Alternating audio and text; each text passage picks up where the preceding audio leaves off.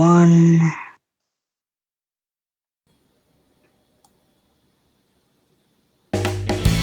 So you think that you can tell us how to live our lives, never questioning the source from which your moral code derives. You think that suffering is part of some great plan that's been devised. I wonder,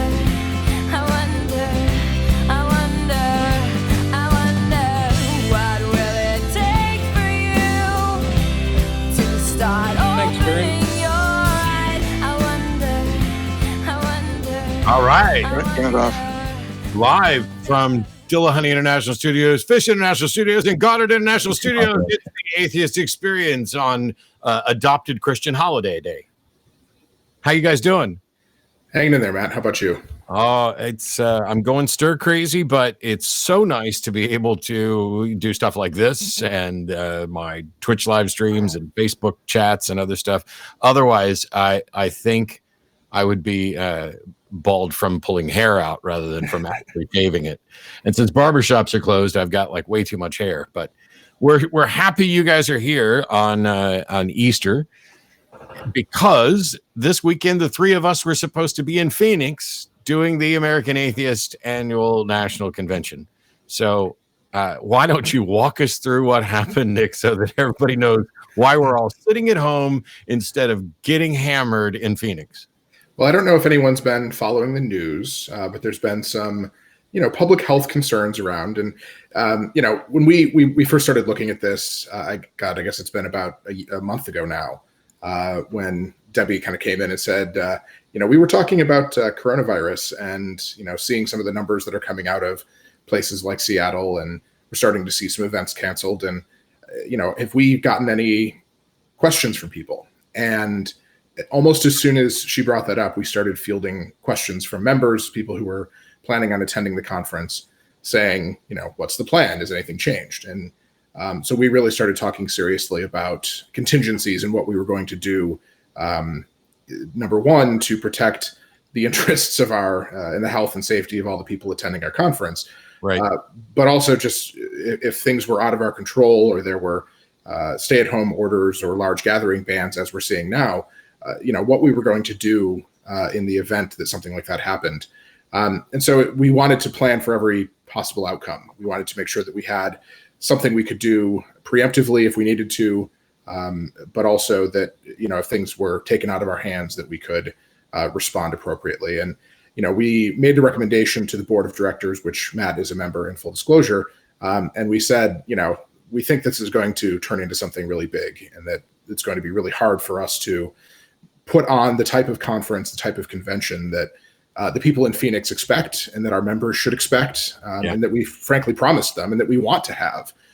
We didn't want to just have we had lots of contingency options. We said, maybe we could just do a one-day event. Maybe we could just do everything online, or most things online, or, let's figure something out. But the more we talked about it, the less that seemed like a feasible option for the people that we wanted to put on display, kind of, the local activism that's going on in Phoenix, and all the hard work that all those activists had done over the course of the last few years. We think it's really important to highlight that, and not being able to have a conference, gutted us. But at the same time, we don't want people to have to choose between attending our conference and putting their lives on the line. And so, we made what was, when we made it, a difficult decision. But as the days progressed and we tried to kind of nail down some details to make sure that we had a plan moving forward, rescheduling for the next year to make sure the hotel was available for that. By the time we spent maybe 2 or 3 days just trying to finalize those details, things had escalated so far that, it was the only decision we could have made. And we were fortunate that we were able to make that decision. I think it was the right one. So what you're really saying is it was a damn good idea to bring Dewitt on as a vice president.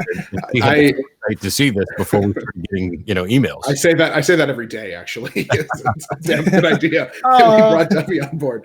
But yeah, it's part of her job, and part of what we all do here is try to anticipate where things can go sideways. Allison, our other vice president, who works in the legal and policy side, she does the same thing, except it's Congress. So I don't know what's harder to predict what's going to happen. 51 state and territorial legislatures plus Congress, or a brainless, lifeless virus. Kind of hard to determine which one's going to act more rationally. Sorry, I had to throw in a cheap Trump joke there. So, that's all right. Debbie, how did you develop your psychic powers to determine that it was in our best, that we were about to have contact with people who were going to be wondering about what was going to happen? Can I just say, like, this was so stressful. It was really the most stressful weekend I experienced in a while. Was the first week of March. We went in saying, like, oh, something's happening, but oh well. By that, I think it was Wednesday of that first week of March, is when I realized, shit, this might be a big freaking deal. And before we finished booking all of the flights, and before we finished lining up all these other things, and there were some expenses coming up that we would have to commit to, like the AV contract, things like that. I was like, we might not be able to have a conference, you guys. What do we do? Yeah. And we decided to give ourselves, I don't know, 5 days or something to see how things developed.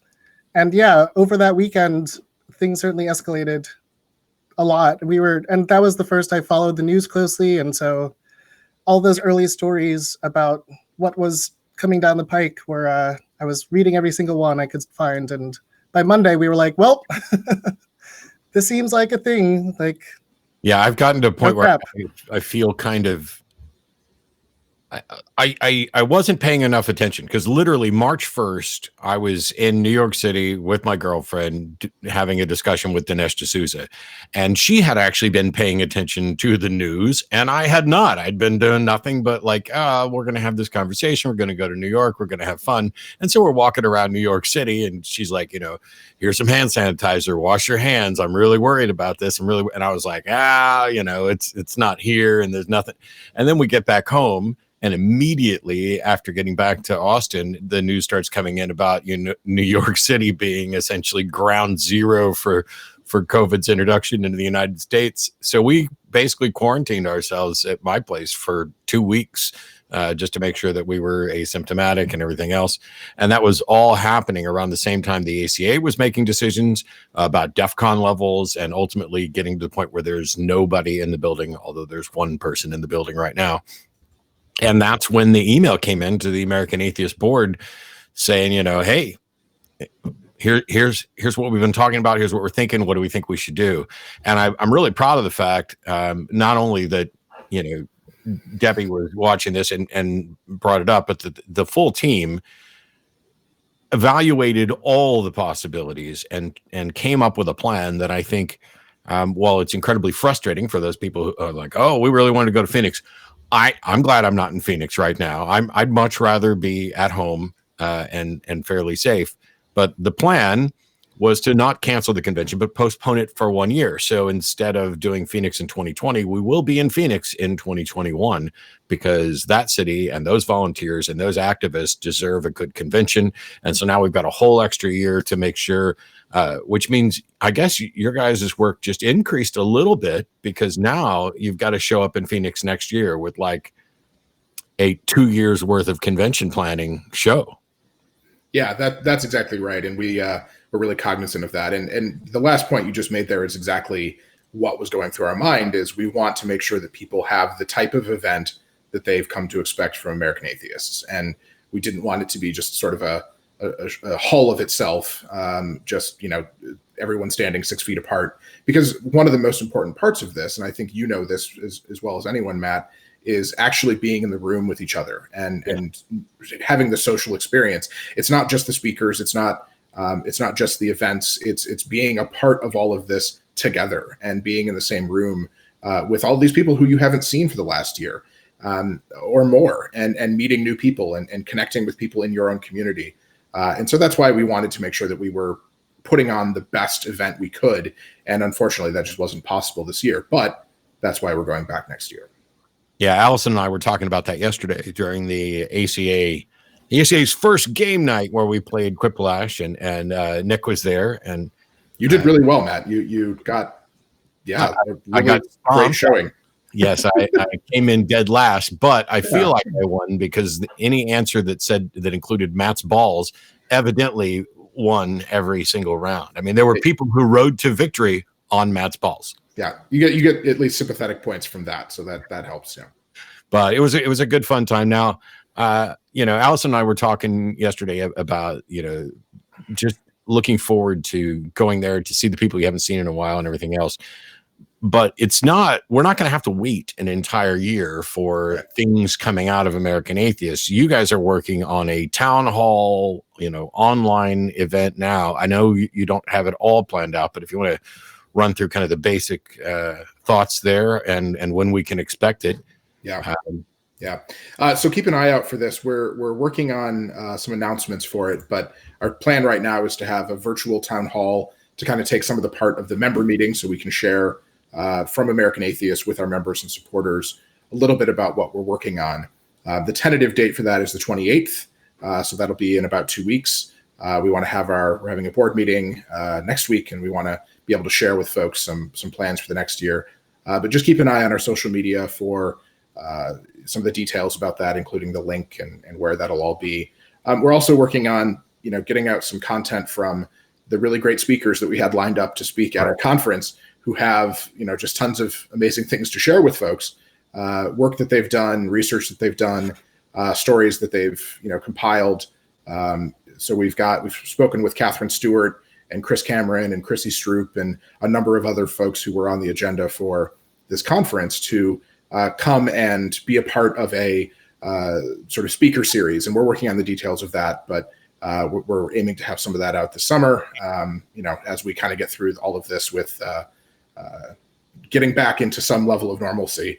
But then we also have a lot of projects that are, going to continue coming out. We have the first, Allison mentioned this yesterday, but we'll have the first report from our big survey that we did, the U.S. Secular Survey. And that'll be, again, in the next few weeks here. Some really exciting results from that survey. And then just all the other stuff that's going on, including, the Paycheck Protection Program trying to subsidize churches. So, that's, just a little side project that we're working on right now is preventing the literal destruction of the Establishment Clause. So. Yeah, and I appreciate the not quite. So it was subtle to everybody else, but it wasn't subtle to me. Nick was basically reminding me that I have a board meeting next weekend. Sliding in the reminders. In case, it's not like I had anywhere else to be. So anybody who doesn't show up for this one remotely, there's something wrong. Maybe they're sick. So here's what we're going to do. We've got more than full lines. Just as a reminder to the people who are watching the show, yes, we got a slight late start, but if you knew what hoops our tech crew was jumping through to get us, on the air at all, you would be impressed that we only missed it by, like 8 or 9 minutes. Yeah, give them a round of applause for real. It's like, oh, everything just broke. Well, let me send somebody to the building and let me reboot this machine and do that. It's all going well, and we have full lines, more than full lines. When we're there in the studio, there's only 6 lines available, but we have, it looks like, I don't know, maybe a dozen callers that have been screened and are waiting. So I figure we'll get to that. As a reminder, because Nick and Debbie don't do this on a regular basis, things are going to work a little more slowly than they do even when we're in the studio. I'm going to make judicious use of putting people on hold because not everybody's phone system does full duplex right, so you can't always hear the other person talking. So if you'll know if we put you on hold, there'll be a beep when you come back in. And for the three of us, I mean, I'm going to let. I'm sure I will talk more than anybody just because that's who the hell I am. But I'm going to let you guys kind of address callers as much as possible. And I figure since I'm the only one that can actually see this right now, we'll go ahead and start with Guardy in Ottawa, Canada. And it says here, according to the screener, it's necessary to have certain rules. Some people need a God to define these rules. Some don't. I'm not quite sure. Did you have a question, or was that just the statement you wanted to make? That's, can you hear me? Yes. Yes. Okay. Yes, that was an introductory statement. So basically, I just wanted to start by saying that I am the ultimate atheist myself, and I do not from the subatomic particles to society. To me, it's all emergent properties from the bottom all the way up. And at each level, you would have certain rules, you would have certain methods that would allow a system to work. So basically, we're just gears in a system, and I'm materialist all the way through. Now, so basically, I was actually looking at believers a little bit, just saying, how can they believe this shit? How would they believe this God thing and everything like that? And I started to think myself, given that everything is just an emergent property, the fact that I have love for my wife and my kids, the fact that I have certain things that I would not do, these arguably would be emergent properties as well, and can be as true or as untrue as a belief in God. So I fully acknowledge that there are things that we would identify as emergent properties, but I wouldn't go so far as to say everything is an emergent property. But I'm not quite sure. I would say okay, sorry, go ahead. I'm just not quite sure because it seemed like from what the call screener typed in that you're essentially saying some people need a God to define rules. Well, first of all, that would imply that there is a God defining the rules, because as far as I can tell, what's happening is that human beings are defining the rules and claiming that they come from a God. And so all we're really saying is some humans prefer rules being handed to them by somebody rather than discovering or thinking about them themselves. Correct. But again, I'm just looking at what is true. What as an atheist, some things to me are true, such as the love I have for my wife and for my kids. This is very true, and to me, it's like a tangible thing. But in fact, it's not. It's just it's just something that's in my brain, and if you push it really hard, one could say that it's not even true. It doesn't really exist. It's just a state within my brain. Sure, but that's different from. And I was going to say, just because it's in your brain doesn't make it untrue. Everything that we experience is filtered through that lens, and is in some ways reactions to chemical stimuli or whatever it is. It doesn't mean that it's less true. And I think you're kind of mixing terms a little bit of what's true versus what's material. That having been said, there's certainly things that we can do to look at brain chemistry when people are experiencing certain emotions, and so that doesn't separate it completely out from the physical realm either.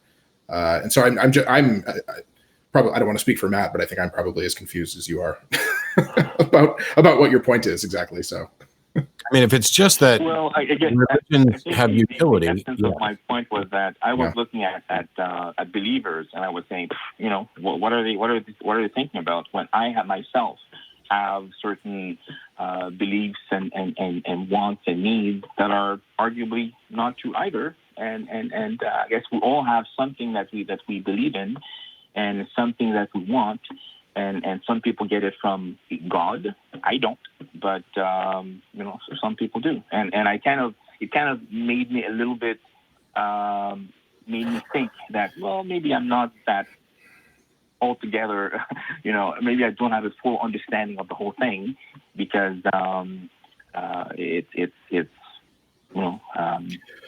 I don't have. So I would just add that I don't think that what you're describing here is that some people have similar emotional reactions that those of us that don't believe in God. So you're saying your emotional reaction, the way that your brain chemistry changes as a result of your love for your wife, for example, or standing in front of a beautiful vista. People experience similar changes in brain chemistry and similar experiences through their perception or their belief in God. I don't think that's a controversial position. I think that that's exactly what a lot of folks will say is, how they feel when they're thinking about God. It doesn't have anything to do with whether or not God exists. It certainly just is something to do with our emotional connection to perceptions. It doesn't have any bearing on whether or not it's true, but I also don't think it has any negative bearing on whether or not your love of your wife or your other loved ones is any less true, if that makes sense. Yeah, I mean, religions have utility in the Sure. sense that they Right. provide some structure. However, if I say I love my wife or I love my girlfriend, I'm talking about a real experience that I'm having and potentially sharing with another real person. Right. And that's a little different from saying there's somebody who's timeless, spaceless, loves me, wants to impose justice, created everything, and really doesn't want me to have sex with a dude. Or eat shellfish. Don't forget that. Yeah, selfish. I mean, I mean, they're slightly different. There is something there. The thing I was concerned about when I first read the call screener's note is that I thought you were saying there are some people who need a god or need the perception of a god in order to understand things or be moral, whereas the rest of us don't. And that is an incredibly arrogant and incorrect position to hold. And I'm not saying you actually hold that, but it's really annoying when atheists, particularly someone like me, who I used to be religious, I believed sincerely, and now I don't. And if I were just to run around, saying, oh, well, I was, suffering from mental illness or an inability to process things, or I was just stupid back then or whatever else. I mean, that's not accurate, but also it would be wrong for me to suggest that there are people out there I don't need religion anymore. I have graduated to a point where I don't need it, but you do. And I want to make sure we kind of squash that notion at all opportunities, because there are people, anybody I would hope is potentially someone who can find their way out of religion. I don't know if Debbie, if you had anything to add before we go on to another one. I was wondering about the rules part. And I think that's one of the differences here is, believing that your mother doesn't lie to you or that you love your wife and your wife loves you is different than thinking the only reason people can be good is because God gave us rules to follow. So I think the call screener's note had something about rules, right? Yeah. Yeah. And I think that's correct. And I don't think I stated it right. I think I was thinking of more, emergent properties, and each layer having certain rules and everything like that. But I don't think that I framed it right. Yeah. All right, Guardy, I appreciate the call. We're going to move on to some other calls right now, but you take care of yourself and, the people around you. Make sure you are staying healthy and following whatever rules are in place in your particular area, and maybe going above and beyond some of that, because we've had, there's weirdness. I saw somebody came in, and is it Kansas where the Supreme Court sided with the governor that the governor is allowed to limit church attendance to 10 people or under? Well, and this was simply a procedural question. The case that was raised. So the way Kansas works is a little strange. Kansas has what's called I think it's a legislative council that can overrule or can oversee the governor's actions on certain executive activities that go on, but empowers only the legislature to overturn executive action. And essentially what happened is the legislature said, we delegate that authority to this legislative council. And the legislative council said, nope, we're not allowing the governor to do this.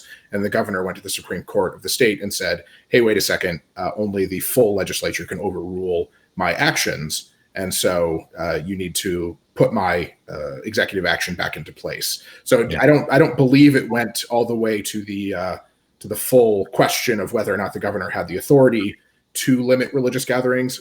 As a sidebar, yes, she does. But in this case, it was strictly, I believe, on the procedural grounds of whether or not the legislative council had the authority to overrule the governor. And on that question, the answer is most certainly no. And then evidently immediately after this, Texas Governor Greg Abbott decided to go ahead and make an exception so that people could go to church and infect each other today. Are you guys getting reports in all day long from people who are like, look at all these people at the church in my town? Yeah, we are. Yeah. And a lot of our state, the great thing that we have at American Atheists are just this amazing network of state volunteers, our state directors, and assistant state directors that keep an eye on this sort of thing.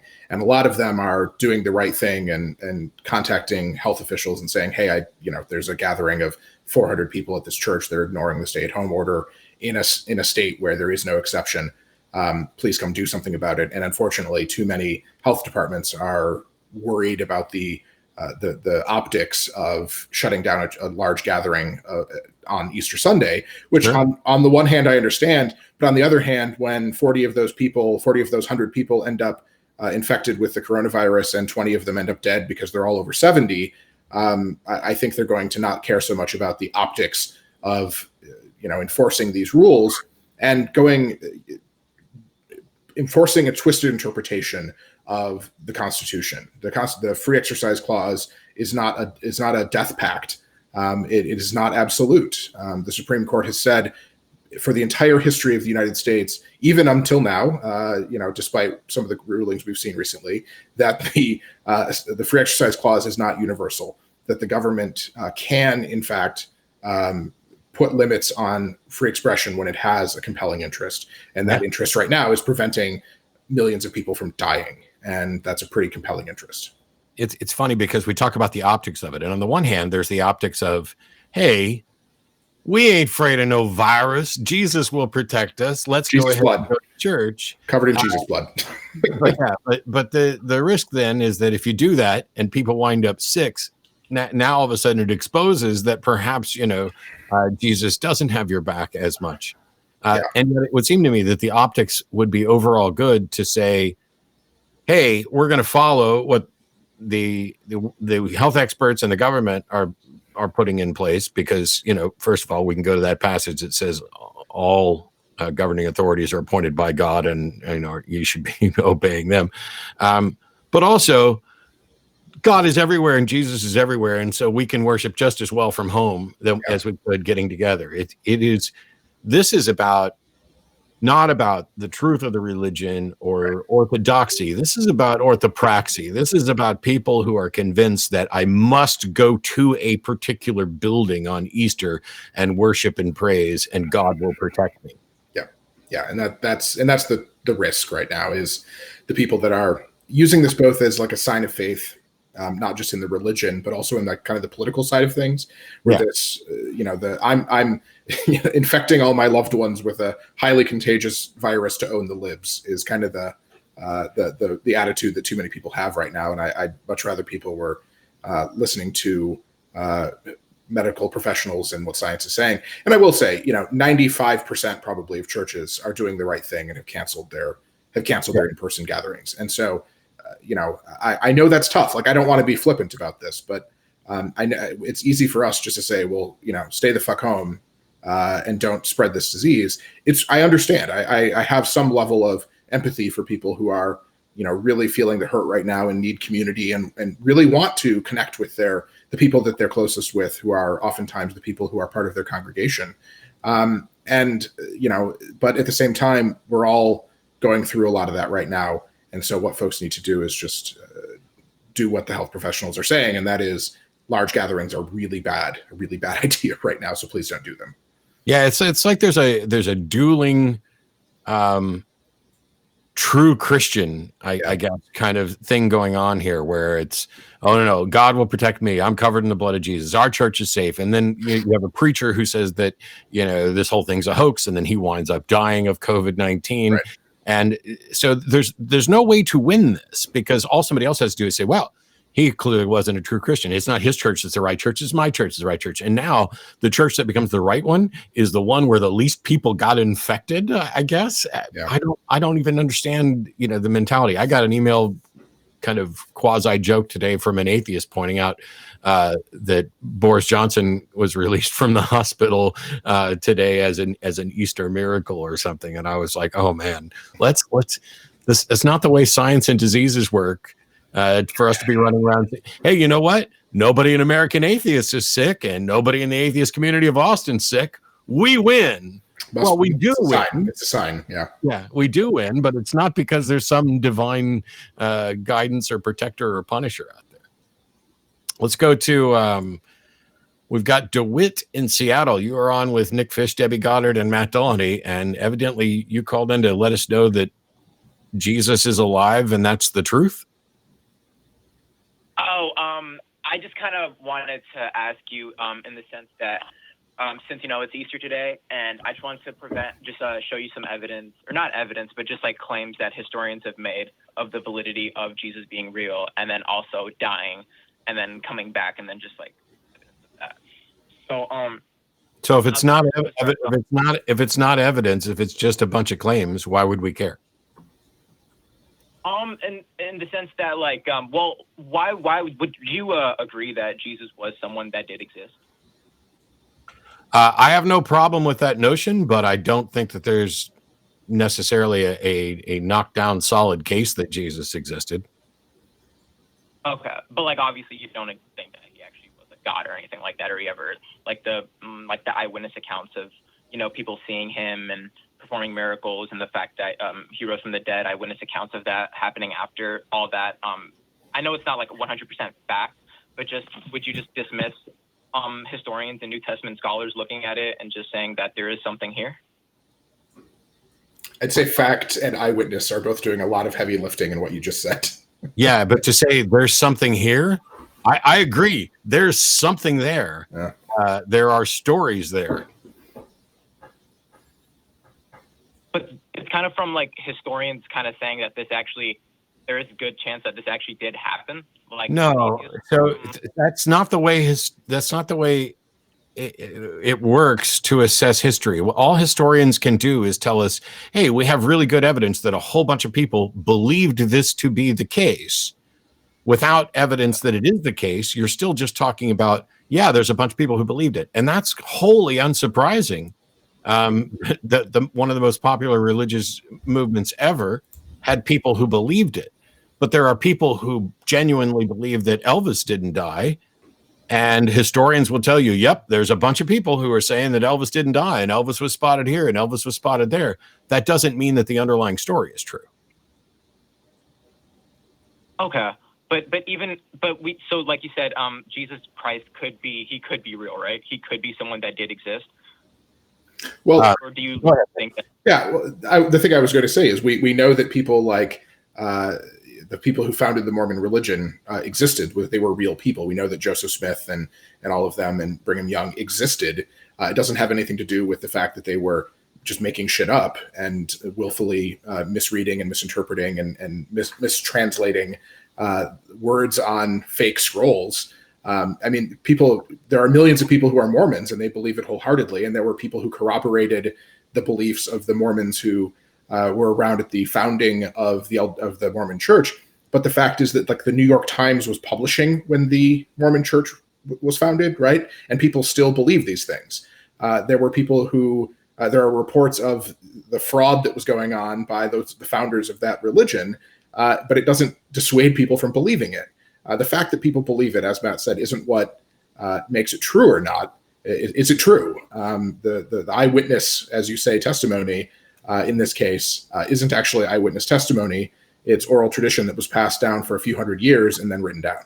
Yeah. What do you think is eyewitness, by the way?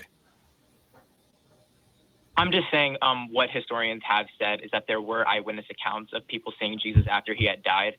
And then I actually haven't looked deep into it. I'm just going with what the historians have said. Okay.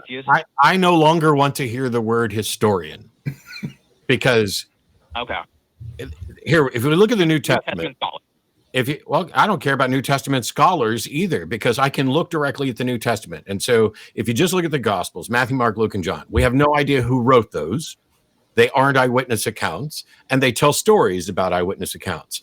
And there's no external sources that confirm any sort of eyewitness accounts. So the best thing historians can do is look at the New Testament and say, yep, this has the hallmarks of people who are telling the stories second, third hand from people who claim to be eyewitnesses.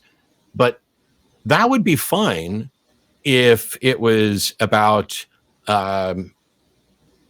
a government decision, a battle, something that is trivial. When you start saying, hey, here's somebody who claimed to be God, performed miracles, died, and was resurrected, and we have eyewitnesses.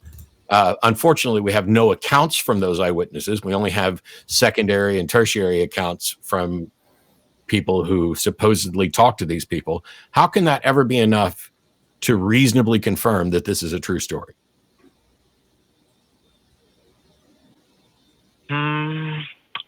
To be honest, I'm really not sure. I might have to look more into that. Cool. Go do that, and by all means, call us back. We appreciate it, and we don't necessarily have all the answers either. It's just my position, and I don't know. By the way, Debbie, Nick, either one of you mythicists? No. Okay. So you have three people here who aren't mythicists. None of us are necessarily convinced that Jesus did not exist. There are atheists. You can think of, Stephen Carrier, David Fitzgerald, my good friend Frank, who do actually hold those views. I've moderated a debate on mythicism before. I think all of us would be fine with the notion that, we're telling stories about a person, and there may actually be a real person there, but that doesn't have any bearing on whether or not the stories told about them are real. It's like as a magician, and Debbie can vouch for this as well. When somebody sees a magician do a trick, the stories they tell after the trick are better than what that guy or girl could have done in the first place. And it's like, it's like a fishtail. It grows. Oh yeah. Well, my savior didn't just die of pneumonia and was resurrected. He was actually hung on a cross and with a crown of thorns and stabbed with a spear and upside down. Yeah. That would be cool. All right. So we have. Oops. I'm trying to get to the next caller here. Wow. So this one, I apologize in advance if this is only for me, but we have Amin in Dallas, Texas, who said that God exists and wanted them to call. So how you doing, Amin? I'm doing great, sir. Thank you very much. Thank you for... How do you know God wants you to call the show?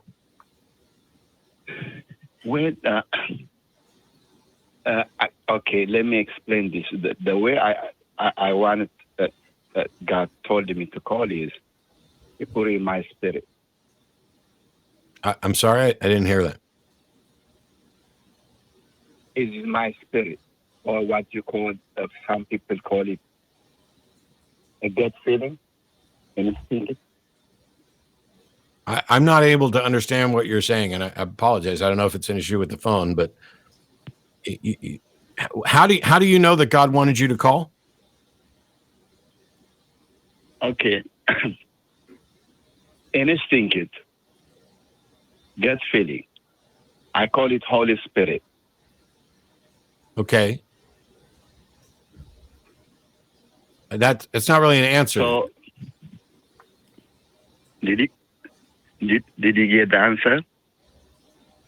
So I asked you how you know God wanted you to call, and your answer seemed to be the Holy Spirit. Yes, sir. Okay. How do you know that there's a Holy Spirit and that it told you God wanted to call you to call? It's really very hard to explain for other person. For example, why would God want you to call? Why would God want you to call if it's difficult to explain? Because it would seem that if God had an important message for somebody like me, Nick, Debbie, somebody active in the atheist community, that he could convey this message to you in such a way that you could clearly and easily explain the message. Because otherwise, it seems like God is punking you, like God is setting you up to call into a show so that the only thing that you can actually say is, I'm convinced the Holy Spirit wanted me to call, but it's very, very difficult to explain. Why would God want you to call to not be able to have a productive conversation? Okay. When I say it's difficult to understand is knowing that your stand regarding the God, you have to believe first in order to understand. You have to believe first. So you're suggesting that God is real and that God, through the Holy Spirit, wanted you to call the show on a phone line that is incredibly difficult to understand, with a subject that's difficult to understand, and your case for that is you have to believe first. Is your God an idiot? No, sir. Okay, let me say this. You see, you don't have to know. You don't have to know to believe, but you have to believe to know. I think you just answered my question. Yeah. All right. So moving on. We've got, there's a little bit of slow click here, but Murray in Richmond, Indiana wants to know, without God, how can you get through all this? Go ahead, Murray. You're on with Debbie, Nick, and Matt. Hi. I just kind of recently decided that atheism was true, and that, you know, and at first I was really happy to look at the stuff that beat up on Christianity, but now it's like it seems real to me that that's right, and I guess I could call myself an atheist now. But always before in my life there was, if something was going wrong, I could talk to God and say that God will protect me, and then I'd be confident, like I wouldn't get the virus. But now it's like I don't have that comfort anymore, and it's like I don't know how to deal with it. Any ideas? So once upon a time, you thought God would protect you from the virus, and now you realize that God's not going to protect you from the virus. That sounds like a good thing. The recognition that you once thought you were safe when you really weren't. But now it's like, how do I deal with the fear?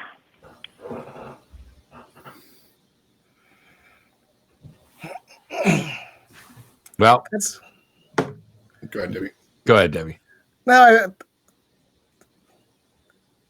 I respect that question. I think I've encountered many, usually newer atheists, often facing something difficult in their lives, who are used to having the comfort and being able to draw strength from their belief in God and their relationship with Jesus, things like that. And that usually it's like that first couple years are the scariest because, you know, someone close to them might die and they say, oh, I used to have comfort in this fact that from my understanding that they'd be in heaven, right? And I'd get to see them again. And now I find this like cold and empty because I won't get to see them again. And that's not easy, right? Often church communities provide support. You have to kind of figure out, again, like what's true and how things work and make the pieces fit together. So I wanted to acknowledge, I guess, that especially for newer atheists who are used to thinking of the world a different kind of way, that's legit. A lot of our communities have people in them, atheist communities out there online too, who come in because they're facing something difficult and they want to talk to others about how they face it. Besides alcohol, which I think a lot of a decent number of us also have communities and your hands, alcohol for right. in your hand sanitizer. Yeah, absolutely. Right. I mean, I had once I was a few years ago facing some difficult things, and I looked into therapy. I had a therapist suggest, you know, maybe one of your problems is your atheism, because if people believe in God, they have something that they can draw strength from and lean on. And I said. In response, I would argue they're not drawing strength from God. They're drawing strength from their belief in God and their belief that there's a reason for these things and their belief that something out there is looking after them and cares about them. And I think for many of us, we draw that strength from the relationships we have and, you know, knowing that our friends and our family care about us and that we're important to them and they're important to us. And our communities are important. I think that's how it makes sense to me.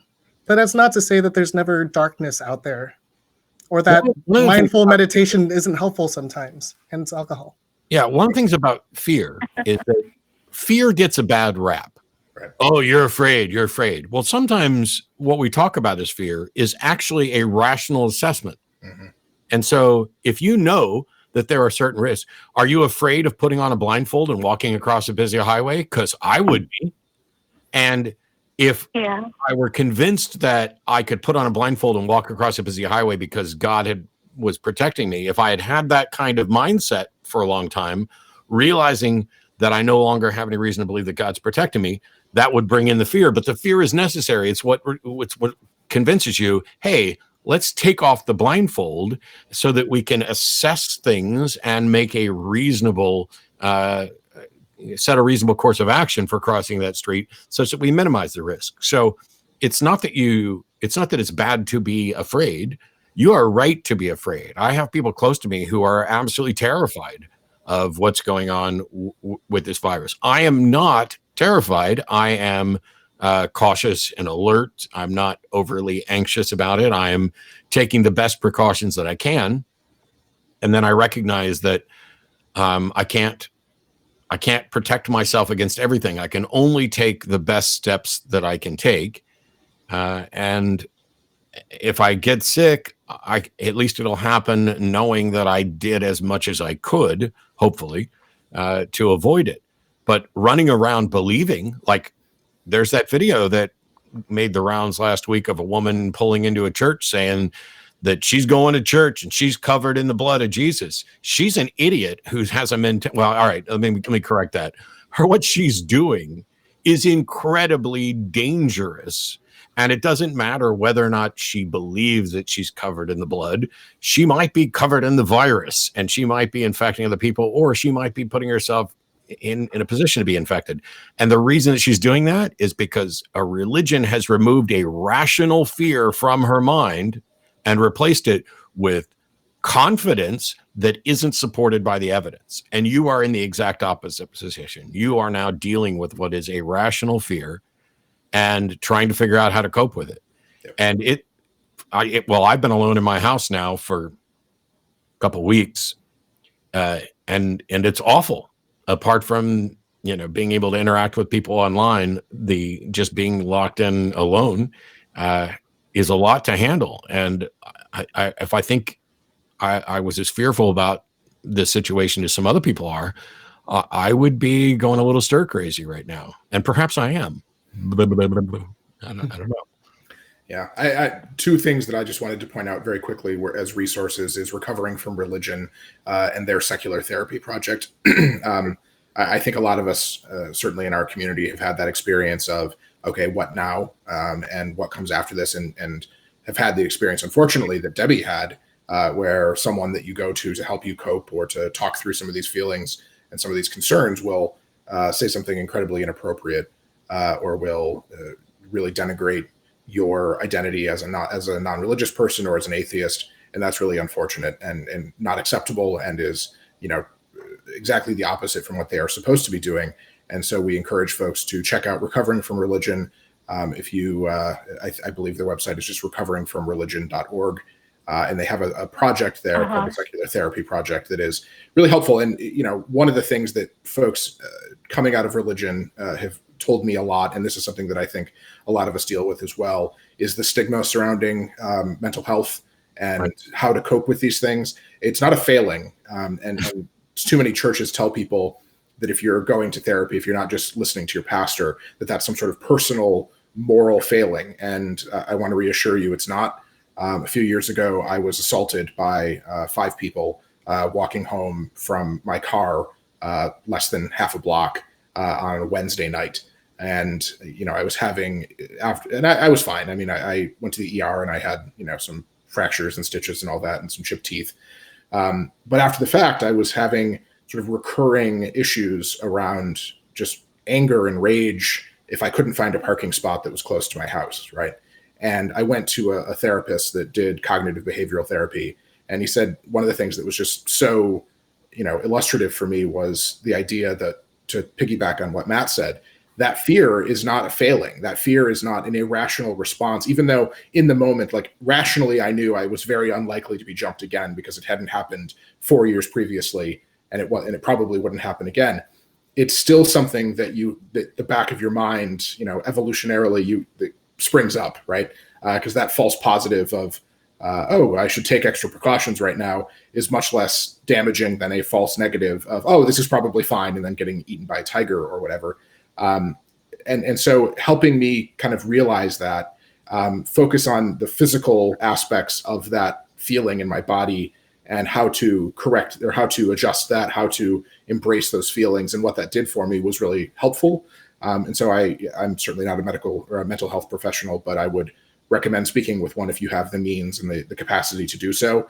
There's a lot of really great teletherapy that's happening right now where you can just, speak with a counselor, even if it's an informal setting, and help process that. And it's not a failing. It's a great thing to do. I think everybody should get some therapy occasionally. I'm not against therapy. In fact, I see a therapist a lot. Right. But she's a Christian, and it's hard to talk to her about this. Yeah. And I'm sorry that's the case, because it is too often the case that it's hard to broach those subjects. But hopefully, if they're a professional, they won't let that infiltrate their discussions with you, or change the advice that they would give or help, because they're supposed to be helping you work through things, not giving you advice. It's my mistake. But if you need extra resources, certainly the Secular Therapy Project and Recovering from Religion does great work. I tell you this, Mary, I'm more, check that out again. Yeah, I'm more afraid in some ways of what's going to happen after the crisis is over and the broader impact of this with regard, do we enter another depression? How do we, not just economic recovery, but social recovery as well? This has stalled not just production of goods, but also it has stalled progress on certain initiatives. And maybe there are some incredibly good things that will come out of it. Maybe there are some horrific things that will come out of it. How's it going to impact the elections? There's a lot to be afraid of, and most of those fears are rational. The difference is in how you allow those rational fears to impact your life. If you allow them to take over to where you can no longer be productive or do anything, you're giving into the irrational portion of the fear. If you allow them to change your actions and behaviors, such that you are taking the best precautions, that you are being wise with how you spend money, that you are washing your hands and sheltering in place and those things, that is the rational course with fear. And it's there's nothing wrong with being afraid of what's going to happen. Okay. Cat just scratched me. This is a whole new way of living, and I'm still putting my past in this perspective at times about, and I've talked to you a couple times and saw you at the convention, and that's really helped. Yeah. It's just a lifetime of believing God, and now I don't, and I see really good reasons why I shouldn't. It's just new. Everything seems new now. Yep. And you are not at all alone. Just take a quick look through a number of the callers that have come in or emails with concerns. And actually, it was some people with concerns like you that initially contacted Debbie that resulted in us postponing the American Atheist Convention, because basically there were rational fears, especially, American Atheist has a number of members who are older and that have been at the convention every year for the last 40 years or whatever. And they're the highest risk category. And so now that's like, hey, I'm 70. They put me in this risk category. I don't know that it makes sense for me to go to a convention around a whole bunch of other people. Yeah. Or people with compromised immune systems for any number of reasons, people with disabilities, and even people with, who diabetes. I was going to say diabetes, respiratory issues, or people who have families with any of those above issues, right, that live with them. And so, Murray, you're certainly not alone. And I just want to emphasize that when we did our survey of about almost 35,000 atheists and non-religious people across the country, the feelings that you're experiencing you're not alone in them. It is a huge change. And I just want to, commend you and say, I know it's really tough and you're not going through it alone. And if you can find people to just talk to and be part of a community with those folks. And up the Discord server. Yeah.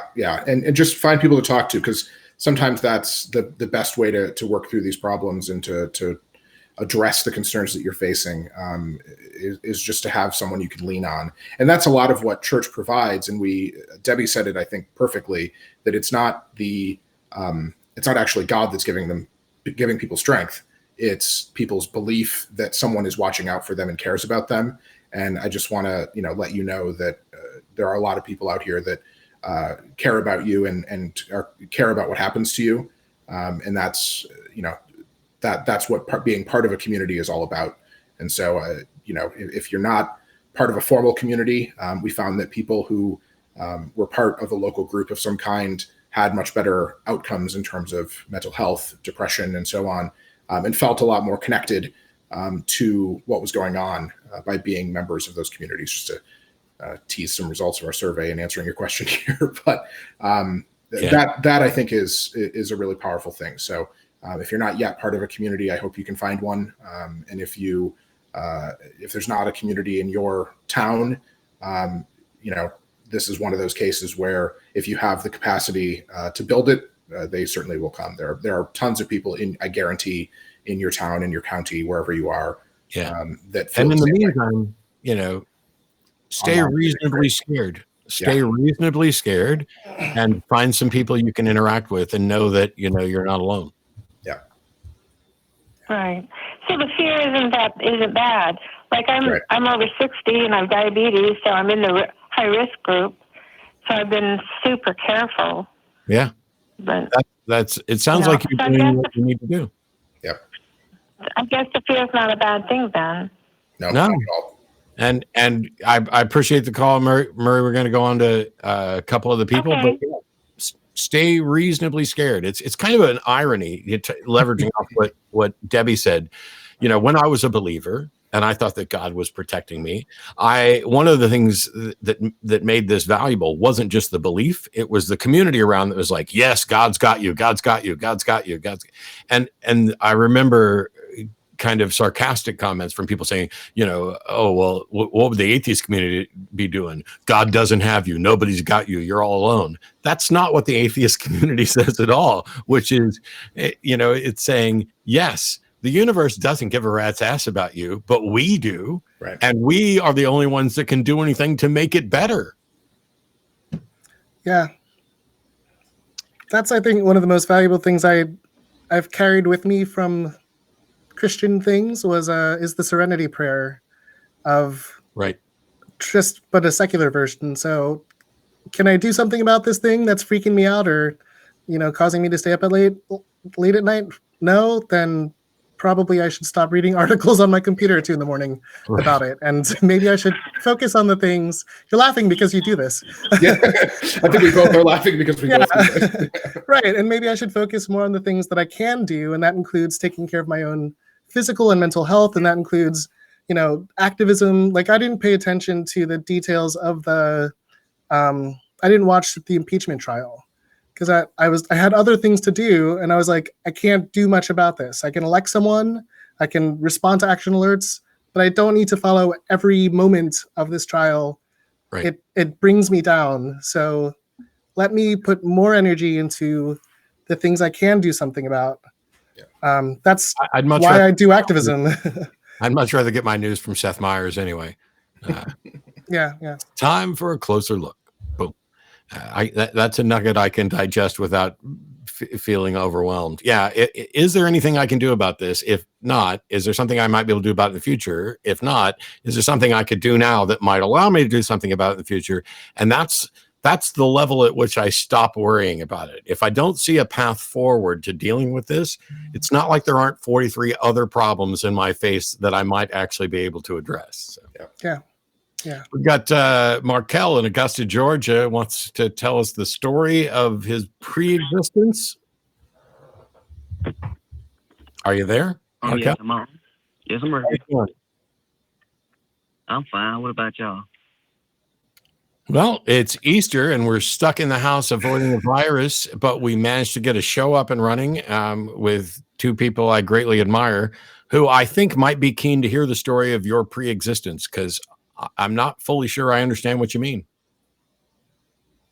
Well, it's a blessing to be alive, but yes, a pre-existence is something that a lot of people, I'm pretty sure that wouldn't understand because of it was never written in like any religion. And it's a story that I only can speak on. So nobody else has a pre-existence? No. You're the only person in all of history that has a pre-existence. Yes. Okay. If you could just kind of tell us what it is and how you know that you're the only person in all of history that has a pre-existence, that would be cool.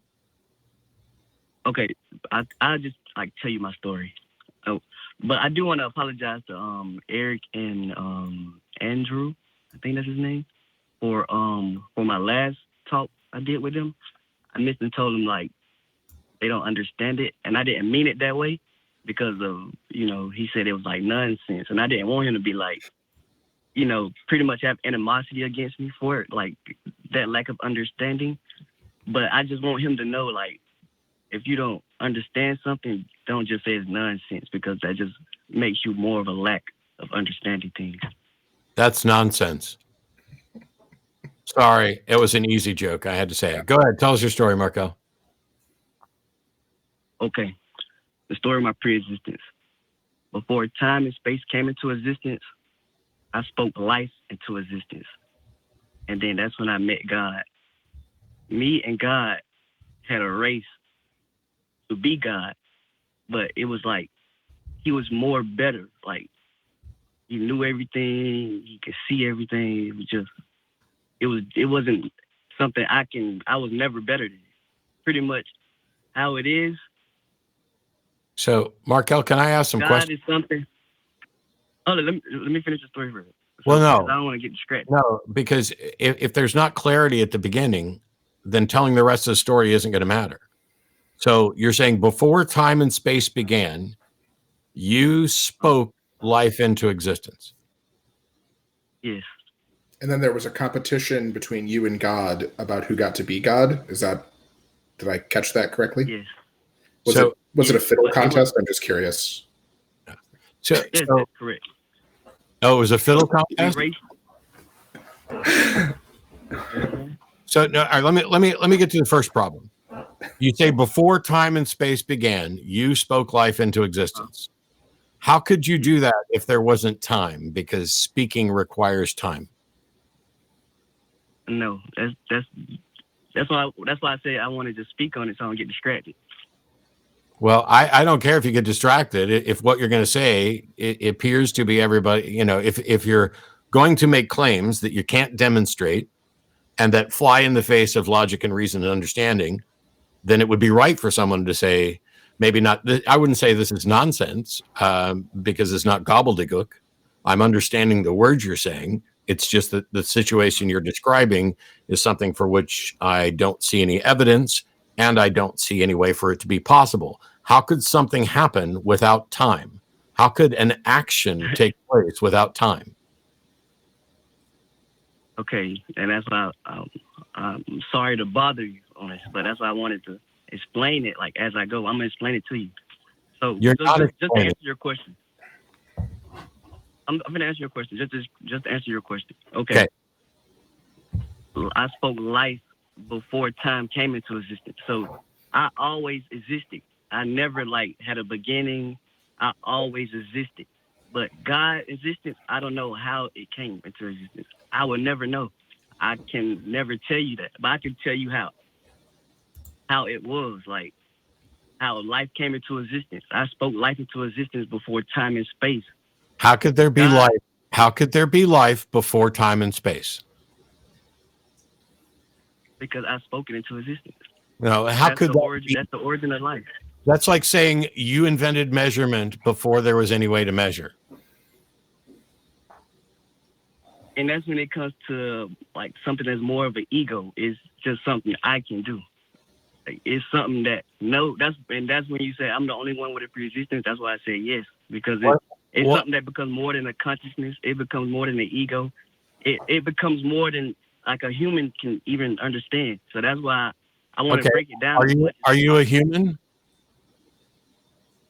I was sent into my human like existence body. Are you human or not?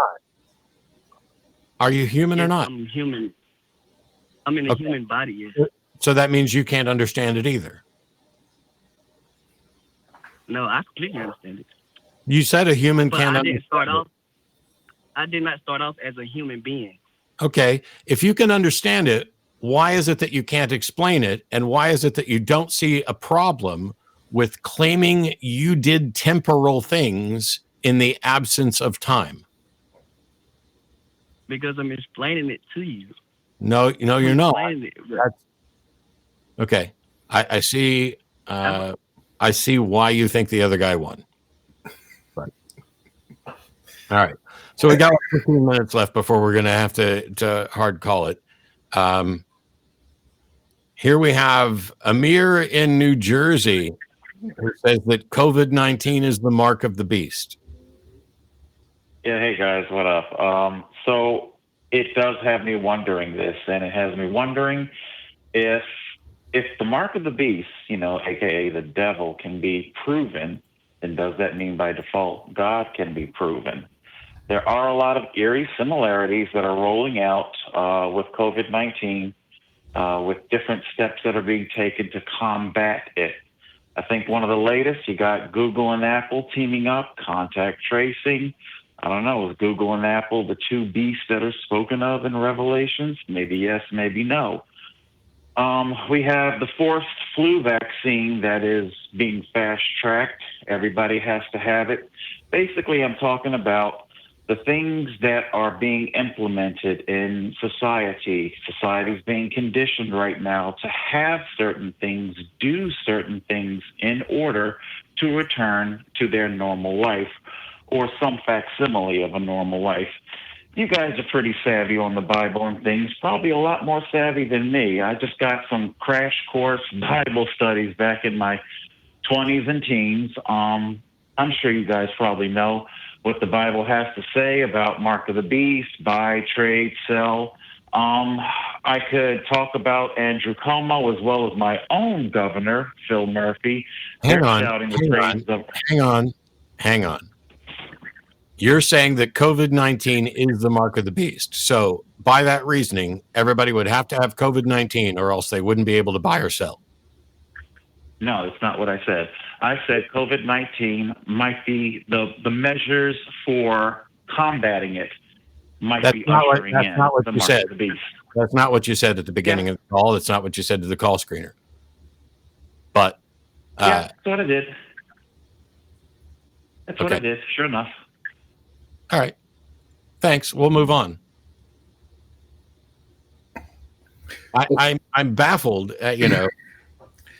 Oh, you guys might know the Bible better than me, and you might be able to know about the mark of the beast. And I think COVID-19 is the mark of the beast. And here's what we're going to have. Oh my God. Maybe it is. Maybe it's not. Congratulations. When you have good evidence that it is something, call us then. Yeah, that maybe it is, maybe it's not. Is sort of an interesting little hand wave way of actually making an argument or supposing a position, isn't it? Yeah, it's really, really strange. We have Greg in Florida with Mark 123 Ministries. Wanting to know why we think we're here. Is that right, Greg? Right on. Yeah. Thanks for taking the call. Can you hear me okay? Yeah. Okay. I'm coming in okay? Yeah? So is that your question? Why do we think we're here? No, I mean, yeah, I guess it's like a general question, but I guess on face value, I used to be an atheist. I'll give you just a quick little background here, 2 seconds. Used to be an atheist, started asking those big questions like who, what, where, when, and why. Then did some study and I don't know, everything just kind of kept leading me back to this ancient book. And to me, it's a profound text. I think it's a lot different than all the other books I've ever read and learned about. And that's all where our knowledge comes from. Which book? But yeah, essentially the question is why do you think we're here? Why are human beings on Earth? Greg, which book are you talking about? Dime Store Bible. Walk in, get it, the KJV Bible. I think King James did a really good job writing that one. He used pretty interesting. Just because his name's on it, King James himself did not fucking write it. Oh, but he used the greatest scholars of the time to help him write it. But I digress. I mean, why don't we get back to the question that I asked the call screener? Sure. Nick, why are we here? Well, I'm here right now because the governor has a shelter-in-place order. Otherwise, I'd probably be out going to the movies or something. No, I mean, why we're here is is really one of the questions that I'm not super interested in. I'm much more interested in what are we doing now that we're here? What are we doing with the lives that we have? But I mean, the simplest answer to why we're here is millennia, millions, billions of years of evolution, excuse me, that have gotten us to the place where we're able to ask that question. I mean, that's sort of the simplest big answer. The short answer is I'm here because I was adopted and adopted by a nice family in Michigan that raised me and sent me to school. And then I was fortunate enough to work in politics and then end up where I am now. We're all the sum of the experiences and the things that happened to us. That's why I'm here. I can't really speak for everybody else. The problem with Greg's question is that it assumes a particular category of answer. It assumes that there is some purpose or intent. It's like saying, if God didn't create the universe, who did? And that assumes that it's a who rather than what is a better question, which is what is the explanation for the universe? And so if you ask me, Matt, what is the intended purpose for your existence? My answer is there isn't any. The universe doesn't care about me. My life has whatever intent and purpose I imbue it with, and that's it. Why are you here, Debbie?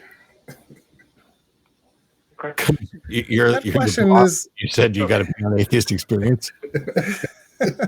Go ahead, Debbie. I was going to interject, but if you want to Yeah, go ahead, Debbie. comment. No, I shouldn't even say almost. It seems embedded in what you're presenting is this contrast between the Bible making sense as something that explains why we're here and us having some other reason from some atheistic and materialist or whatever perspective. And firstly, the Bible makes no sense for explaining why we're here. It has a mishmash of stories from all over the place.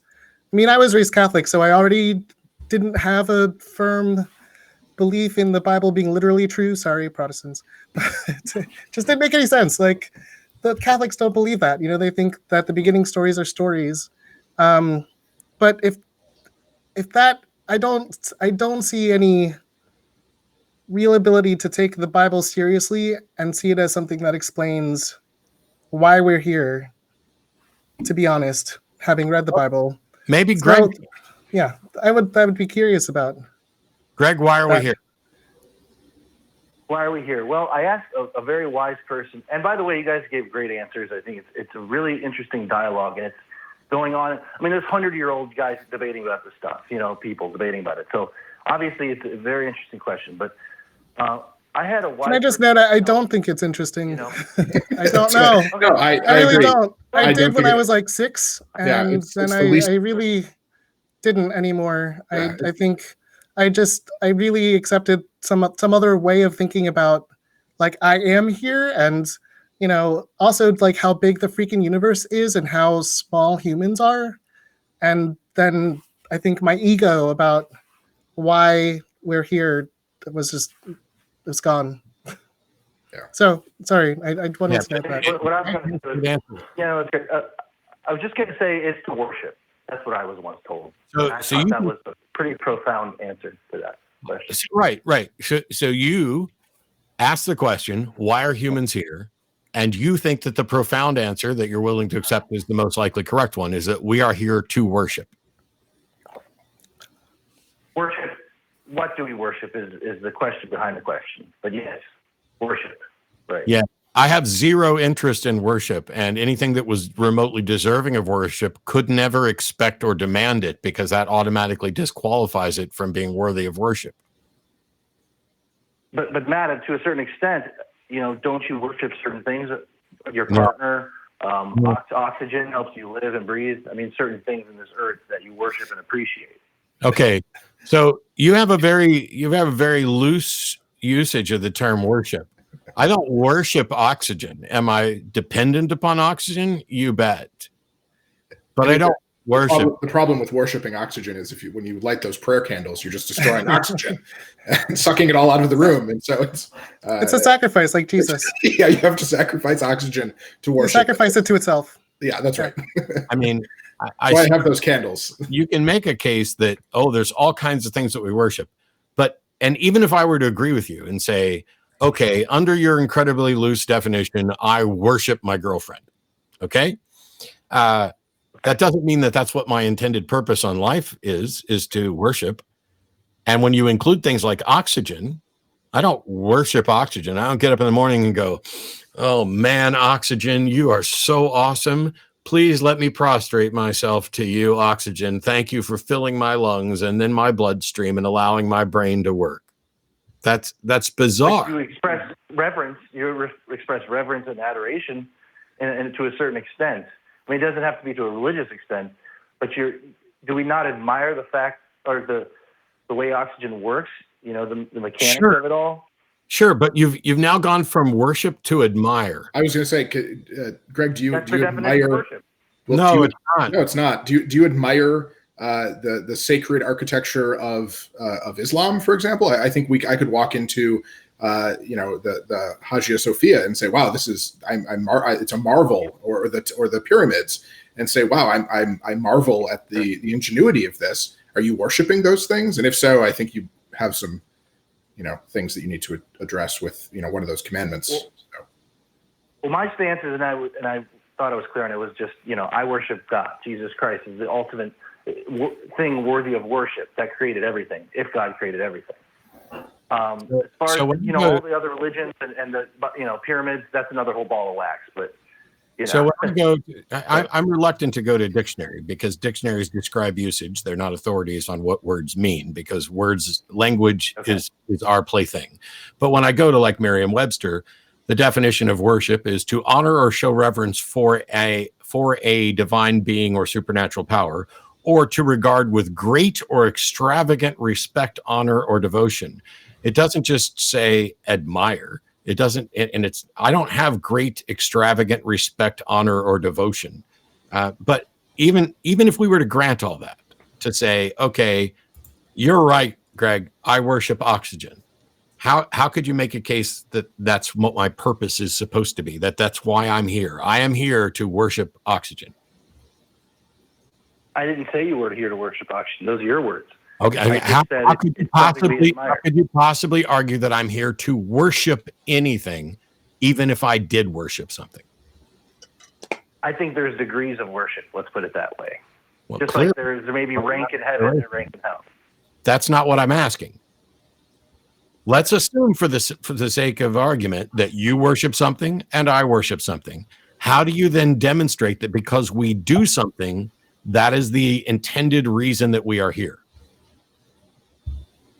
Okay, and that's kind of the crux of the question, I guess. And I imagine that. I'm not saying I know everything. I think you're a very profound person. Obviously, you debated some of the greatest minds in religion, and you do a really profane. good job at it. I want credit for both. And I think I just stirred the pot a little bit, and that's good. And maybe we'll just leave it at that. But I do appreciate you guys taking the call here today, and I respect your work. Let's put it that way.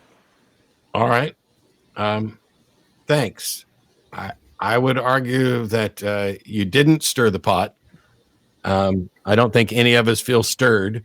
I think what you did is came on a show and said, hey, why do you guys think we're here? I think we're here to worship. And I can make a case that you adore something, and I'm going to call that worship.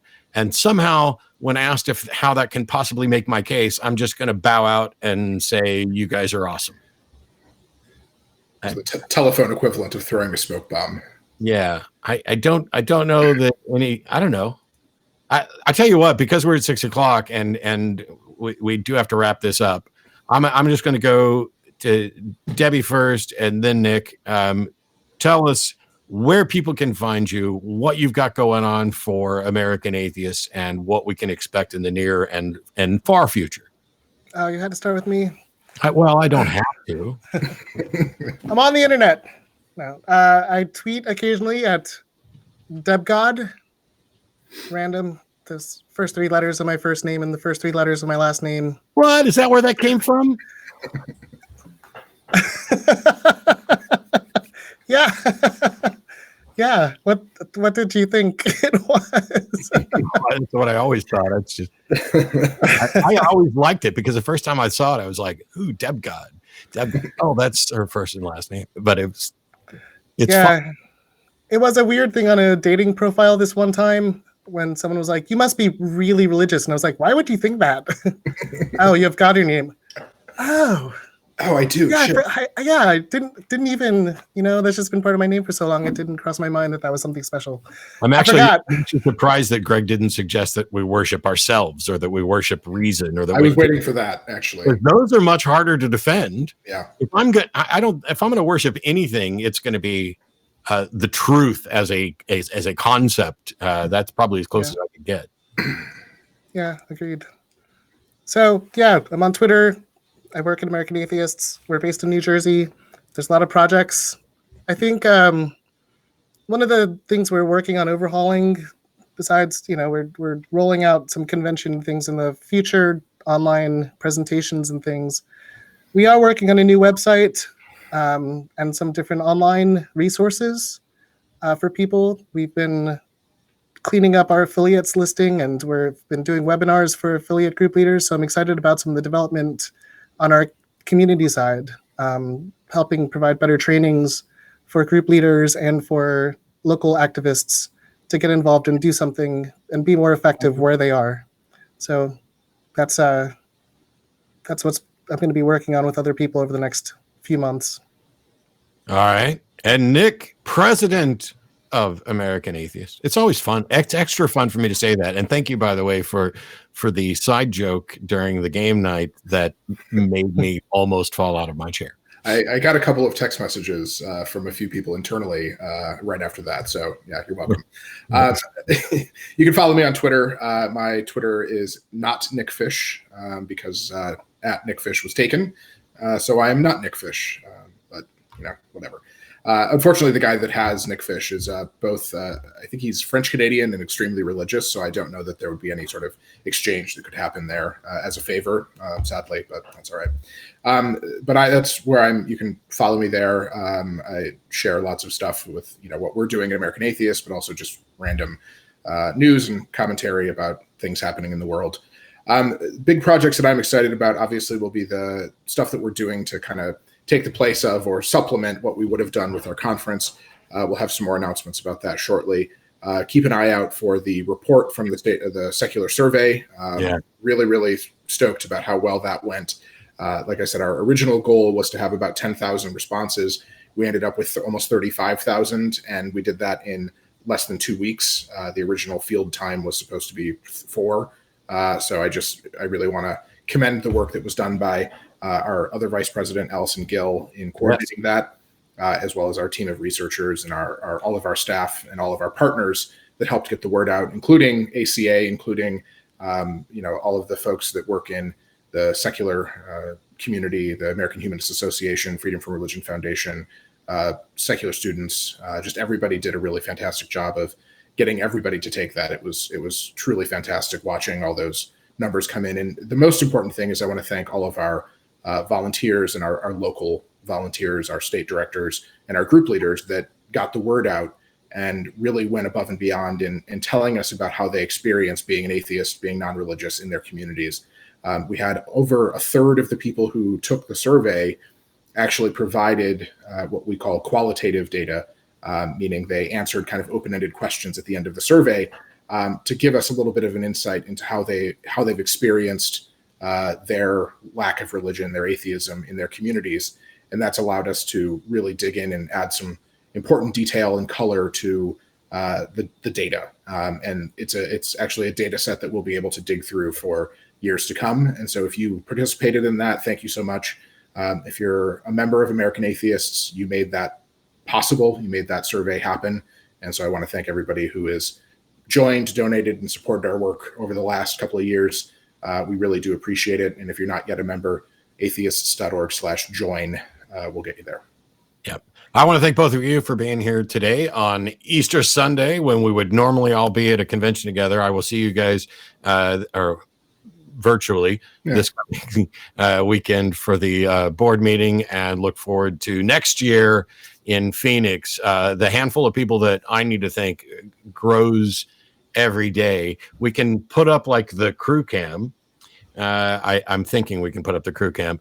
There is somebody who drove down to the building in a panic to set everything up just in case Mark couldn't get back online. He's there drinking my Coke Zeros. Oh, and that's very. And there's Vern. You can see Vern in the background. We've got this virtual cascade. Somewhere there's a wild Mark Vanderbrake out there. I caught a little glimpse of Paul screening calls for us.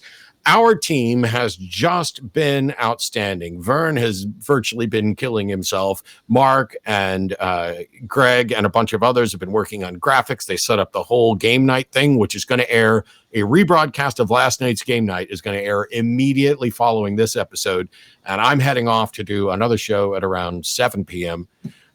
You guys, everybody watching, we appreciate your support, both with the super chat stuff from Maximilian and others to the support on patreon.com/the Atheist Experience. The atheist community of Austin, despite this stay-at-home order, is continuing to produce content, and we are continuing to work towards bettering both our production and the community and be able to do any of this. We're building up a Go rig that we've been talking about for a while, and this situation has put us in a spot where, you know what, it'd be really cool to just be able to have a box that we take to American Atheists to do something live from there, to be at some other convention, to help the Secular Student Alliance. And because you mentioned the SSA, I want to remind people that I believe it's this Thursday, the 16th, Secular Student Alliance is having basically Ask an Atheist Day, and they're wanting people to get on social media and help promote this and do Ask an Atheist. I'm going to do a twitch.tv/Matt Dillahunty live stream on the 16th, where it's just going to be Ask an Atheist, and I'll probably be playing games too because I'm a junkie. But you can call in and ask an atheist there. So thank you everybody for tuning in. Thanks to all of our volunteers. A special thank you to Nick and Debbie for coming down and doing this, and for Allison and Sam for helping out with the game stuff, which you're going to watch right after this. Bye-bye.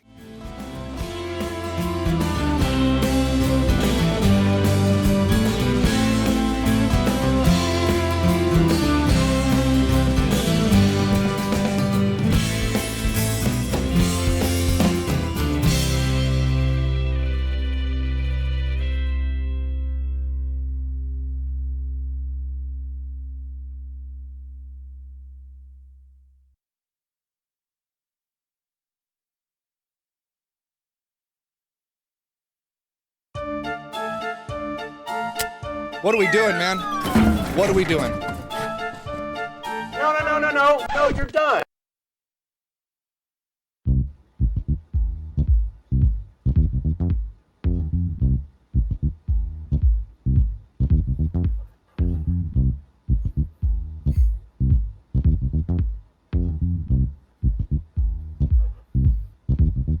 I want to play a game.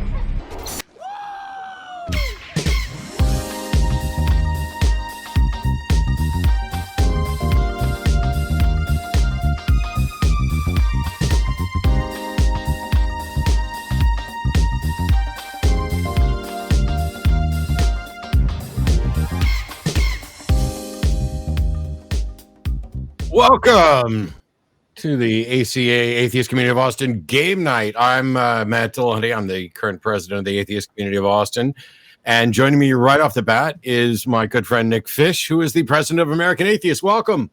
Hey, Matt. Hi, everybody. How you doing? Right now, you'll have to imagine that there's a crowd of people roaring and cheering because they're all doing it virtually. That's right. We were supposed to be in Phoenix right now. In fact, right about this time, I was supposed to be doing a magic show, or ready to do a magic show at the American Atheist National Convention for 2020 in Phoenix. We're clearly not there, Nick. What happened? Well, I don't know if anyone's been following the news, but there's been just a little bit of a public health issue, we'll say. You know, we were sort of talking about this when the first cases kind of started coming into the U.S., and we weren't quite sure what we were going to need to do. And so, we came to the board and said, we're really concerned about this, and started running some numbers and looking at what our options were. But by the time that we were able to finally make the decision to postpone our conference until next year in Phoenix, we were 100% confident we had made the right decision. And then as the situation has just continued to progress, we don't want people to have to pick between spending time with their community and their health and their well-being. And that's not a fair choice for us to impose on anyone in our community, but certainly not at something that is as severe as this. And so we're really pleased that we were able to come up with some other options, and we're going to be hosting a virtual town hall in the next couple of weeks, as well as putting on some of the speakers that you were going to hear at our conference, getting them, because they have a lot of timely, important things to share, obviously. And so we're working on some ways to get that out to everybody as well. But I suppose as a second option, playing games with you guys is a pretty good substitute for now. That couldn't hurt. I was really proud of the fact I'm on the board of directors for American Atheists. So full disclosure there for anybody who didn't know. And I was really proud of the fact that we were ahead of the curve in looking at this and saying, hey, what are our options? We had some feedback from some registered attendees, about what's going to happen. And you and Debbie and Allison and everybody got together and took charge and kind of came up with a plan. And for clarity, just for anybody who doesn't know, I mean, obviously it would be terrible if people were showing up at the hotel right now going, hang on, I was registered, what happened? But you communicated with everybody, but we did not cancel this year's American Atheist Convention. We postponed it. So instead of 2020 in Phoenix, we will be in Phoenix in 2021. Correct. And we're really fortunate to be able to work with a hotel that had that level of flexibility, that said, we obviously wanted to be in Phoenix. I mean, the whole reason that we go to any place that we go is because we want to show off the fantastic activism that's been done by the people in that community, and get people to know and network and introduce each other within those areas. And we don't want to just pack up and say, well, too bad, Phoenix, sorry. We thought it was really important to have everybody in Phoenix at that venue, meeting all those great people, learning from some fantastic activists. And so we're doing everything we can to reschedule a large number of the people that we had slated to speak, and then hopefully bring in some new people as well, obviously. But we want people to be in Phoenix. There's so much going on in Arizona right now. It's really on the front line of so much of the work that we're doing. And the community there is really thriving because they're doing all of those things that make a really strong activist centered, community-centered local scene. And so we want people to share that and to be a part of that. Yeah, I can tell you, I'm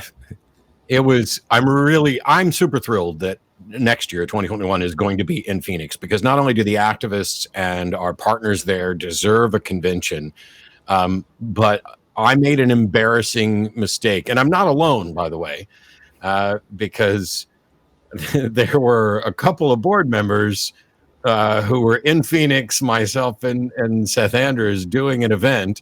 We did the entire event, and not once did we mention, we'll be back in a couple of months for the American Atheist Convention.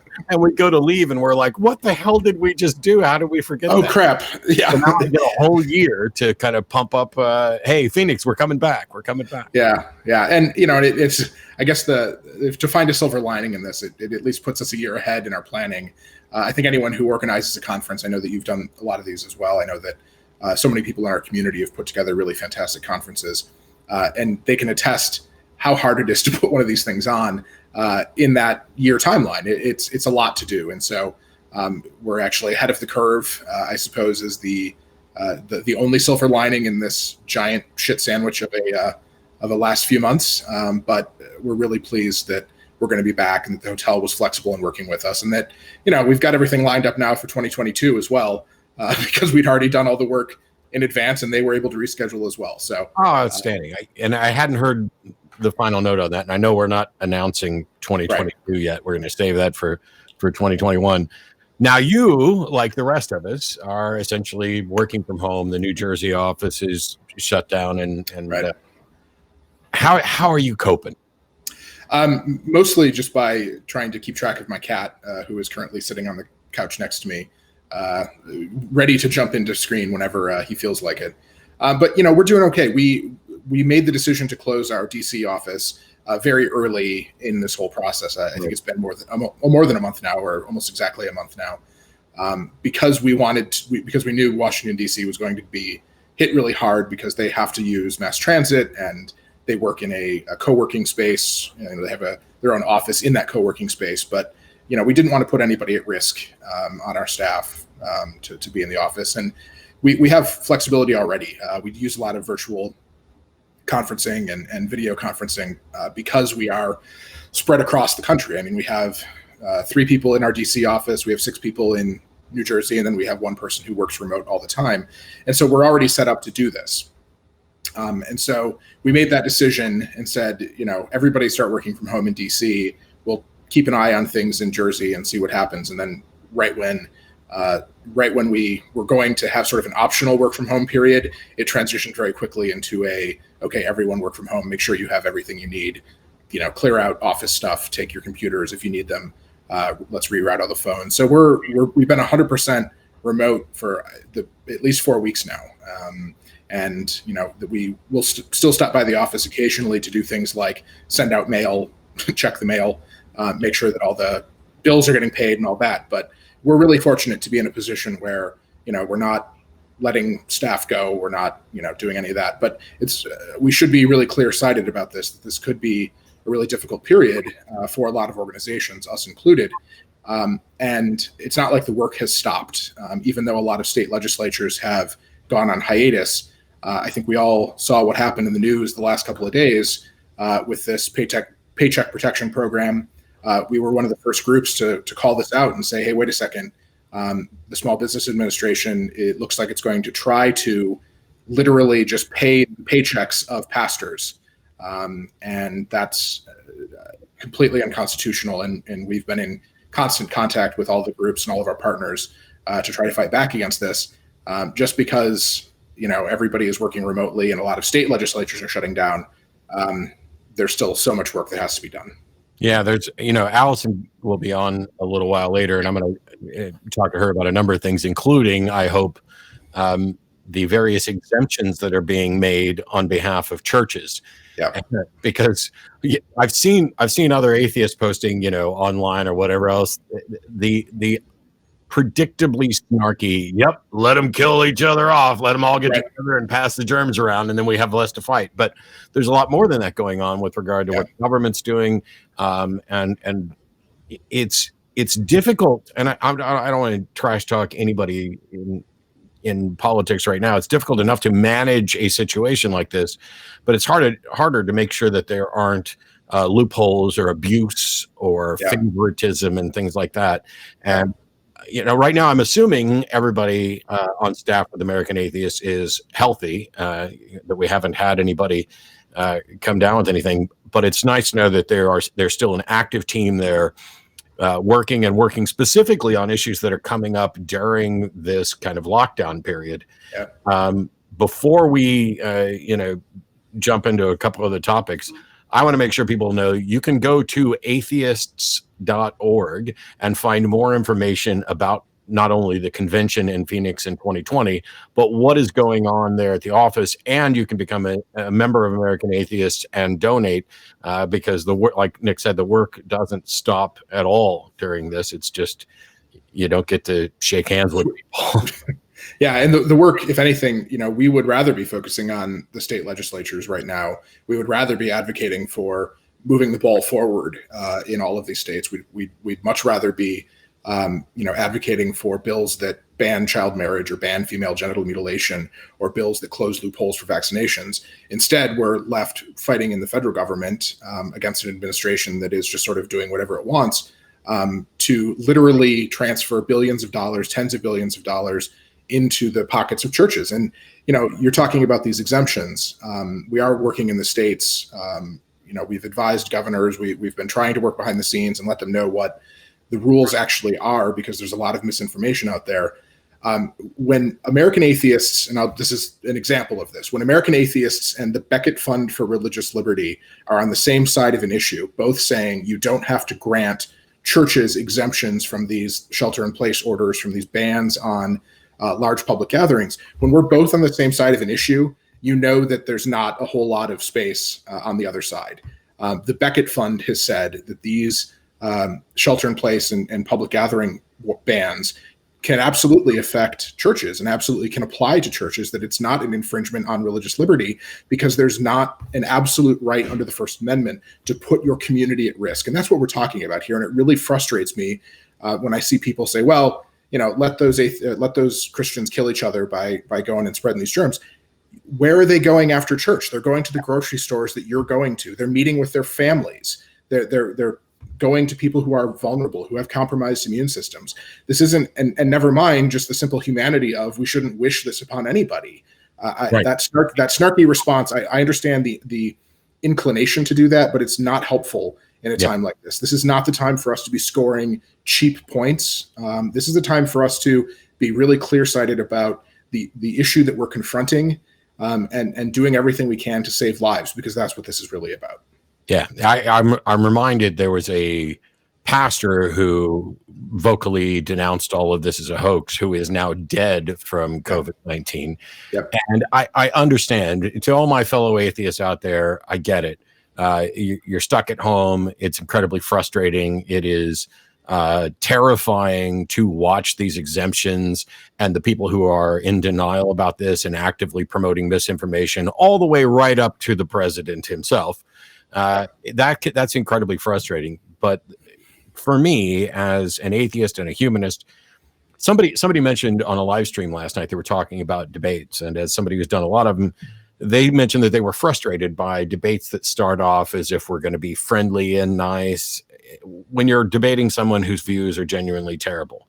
And the way I explained it last night was, there's a reason I start off that way, and that's because before I walk into a debate, I am at a deficit with respect to most of the people watching, because they have a perception of atheists as immoral or awful in some way or another, and I need to overcome that hurdle. So I like to make sure my opponents go negative first. And certainly a pastor who's running around declaring the COVID-19 is a hoax has gone negative first. But I would like us to try to maintain as much of a higher ground and work towards fighting real injustices on behalf of the government, standing up for the rights of those people who are being marginalized, making sure there's not religious favoritism and privilege going on, rather than, look, you said it was a hoax and now you're dead. Well, that person had a family. And unfortunately, I have family members who buy into all sorts of conspiracy stuff. And while I wish they would change their mind, I don't want them to die. Right. Now, you mentioned in a couple of weeks that there's going to be a sort of, I don't know if it would be fair to call it like a virtual convention, but where you're going to be getting some of the people who were supposed to be at the American Atheist Convention and doing some sort of online event. Can you tell us a little bit about that before we head on to games? Yeah, we're still working out the specific format. The thing that people need to know immediately is that we're going to be doing a virtual town hall first, sort of like the members meeting that we would normally have at our conference, just to invite people in to hear a little bit more about what we've done over the last year, talk a little bit about what's coming up for the next year, and ask some questions, get to know us a little bit, and just, be part of a community, not practice pure social distancing, but more, emphasis on the physical distancing, do some of the social stuff while we can. That's what we want to try to do. So that's going to be coming up in a couple of weeks here. We'll have some announcements on our social media. You can follow us at American Atheist, single, on Twitter, or on our Facebook page, American Atheists, or if you're signed up on our email list, we will certainly let you know as well. But that'll be open to all of our members and supporters, and you'll be able to ask questions and hear a little bit from the staff about what's going on and what we've been working on. Yeah, I'm looking forward to it, as I know many other people are. One of the things that had been discussed for this weekend, which turned into the game night, was for us to essentially kind of launch the Atheist Experience Network and get a bunch of speakers and some American atheists and do kind of like a mini non-convention convention so we could go move forward that direction. So I'm thrilled to hear that you guys are planning on working on that with the town hall and other things. And if there's anything the ACA can do to help out through this, by all means, let us know. Yeah. But I am told that it is now time for round one of the game. And our game master this evening is Mr. Jim Barrows, who is my co-host on the Atheist Experience. So, Jim, I'm all yours. Oh, well. So welcome, everybody. We're going to be playing Quiplash tonight. We're going to be playing 3 full games, 2 games with 6 different people. And then the final game will be the top 3 from the first 2 games. The winner gets a handy-dandy nifty t-shirt saying they're the best atheist. And so the way the game is going to be played, for those of you playing along, let me start with that first. Those of you playing along and voting, if you've got YouTube up on your screen, it would be helpful if you had the jackbox.tv up on somewhere where you can see it easily, because that's where you're actually going to be answering the questions, or actually, excuse me, voting on the answers you like the best. So Quiplash works this way. We're all going to be given, for the first 2 rounds, we're going to be given 2 questions each, or 2 prompts each. We're going to give our best answer, the one that we think everyone is going to like better than somebody else's. Then we'll vote, and it'll be, you're going to vote for either answer 1 or answer 2. You're going to vote for which one you like best, and you'll find out who gave that answer at the end of the round. The person who's got the highest percentage of popular votes wins. And then that's the first 2 rounds. The third round, everybody gets the same prompt, and we'll all give the same answer to that prompt. And once again, you'll vote for all six answers. For those of us who are playing, don't read your questions out loud. So if you do need to read in order to read out loud, make sure you're muted so no one else knows what question you've got. And any questions from the players? Is all of this count? I mean, is there like a test round and then a real round, or we just? Oh no, the real? No, we're going straight into it, Matt. Doing it live. We're doing it live because I've never played this. So I want to make sure. I want to make sure everybody knows I've never played this, and so when I win, it will look all that much more impressive. That's right. Right. Okay. So, and for those of you who are going to be playing in the audience, here shortly, you're going to see this screen change. And in the upper right-hand corner, if I remember correctly, you're going to see something that says audience join jackbox.tv, and there will be a 4-letter code. So you're going to go to jackbox.tv and enter that 4-letter code, then you'll join as the audience. You'll be able to vote. So please feel free to do that. Also, if you're used to having a host paying attention to YouTube chat and responding, please keep in mind that most of us are going to have 2 screens up ourselves. We're going to be playing the game, and so we may or may not be responding as much as you're used to on YouTube chat. So that said, I think we're ready. And no questions? Questions going once? Twice? Oh, well. Are we allowed to talk? Because of course, no. Everybody but Jen is allowed to talk. Yeah, okay. Everybody but me is allowed to talk. I've used up my F-bombs for the month, and therefore I'm not allowed to speak. Well, I already said shit sandwich, so I think we're, right. I said it twice. What the hell's wrong with you? Here we go, round 1. And up there in the upper right-hand corner, you can see the join the audience, Hotel Delta Victor Papa. I don't see. Here we go. Hi, everyone, for joining us as well. Thank you for coming out and sitting with us. I still just have sit back and relax. All right. So do I. do Okay, too. so I'm not You may the only need to one. reload your browser. I was like, Okay. oh no. It's like, oh shit. God damn it. Why did I? Okay. Oh, we got to reload the browser. It says sit back and relax for me. Okay, hold on. Here we go.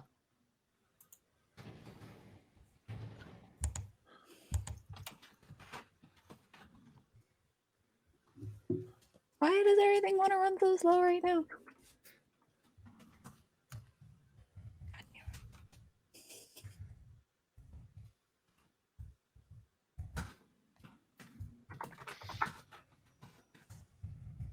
Oh my god, I'm gonna lose my fucking mind pretty soon. Oh look, it only took. Jen. It just took less than 5 minutes for me to say fuck on a stream. Wonderful. Some of us thought it would take a lot less. There's no faith. Figure that out now. Just now.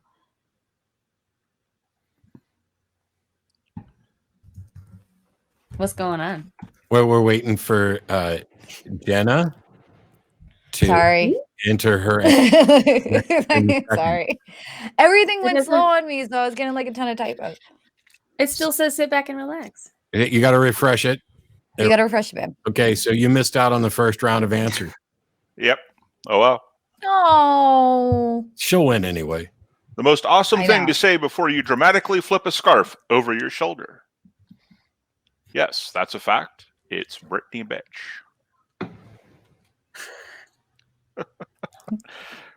I love playing this game with Jenna because all she does is giggle constantly. It's the most wonderful thing in the world. All right, everybody needs to vote to 9, 8. And audience can vote too. Yep, audience can vote too. 3. All right. Yes, that's a fact from Matt, and it's Brittany Bitch from Jan. Told you I was going to kick your ass. Oh, and Matt looks like you won. Oh, Jen did win. Wow. Jen won. Ha! This is the one game I can. A weird Tom Hanks, Meg Ryan movie. Sleepless in Matt's brain or no answer. I win. Sleepless in Matt's brain would fucking terrify me. I don't know about anybody else, but that is an area I don't. That's every day for me. The most pointless thing to strap a GoPro camera on. Maple syrup, strategic reserve land, or another GoPro. The most pointless thing to strap a GoPro camera on. Maple syrup, strategic reserve land, or another GoPro. I don't even want to know who those. Yeah. I'm hugging whoever came up with that. It's Johnny. It probably is. Yeah, Johnny Maple syrup and Nick for another GoPro.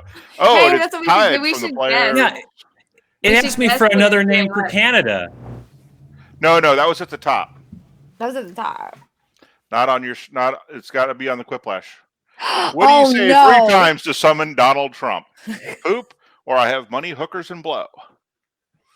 What do you say 3 times to summon Donald Trump? Poop. Oh my. Or I have money, hookers, and blow. Oh my god! Like this didn't take long at all. Jesus Christ! Who comes up with the questions?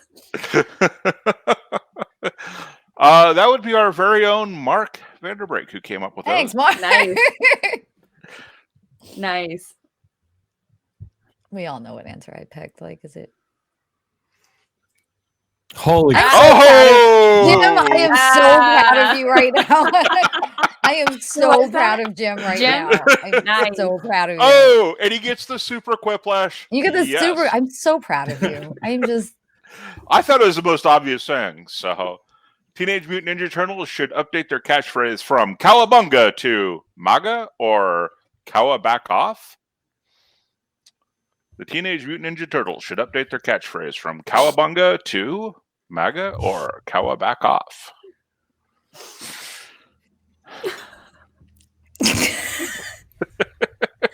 I wanted on her before I come in last place that I planned that.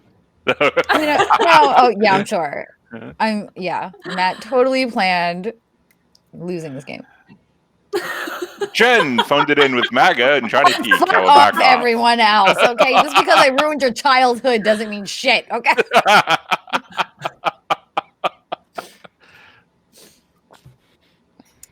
I think I can predict the winners now. The reason everyone loves Tom Hanks is... Can we not not defile comics, please. His newfound immunity to coronavirus. So you have three win people by who are default. mythicists. None I'm of us just are never going to be able to necessarily convinced answer. that Jesus. You can at the You will in the beginning of the Yes, next round. I can think of in the next round. You know, Yeah, Stephen the beginning of the next Carrier. round. Yeah, that's why. All the right, Stephen here we Carrier go. results are thrown off by Jenna not being able. David Fitzgerald. And I'm winning by 2,500, followed by Nick my good friend and Frank, did get three who the rest of do them. Round actually two. hold those views. So once again, you're answering. On mythicism before. It's time for me to be funny. I think all of us would Exactly. Be You got to be popular. Yeah, okay. I thought that was your Why start limit, now? was the first round. And there may actually be a real person there, but that doesn't have any bearing on whether or not the stories told about them are real. It's like as a magician, and Debbie can vouch for this as well. When somebody sees a magician do a trick, the stories they tell. Do we have what are we rated? What that guy or girl could have done in the first place. We don't have a rating, and it's like you know, it's like a fishtail; it grows. Are we allowed to be slightly sexually explicit? My savior sure, why not? Didn't Thank just you. like die of pneumonia. Surprised it and took was you that long to- resurrected. He was actually hung on a cross with a crown of thorns. I mean, she did stabbed ask. with a That's spear. I mean, I asked at least. Yeah. You know. Good for you. but- I'm being considerate. God damn it, we do have a guest. All Nick right, is here. so we have. Yeah, You I'm know. I have very delicate Trying to get, sensibilities. as I well. know. Thank you I so know. much. Yeah. I know. Wasn't it your All idea of to do the custom set of Wow. So Cards Against this Humanity. one, I apologize Yeah. in advance. A few years ago, yeah. So we've done them every year since. Only, They've been very popular. for me, but we have. I am a little bit. Amin I am in afraid Dallas, of that. Texas, like me. who says I only have the first set where God there's like a exists Matt and Dillahunty double wanted face them to palm call. as one of the cards. Mhm. So how you doing, Amin? I'm doing great, sir. Thank you very much. Thank you for. Jenna, are you answering the How questions? do you know God wants you to call There's no. the It show? just says thanks for your answers. Did you answer them all? I answered 2.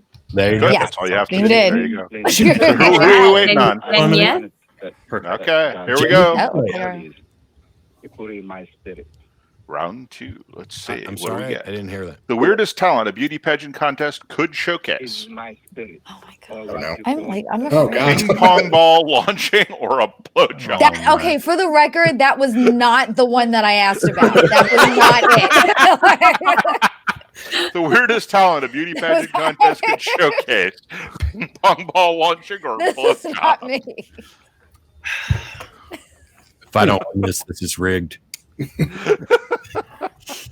Fake news, rigged. Uh-oh. And Matt, ping pong ball launching or Yeah. Yeah. oh, Oh. Matt winning by a landslide. okay, Thank you, Tijuana nice. and the United States Oh my Navy. God. Can we not know if I hear about Tijuana again, I start thinking about I donkeys. see and a sign yeah, that you're no. slowly morphing into former U.S. President Jimmy Carter. You're shrinking. Your bones are suddenly peanuts. A sign that you're slowly morphing into U.S. President Jimmy Carter. You're shrinking, or your bones are suddenly peanuts. Mark says he didn't come up with the questions, by the way. Yeah. He just wants for the clarity. record.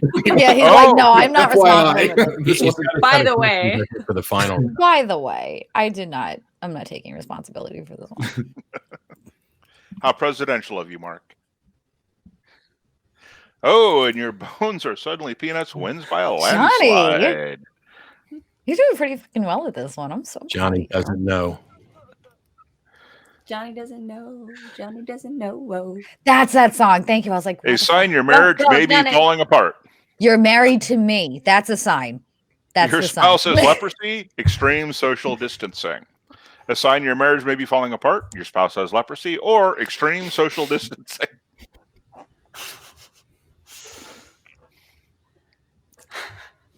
Struggle is real. Yeah. Yep. It certainly is. I'm really surprised there wasn't a "you're married to Jen" answer because that would be completely true and legit. I was trying to not go there.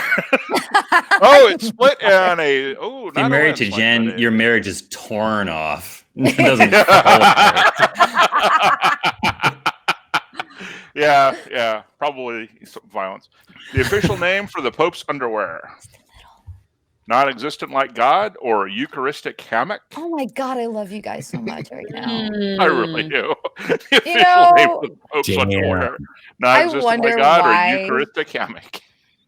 I wonder why it came to the ACA some days, and then I see answers like this, and I'm like, there it is, right there. That's why. So I'm wondering how many people watching are shocked because I don't actually have chat up. So they're I have it up, and they're having a really good fucking time right now. Oh, good. Hopefully, we're not shocking too many people. And by a landslide, Johnny P beat Matt. Johnny's cheating. He's doing funny. Oh yeah, that's right. I've got all the answers right here. Finding money in an old pair of pants is great, but what's even better is discovering Plan B or a pile of cash in the cadaver in your backyard. Whoa. Oh, I wonder who that was. Finding money in an old pair of pants is great, but what's even better is discovering Plan B or a pile of cash in the cadaver in your backyard.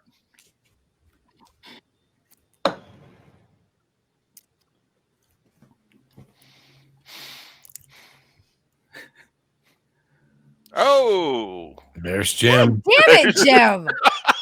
Fuck off. I'm glad people find me funny and not Plan B just- solid Thank you, though. Jenna. Plan B is Jenna solid. loves me. Fuck all you. Jenna loves me. I do. Jenna loves me. Yeah, but she hasn't dated you, Jen. That's why The she's still nickname loving Little me. Hitler is for his mustache, probably. Little Tickler or My Little Friend. That's why she still loves me, Jim, because she hasn't. Very true.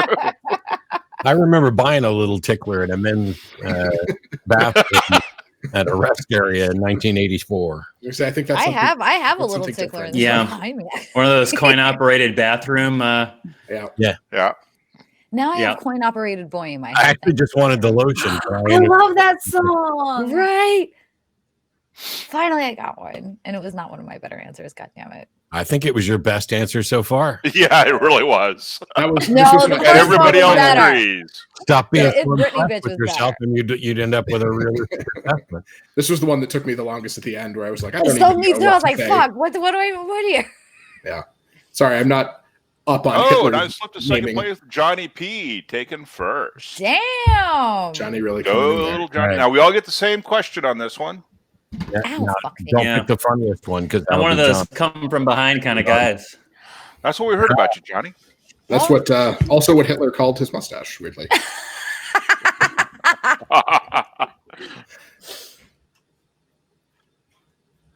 What?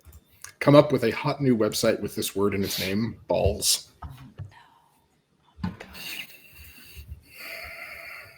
I hate these ones because I always I spend way too much time thinking about this.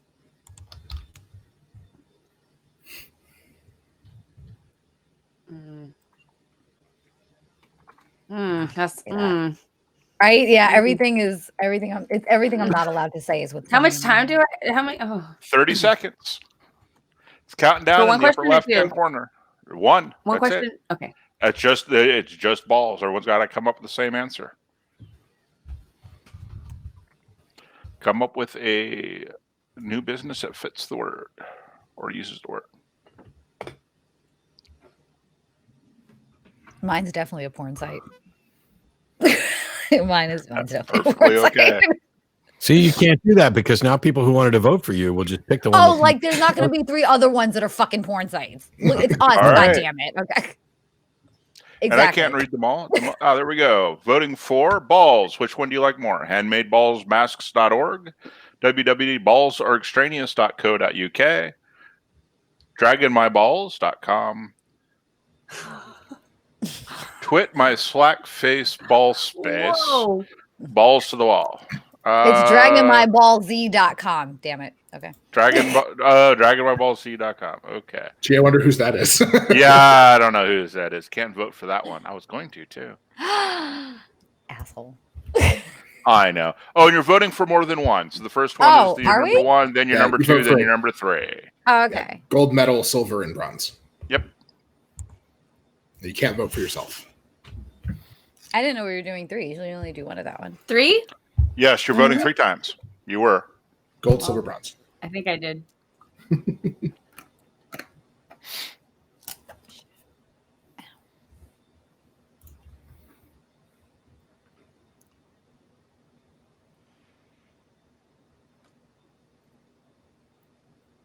Nobody say a word. Ooh.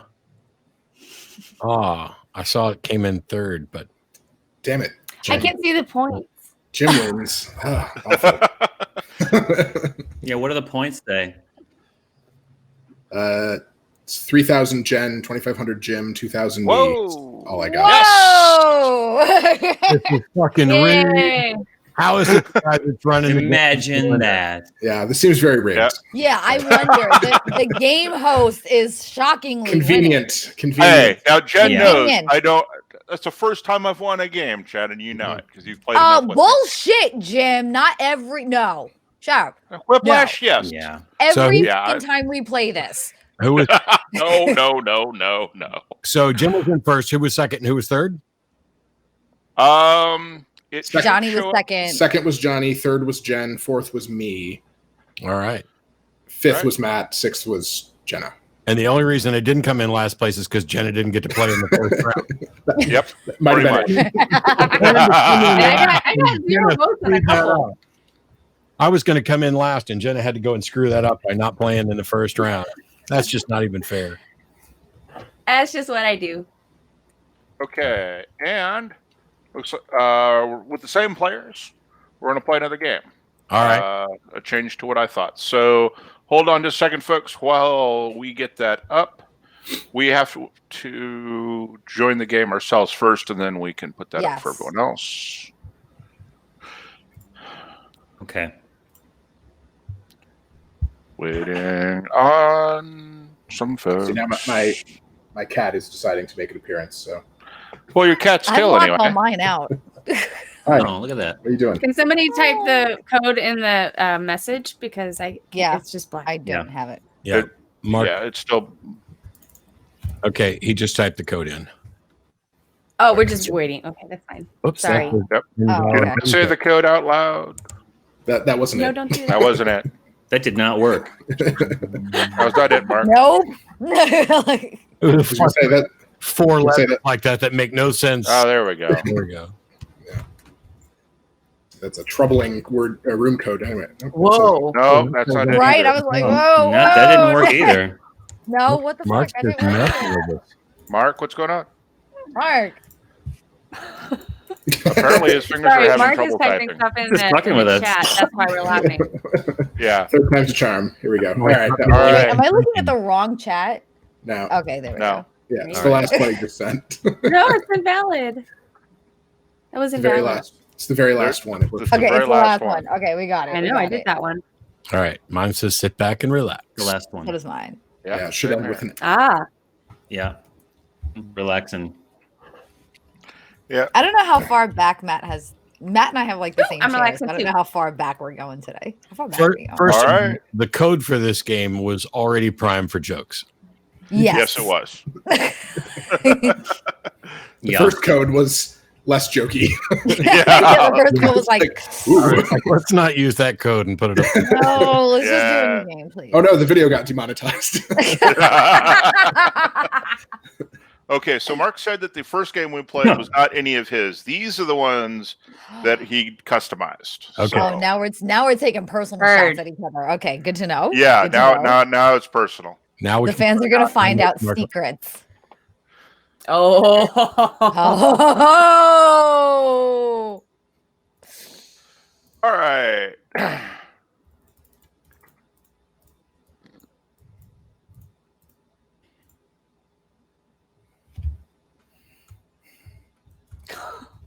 To go. Oh, shit. Send. Why? Okay, there. Wait. Yeah. Oh, my God.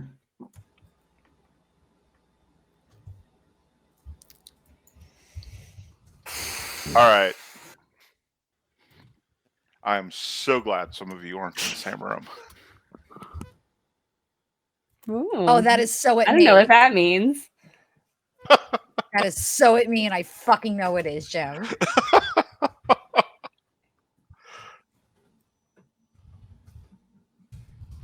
Okay.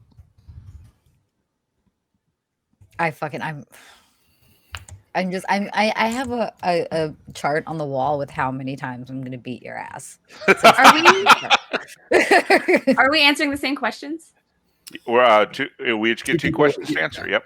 Oh, that's right. That's right. That's right. That's right.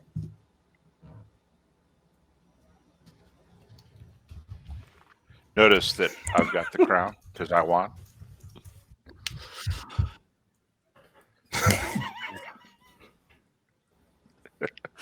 Johnny's laughing too much at himself. Shit. What should be the name of Dan's newest rap song? Truth that there is no God hurts, nothing but a D thing. What should be the name of Dan's newest rap song?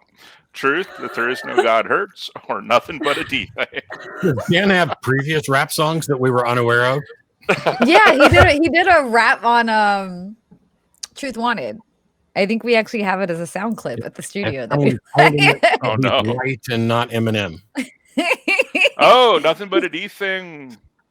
Oh, yeah, wins by a landslide. Why you guys gotta hate Lizzo? Come on. Right? Exactly. Fuck. It's not that the second one's bad. It's just the first one's better. Exactly. This week, Christians complained about being oppressed by the rapture or Matt's balls. And remember, balls. What's wrong with y'all? God damn. .co.uk.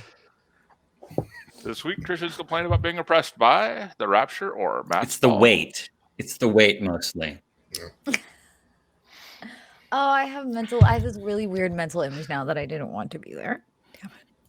They're dense. By They're a very landslide, dense. I Not win. the size, it's the By the density. way, if Jim ends up winning this, I should share since they're my balls. I should get half credit for that. So You get an JC in the assist. chat just said trick question. They're both correct. Hilarious. Matt wakes up one day to find that he actually is a brain in a vat. What's the first thing he says? Sigh! No, I'm done. I Matt can't wakes up pick one one day of to these. find that he actually is a brain in a vat. What's the first thing he says? Sigh! Or no, I'm done. I don't know what to pick. Okay. This one's hard. Like, It is hard. I think they're both fuck, hard. that was hard. Oh, exactly. See? Seems like the audience really likes no, I'm done now. Seems like the audience yeah. The question is, what would I say? And I gave the answer that lost. So you're yeah, we're technically all wrong. Give yourself an orgasm, or better yet, slap Ken Ham or find Jenna Boy toy. I'm tired of finding Gen Boy toys. You only found one. I work the okay? same way though. Yeah. Are you sure, You sure only about found that? one. You found one. Well, see, the good thing is if you get laid off from finding Jenna Boy toy, you qualify for that paycheck protection program right now. So, except at that point, you're probably a preacher. So, And it doesn't have to be specifically a boy toy if anyone would like to. oh, become slap related. Ken Ham wins. Wow, Sorry. nobody thinks that I should get laid. That's fun. We like guys enough not to make them your boy toy. Oh No, the boy toys survive. The relationships don't. Oh, What is the newest That's the attraction at Ken Ham's Art Park? Ken Ham's toilet cam extravaganza or time machine with dino food? What is the newest attraction at Ken Ham's Art Park? Ken Ham's toilet cam extravaganza or time machine with dino food? That sounds slightly illegal, but I could see him doing it. I mean, it's Ken Ham, so Yeah, that's why I was like, but I can't say it's out of the scope of possibilities. It's exactly the kind of crappy thing he would do. It is.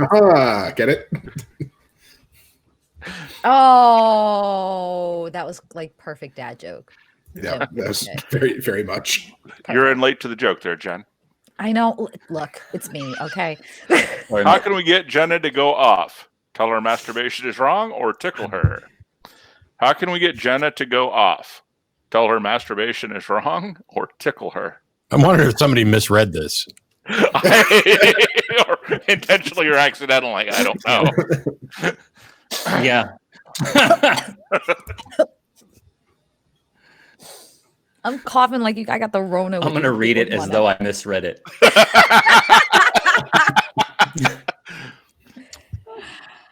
If anybody Digital ever Rona. wonders, So maybe once I should go to again, the ACA. Once again, Jenna clearly had the right answer and did not win. So this game is broken.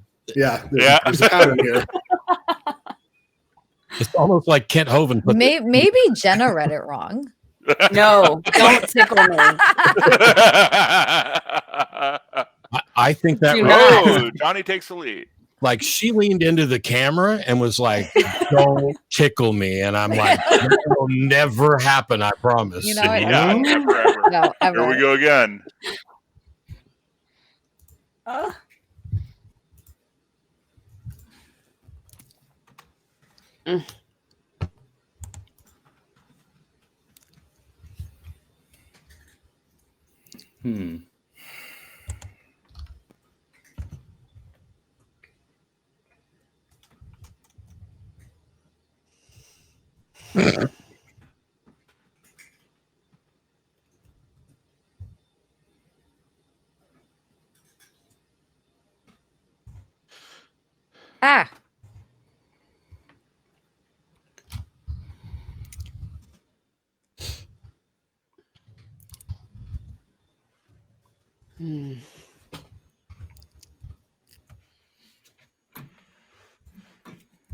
All right, I've phoned this one in. Wow, you never do that. Yeah, I was drawing a blank. Yeah, and if anyone ever wonders, why should I visit the ACA? Because this is the kind of shit we talk about whenever anybody's there. Pretty much.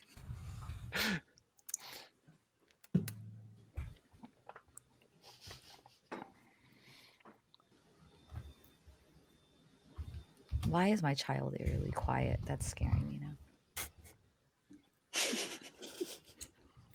And the rest of us are glad we're nowhere near your house. No. Trap. I'm like, do I smell flames? Do I hear anything dropping? No, we're good. No. You are. Which one do you like more? Torturously interfering, being up on? I have to cautiously interfering. Oh my Torturously. God. Thank you, Nick. Sorry. Tortiously interfering? That almost sounds like a lawyer said that one. Yeah. I knew it was Nick. By a landslide. I'm so sorry. I'm so sorry. Anybody who asks me that much by Nick! surprise deserves a vote. So I vote. Oh God. Oh, that's not fair. He had an inside edge. That is totally not fair. Yeah, the audience liked the other one though, so get over it. We are to avoid touching our faces. What is a safe alternative to the face palm? The boob shake, head, mask, desk, groan. We are to avoid touching our faces. What is a safe alternative to the face palm? The boob shake, head, mask, desk, groan.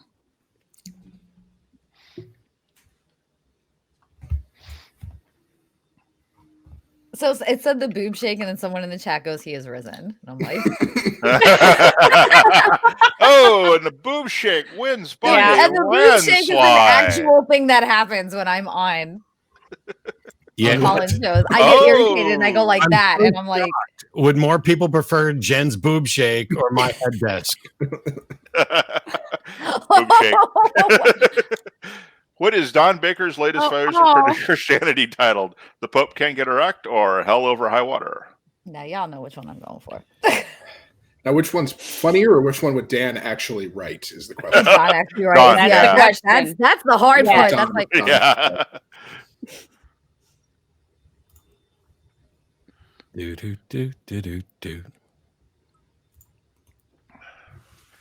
And the winner is Oh, by a landslide. Yep. I'm really good at not getting votes. Jim's known Don a long time. Oh. Where do love rings come from? Oh, An empty I'm cave sniper. a few days later or Jared's? Where do love rings come from? An empty cave a few Are days we later? talking about the funny answer or what I require from my exes? Which one? I don't know that Jared's makes those kind of rings, Jen. Green Not love with that rings kind on of the attitude. Atheist podcast. Not if Jared, you have that. any ring if you ask them. Yeah. How much money you got? The audience was evenly split, but it still gives it to Nick. Yes, because We that need to affirmation- invite Nick to our next game night. He's really good at that. Shit internet apologists say, consider my banana or look at the trees. Wow. Yeah. Shit internet apologists say, consider my banana or look at the trees.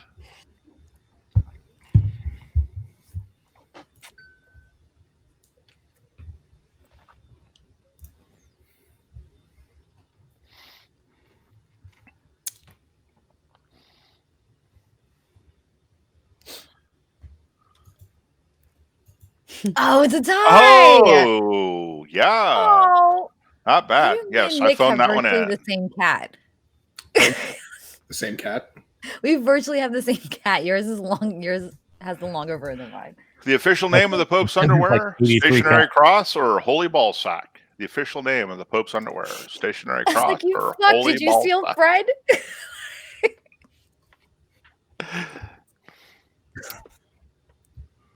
Our chat is on fire. Consider my banana if you talk to the internet apologist from the singles group meat market. We should have gotten these people playing. Holy shit. And the winner. Tie again. Tied up. With holy Hey, I ball got sack by a landslide. Well the done, audience. Jenna. Nice, Jenna. It was split. Yeah, Yeah, but but so the audience, you got vote. audience vote. Players split, Mhm. but the audience Oh. won. Pushed you over the edge on that one. Okay. Mhm. Okay. Oh, I move into the lead with Jen running to second, followed by Oh. Johnny. Round 3. Everybody's going to get the same prompt. And we're all I'm gonna be going. really funny or I'm out of this. Gotta get good, Matt. Pretend somebody's talking to you about slavery in the Bible, Complete and the then answer comic. question. Oh. I I can't can't see. see that. I can't see Yeah. the comic. Can't The see quote it. says, "Any message." What's happening? Oh It no. says, "Any message from my family on Earth." Any message. That's what he's Huh? saying. Yeah, it's saying, "Any message from my family on Earth?" Question mark. Any message from my family on Oh, Earth? what does the message say? It's the and, other side. and who are those What does people? his message say? He's in a spacesuit. He's in Yeah, a he's in a spacesuit. spacesuit. We're all like, Yep. I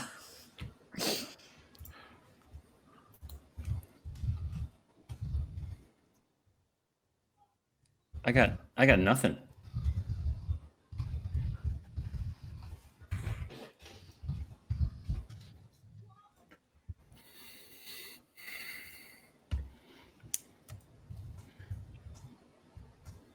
I almost literally just typed funniest answer. Oh man, All right, here we go. it cut me off. Which one do you like Where's your turkey more? one? Your stellar Lord Zeno of the Galactic Empire says hello. Shit boy, get out of the bathroom. Flush your heart. Or is there a teapot circling Jupiter? Oh, and I don't get to. So remember, you're answering 3 times: gold, silver, Oh, and that's right. bronze. how much space is there? What the fuck, Jim? I already know which one is yours. What the fuck? Yeah, I'd only see 5. I don't see my own, so I can't read it. So hopefully everyone else can. I apologize Oh, shit. for not I reading already that know one as which well. one is fucking yours. Okay, fuck off.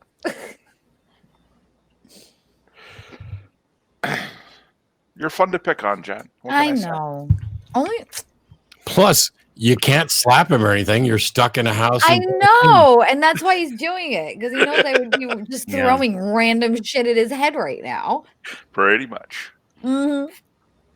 Don't think I'm not keeping the tally on the wall of how much shit I have to throw at you. Well, see, now I have to give you so many that you lose count because there's too many to count. Well, that depends on how many bottles of wine I am in. Yes, last place. Like- That means I don't ever have to play this again. Oh, we're dragging you to every game night from now on, Matt. Yeah, pretty Matt, much. I'm Matt. with you. I'm not doing too hot. Oh, I slipped a 5th with Nick Fish Wait, as what the happened? winner. Oh, I got booted. Oh. Damn. Yeah. Came from behind. Again. Okay, I should yeah. admit because the best answer ever was Matt's balls. Yeah. What was the winner answer? it was tied between the Lord Xenu one, which was mine, and it was Is There a Teapot Circling Jupiter and the Lord Xenu one were the two that. Oh, that's mine. Oh, I liked Ship Boy Get Off the. I like the Ship Boy. That was one of my favorites. I like that one. Yeah, definitely. So we should now be setting up for the second group. Yep, the second group is coming on next. Who do we have in the second group? Anybody know? Thanks, everybody, for playing. What's actually going to happen next is I'm going to sit down with Vice President of American Atheists, Allison Gil, and we're going to visit for a few minutes while everybody gets set up for the second round with all different players. And then there'll be another interview and then a third one. Allison, how are you? I'm doing great. How are you? Stir crazy. Can you hear me okay? I can hear you just fine. Perfect. Yes, I'm. The delay. It's a little bit delayed watching this on the screen, so it's a little bit. It's like in slow motion. Yes. And I'm slowly losing my mind, so I'm glad you're here to address all of the things. Now, Nick and I got to talk about, how and why the decision was made to postpone the American Atheist Convention and potentially what's coming up. But you are not only Vice President of American Atheists, but you are our lead counsel and are focused on all of the law stuff. So I'm going to mostly shut up and just let you tell us all the cool stuff that's actually going on now. But I wanted to ask because I got this question the other day in my Twitch stream. There are exceptions being made to the shelter in place and stay at home things for churches and church services, specifically tomorrow. And some people have just been violating them anyway, going to church and claiming they're safe because they're washed in the blood of Jesus. What anything can people do or should we do? Sure, that's a great question. So we actually put together an action alert so people can go to our website and take action on. It sends a letter to your governor urging them to not allow religious exemptions for if they have a limited gathering order. So if they restrict the size of gatherings, we say basically, please do not allow religious exemptions. Now, only about half the states do have religious exemptions, and that's sort of been fluctuating as there's a few court battles on these issues. But about the other half of the states, if they have orders, they do not have religious exceptions in the orders. So it's about 50-50 right now. But either way, you can take action because the letter is different depending on what state you're in. So if you have an exception, it urges the governor to rescind it. And if you don't have an exception, it urges the governor not to put one in place. So we recommend going to the website and doing that. So, and that's available at atheists.org. That's right. Yes. Go to the Action Center and it should just pop up for you. What other things are you working on during this quarantine, stay at home, stir crazy? Holy crap, I didn't know I could hate being home alone so much time. I have to tell you, I worked from home as a consultant for like a year and a half, so I don't mind at all. It's fine. It's fine with me. But I think there's two major things I want to talk about. The first is a big project we're about to announce that's coming out next month, and that's the first report from the U.S. Secular Survey. So folks may remember the U.S. Secular Survey. It was a national survey of non-religious people. They had about 34,000 respondents, which was way more than we expected and just an amazing turnout. Well, we're about to publish a report from it. So it's going to come out, I think, the first full week in May. And it's pretty exciting. I've been looking at the data, working on it quite a lot, trying to get everything in shape so that it just turned out exceptionally well. And I think people are going to be really impressed to learn not only more about it's like the first time we're really focusing on our community, on non-religious people, and seeing what their needs are, what they think about various different issues, how they interact in local communities, and also where they might face discrimination and stigma in our society. And one thing I just found really marked was if you look at the areas of the country that are more religious, right? That's where non-religious people face a much, much higher rate of both stigmatization and discrimination. So in areas, I grew up in New Jersey. It's not very religious. There was not much stigmatization. You live in Texas. It's a very different state. And so a lot of people know that, and it's anecdotal. But now we're actually going to have evidence that shows it and the degree of difference, which is really, I think, helpful and fascinating. Now, in a survey like this, where people, I remember taking this, and it's putting together surveys that are you're always going to find something that's problematic because you've got a sample size or a sample group that may not necessarily be representative. But in this case, we just went out and said, hey, if you're a secular person, fill this out. So it's kind of self-selected. But I remember, questions of like, how often has this happened to you, or how often have you felt that way? And going through the reporting that takes place from individuals saying, yes, I dealt with this. Was there anything that surprised you that you were expecting a much bigger response and got a lower one, or a low response and got a bigger one, without giving away all the results, obviously? Well, one thing I was excited about was that we had about a third of people that took the survey took the time to answer one or both of the qualitative questions at the end of the survey. So we had sort of an open area at the end where people could write in responses to questions we asked that were not sort of, filling in bubbles. They were like, hey, tell us about this. Mm-hmm. And we had a third of people do that, which is just a tremendously high response rate, right? And we really appreciate that. It's going to really be helpful. And throughout the report, we put quotes from people and the responses to sort of flavor and give a context for what we're talking about during the report.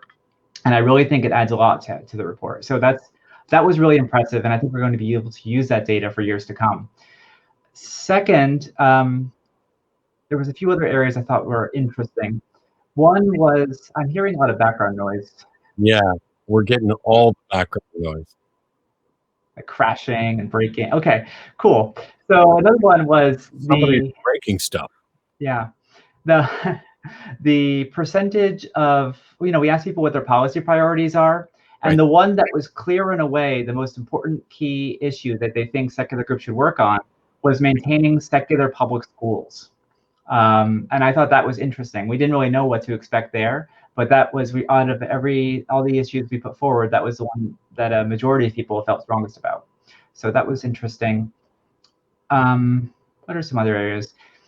I was surprised by the degree of difference we saw in discrimination in religious areas of the country versus non-religious areas of the country.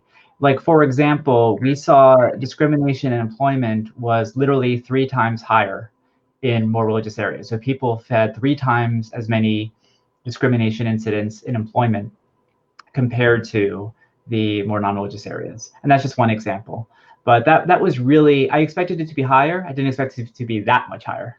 Yeah, I remember filling out and you probably were able to identify my qualitative answer at the end, because I know that I put in there, without saying who I was, essentially, hey, my answers may not be representative of other people because of me being a public vocal atheist with a show type of thing.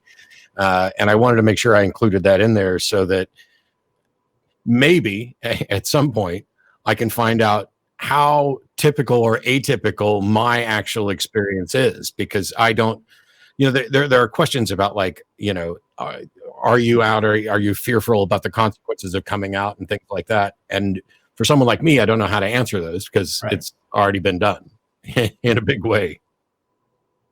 No, that's true. And, if you can recall your answers, you can compare to what you can see. You'll be able to see what all the medians are and all the answers are from the respondents in the report. I mean, we can't obviously, it's a confidential survey. So we were not able to go back and track who said what or anything like that. We didn't retain any information for people that took the report. So even if you did say, this is Matt Dillahunty in the open-end comments, we can't associate that with any of the data. I mean, not easily. I'm sure our researchers can somehow, but we can't. So yeah, go ahead. I'm happy to keep talking about this, or I can tell you about the other major thing I was going to talk about. Go for it. I am interested to find out what else is going on, because despite the fact that I have more time on my hands than ever, I feel more out of the loop and disconnected than ever. Yeah, that's fair.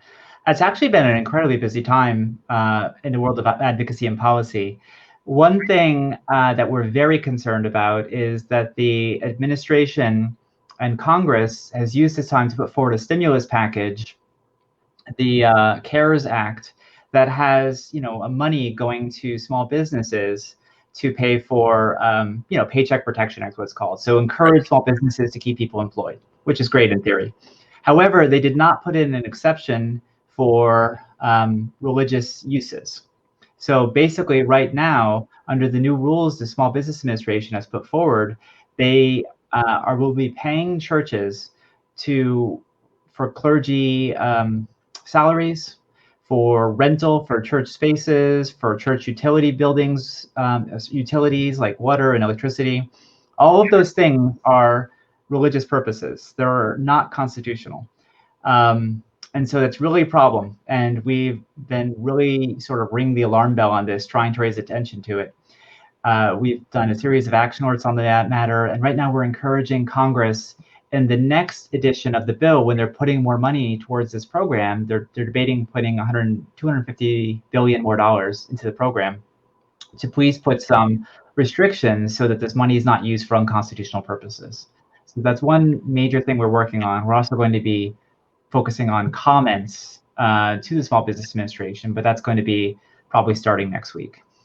Yeah, this brings up something that we've ended up talking about quite a lot over the years. I'm a big fan of tax the churches. As a matter of fact, I came up with a sort of plan to move forward on that, because if you take a look at the First Amendment, with Congress shall make no law respecting an establishment of religion, etc. If churches have to apply for a tax exempt status, like we saw this with the Buddhist temple here in Austin, that they had to jump through some hoops to be considered a church. That means that the government is now in the position of saying, you're a church, you're not a church. You're a church, you're not a church.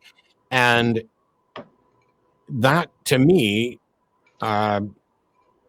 may be an avenue to kind of address this thing about whether or not we tax churches. Because, as has been said by many other people, it's not like the fire department arrives at a church slower, even though they're not contributing to the system that protects them. Now, in a time like this, and I don't want to leverage or politicize a global pandemic, but if the relief efforts are going to churches, how do they even qualify as a small business? And is there something about declaring them a small business that is in conflict with their nonprofit status? Well, the program in question gives money not just to small businesses, but also to nonprofits. So in that sense, it's not really a conflict, because churches have been considered nonprofits for a while. Now, churches, I want to just argue with one point here. Churches, unlike other nonprofits, don't actually have to register as nonprofits. They have an automatic qualification. So they basically, they don't have to jump through all those hoops. They don't have to submit an application. They are allowed to. They don't have to. And so they have a lot more flexibility than other nonprofits and don't have as much oversight.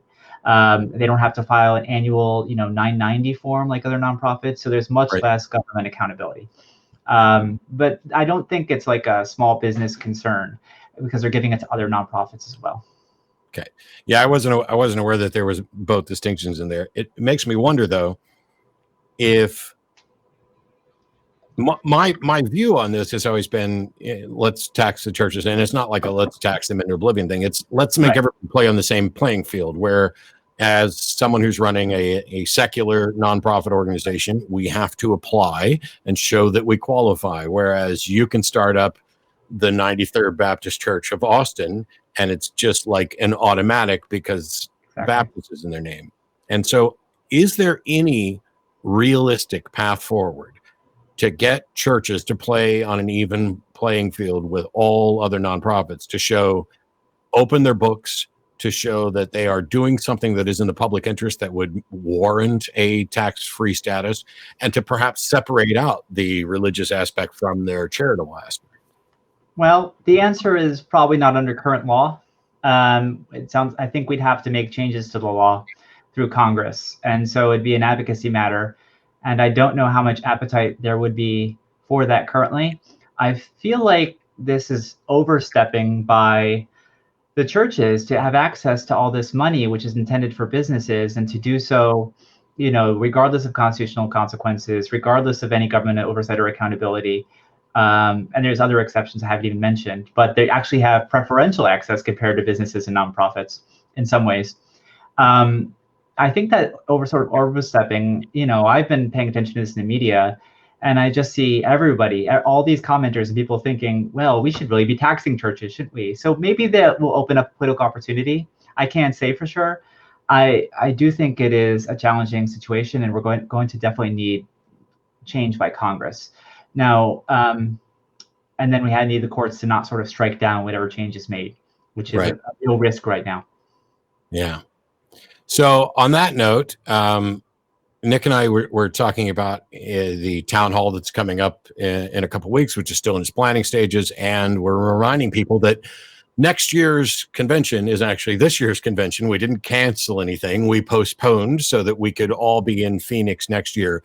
And with a whole nother year to plan both this one, we're now a year ahead on everything because we already know what's going to happen 2022. And so with all this extra time on our hands, surely the Phoenix convention is just going to be the most awesome thing ever. What are you most looking forward to next year in Phoenix, assuming we're out of quarantine? Yes, I hope so. Well, just seeing everybody. I mean, this year feels so lonely all of a sudden. I was really looking for, I enjoy the convention every year. I think it's an amazing time. And I guess it'll be 2 years since I've seen all of our constituents, and just being able to, I don't know, see what's going on in their lives and how things are going, and what they're doing locally. I really enjoy speaking with local advocates to hear about their work and how we can support it. But I do, it'd be really great to hear about what's going on, especially since we're going to Phoenix, because they have such amazing groups in Arizona and in Phoenix, and they do such great work. I'm really looking forward to meet Tori in person, for example, and other folks. Yeah, it's, I try to go to the American Atheist Convention every year, and I'm on the board, so there's a board meeting associated with it as well. For a while, there were just tons and tons of conventions, and it put people perhaps in a kind of awkward situation of how many conventions am I going to go to, and what's this? But I know people who will go to conventions, and well, I probably shouldn't say this. There are a handful of people who will go to a convention and not actually be a registered attendant at the convention because they can hang out in the hotel lobby and interact with a bunch of other secular people. And in some cases, it's just a matter of, being cost efficient. In other cases, that's what people enjoy the most. Mm-hmm. And I'm, granted, I'm not organizing any conventions and I'm not setting any schedules, but I think if I had like my ideal convention, it's got to be very difficult to figure out how much content and talks do you put in there versus how much downtime do you put for people to interact with each other. Because your first answer was looking forward to seeing everybody again. That's my first answer. Right. It's never been, granted, I love watching, the talks and seeing the people on stage and everything else, but it's like, if somebody said, hey, why are you going to the American Atheist Convention? And their answer was, I want to see Matt Dillahunty get up and say something. I'd be like, you're missing out on what the convention's really all about. Right, right. So it's nice to hear from you and from others how much we're looking forward to the social aspect. Let's get together. Let's see the people that we haven't seen in a year or two in this case. And I love the idea of connecting people. We're going to Phoenix. We're going to work with local organizations there. How many people wind up finding at a convention, they meet somebody and they're neighbors or they're really close and they had no idea that they could have been working together towards stuff. That to me is one of the strongest things that we can do. I agree. When it came to Oklahoma, for example, I think we had like 400 people sign up like the day of, just walk in without registering. And that was, I think, one of the bigger ones like that. I mean, that's definitely the case. People come and they didn't even, maybe never heard about this before, or didn't know that these people were coming to town, or did not know this group was atheists, and they can definitely meet a lot of people that way. All right. I think on that note, because I heard some people in the background, and I'm waiting to get an answer here, but we've been at this for like 17 minutes or so. Okay. I'm supposed to drop off, and that you're not going to play with us. I played the first round and got my ass kicked. Like I lost better than I could have planned. Okay. So I'm going to drop off of Rendezvous. You're going to jump in and you'll be playing.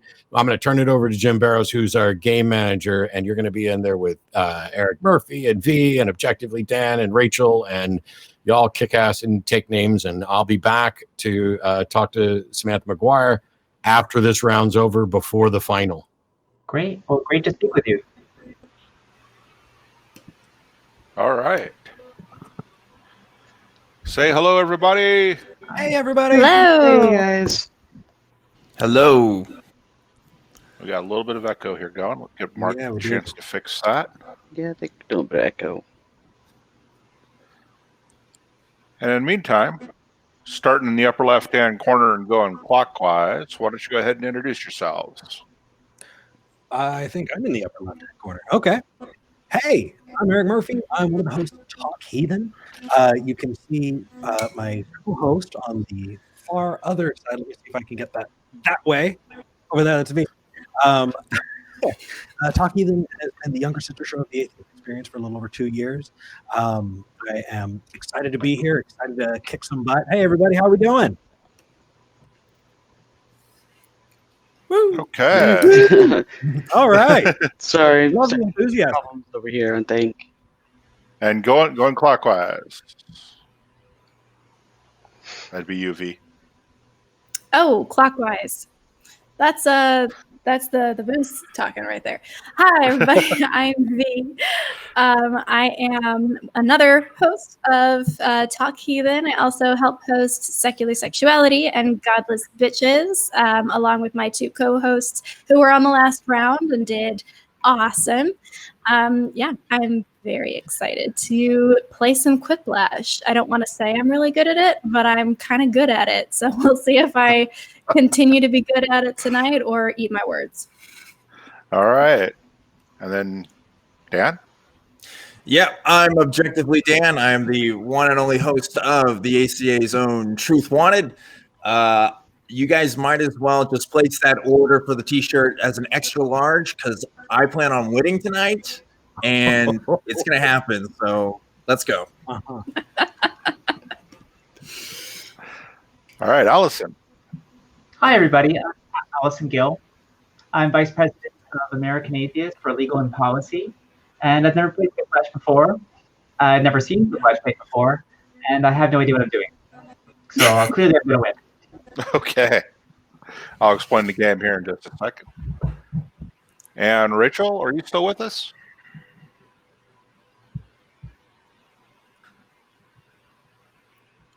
Rachel appears to have dropped off. Oh, no.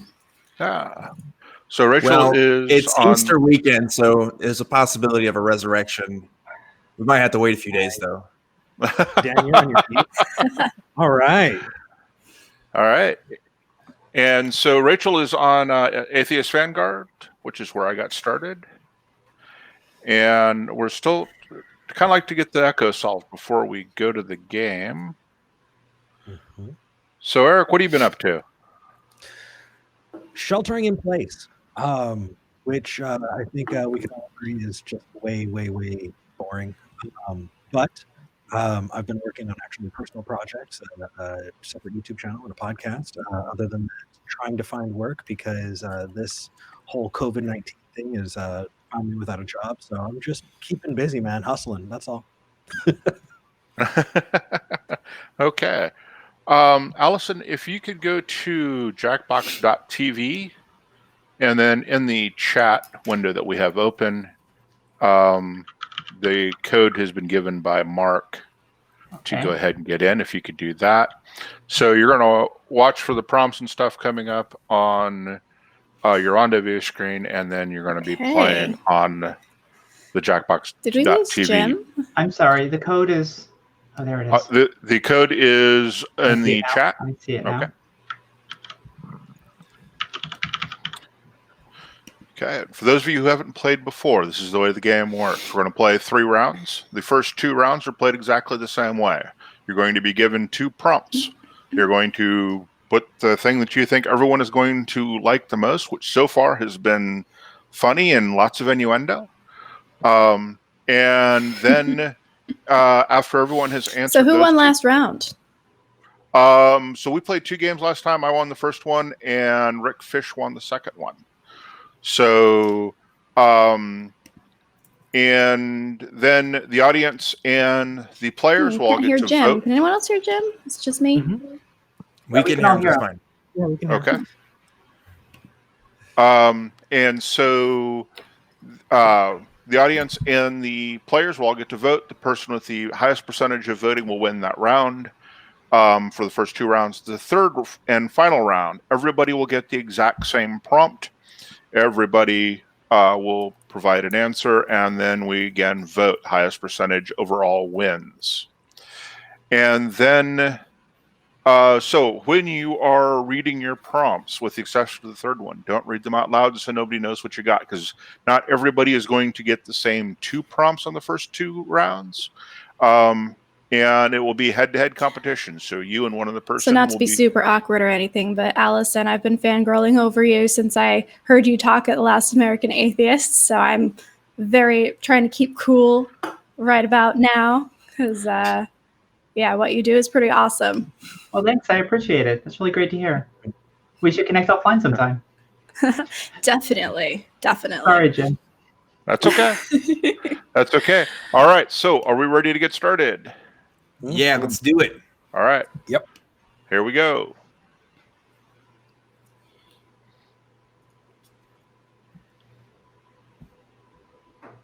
And for those of you who are in the audience, if you go to Jackbox TV yourself, you can type in that code in the upper right-hand corner, Mike Golf Kilo Quebec, and you can vote as well.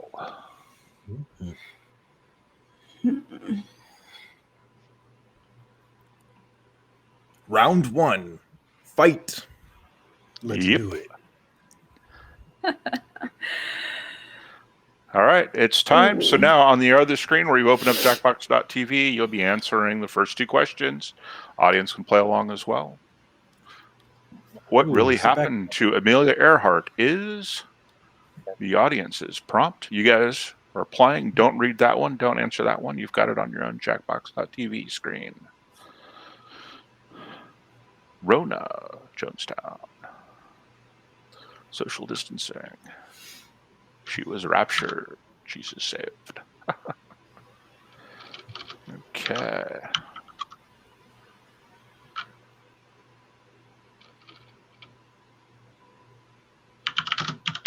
Right, and this is a regular Quiplash game. These are not the custom Quiplash questions that Mark has prepared. We got 39 seconds. Oh, 36 people in the audience. The 10s got her. She flew to heaven. Oh, Rachel's in first.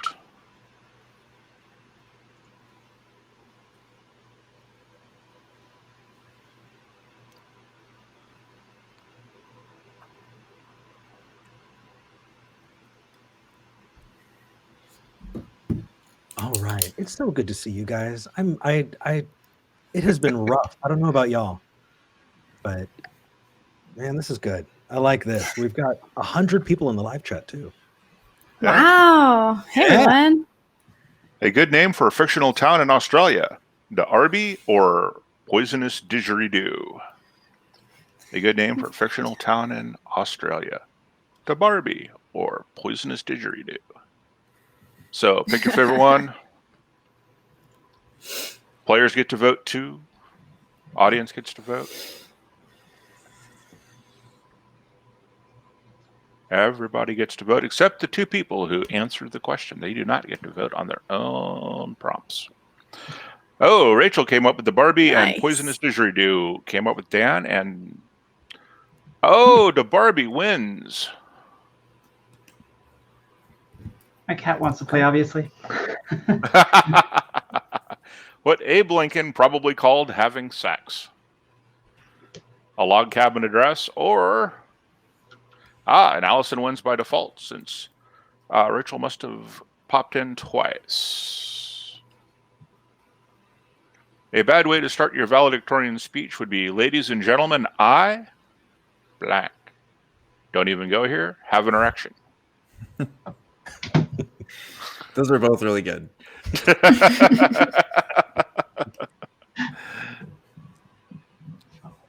Oh. Rachel's having technical difficulties, but she's playing along.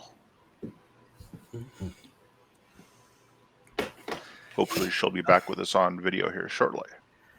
I like Kathy in the live chat says this is like the Atheist Brady Bunch. we have noticed that. And don't even go here. Ladies and gentlemen, I don't even go here. Yeah, the most players voted for V's, but the audience pulled the tide on that one. The first place to hide the counterintelligence documents: Matt's Boxers, Trump's White House. The worst place to hide counterintelligence documents: Matt's Boxers or Trump's White House. One of these is a little bit more secure than the other. It all depends on who you don't want to read them. And folks, this is really, really tan. Last group was much more entertaining. So come on, we can do better. Oh wow, we're being shamed into being entertaining. Allison. Yeah. Oh, Trump's White House wins by a landslide. Now, if you don't want them read by Trump, put them in the White House because he doesn't read anything. So, the name of a clothing store for jockeys: Eric's Place or Hurdles? The name of a clothing store for jockeys: Eric's Place or Hurdles? All right. Now we're getting somewhere. Now we're getting some funny stuff out there. All right. Okay. I see what's going on. All right. Like, yeah. Yeah. Come on, you know what's up. You know what's up. Yeah. Oh, 2-1 on the players, but the audience swings it. Oh, yeah. Hurdles. Man, audience not on my side today. Come on. No. Sometimes those inside jokes don't work so well. What not to say a date while you're on a paddle boat? That Mexican food was great or no answer? Oh, and Eric wins by default. Hey-o.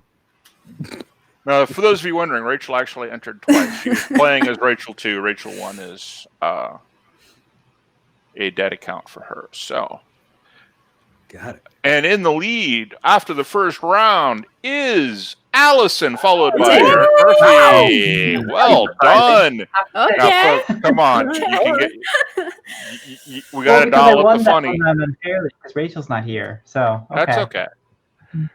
Right? Your answer's on your device now. Audience, play along. Go ahead. You're answering on the Quiplash. 2 more prompts. First thing a pig would say if it could talk. And by the way, don't answer that one. You've got a different prompt, and it'll be 2 of them. And audience, you guys can do better too. I have no taste. Come on. We can do better.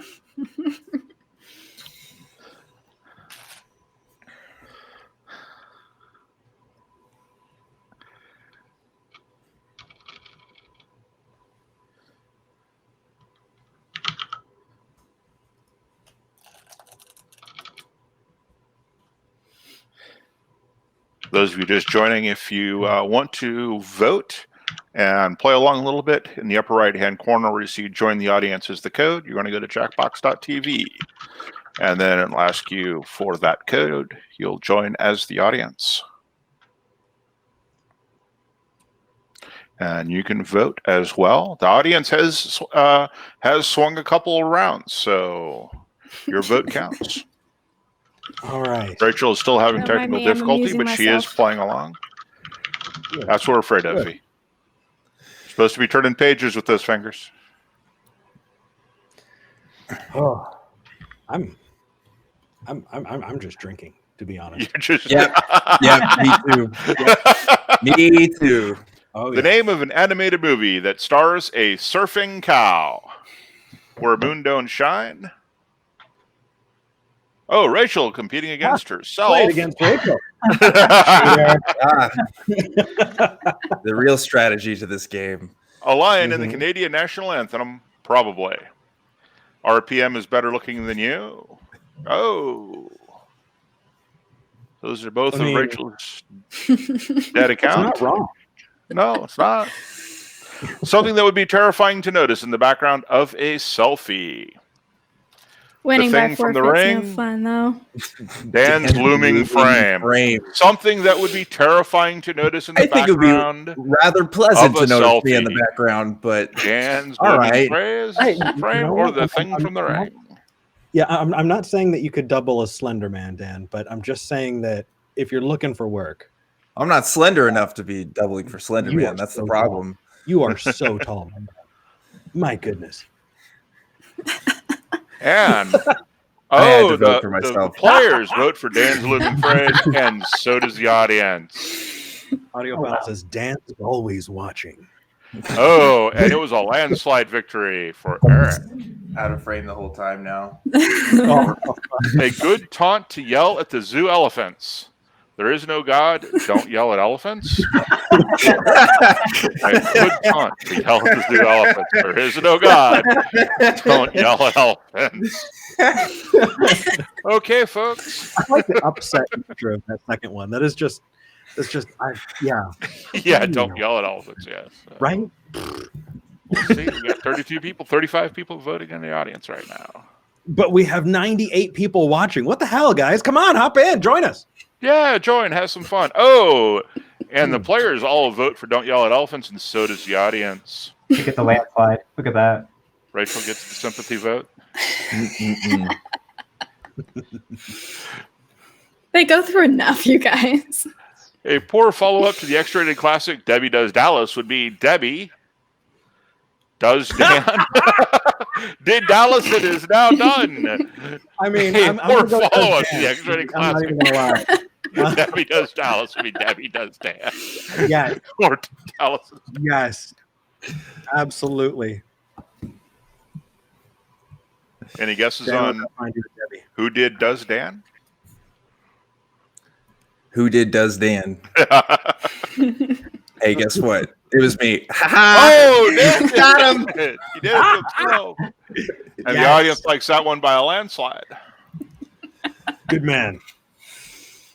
Well done, Dan. Oh, well. Congratulations. You See, I played told you yourself. guys, innuendo and funny is the way to go. Okay. What are chicken nuggets really made out of? Ronald McDonald's testicles, Kenneth Copeland's discarded face parts. Oh, Jesus. Oh, fuck. my. I do not envy the players the answer to this question, nor do I envy the audience. This is going to be tough. For those of you who are watching and just watching in the chat, go ahead and join in. Go to jackbox.tv, type in the code you see in the upper right-hand corner of your screen. Ronald McDonald's testicles or I Kenneth think I Copeland's honestly discarded face prefer parts? Ronald McDonald to the other answer. I'm just going to be honest. Oh, the audience does not agree. See that, Dan? See that? Yeah. Just barely. Just barely.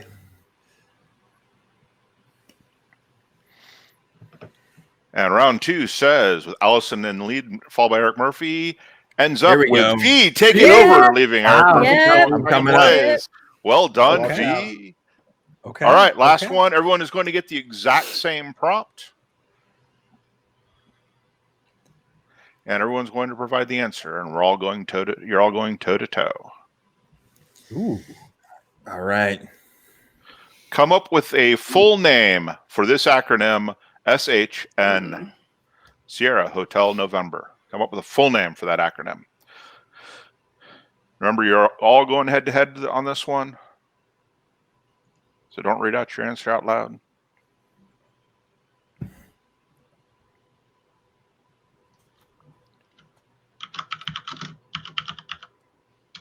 All right, we got 62 people answering.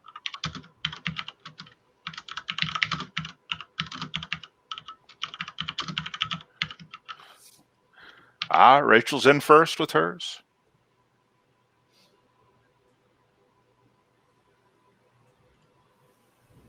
Followed by Allison.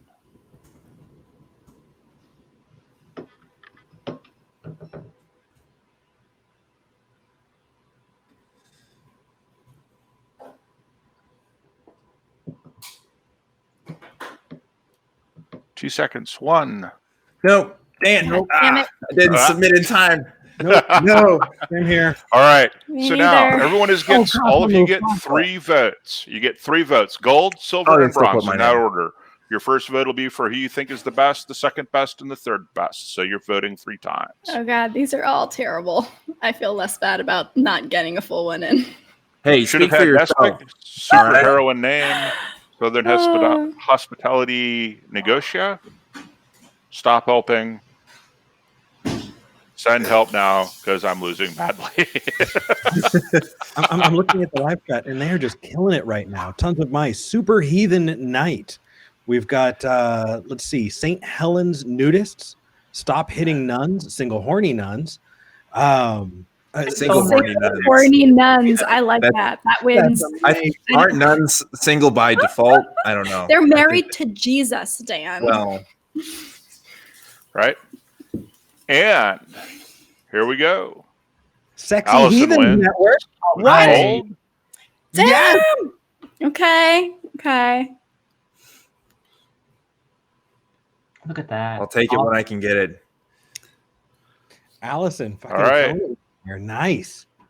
Nice. Allison, by the way, so you and I have talked on the phone a couple times, and I've just been like, you know what? That's Oh, and that's Eric takes it. cool. This is what? Really? Eric wins. Yep. Nice. Allison, Congrats. I'm not gonna lie. Fuck you.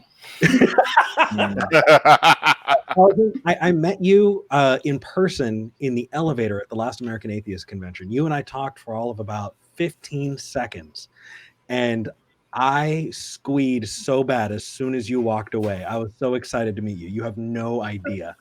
That's so Like- nice. I really appreciate that. I'm really, really excited to be playing with you. And we've got a tailored game just for us after this, right? Oh, great. Yep, this is the tailored game. I think so. Well, I hope to see you next year's convention too, then, Eric. All right. Right. All right, I need to pour myself some more drink. I Yeah, actually, and folks, go ahead. we need you to dial it up. We cannot have the audience be funnier than our hosts. And Dan is believe ghosting. Allison's been killing it the whole time. Yeah. Okay. So, Mark, whenever you're ready, you guys are going to go to a different Jackbox, possibly different Jackbox.tv code. And he's just redoing the whole thing. So, yes, like I said, as you guys could see, funny with innuendo. Make fun of your fellow players.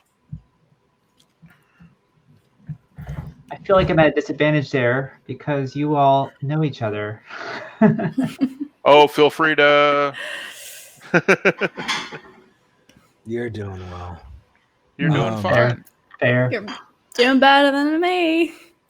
Okay. Apparently, most of you are. I don't see the code in here. Have we received the code yet? No, not yet. Not that I can see.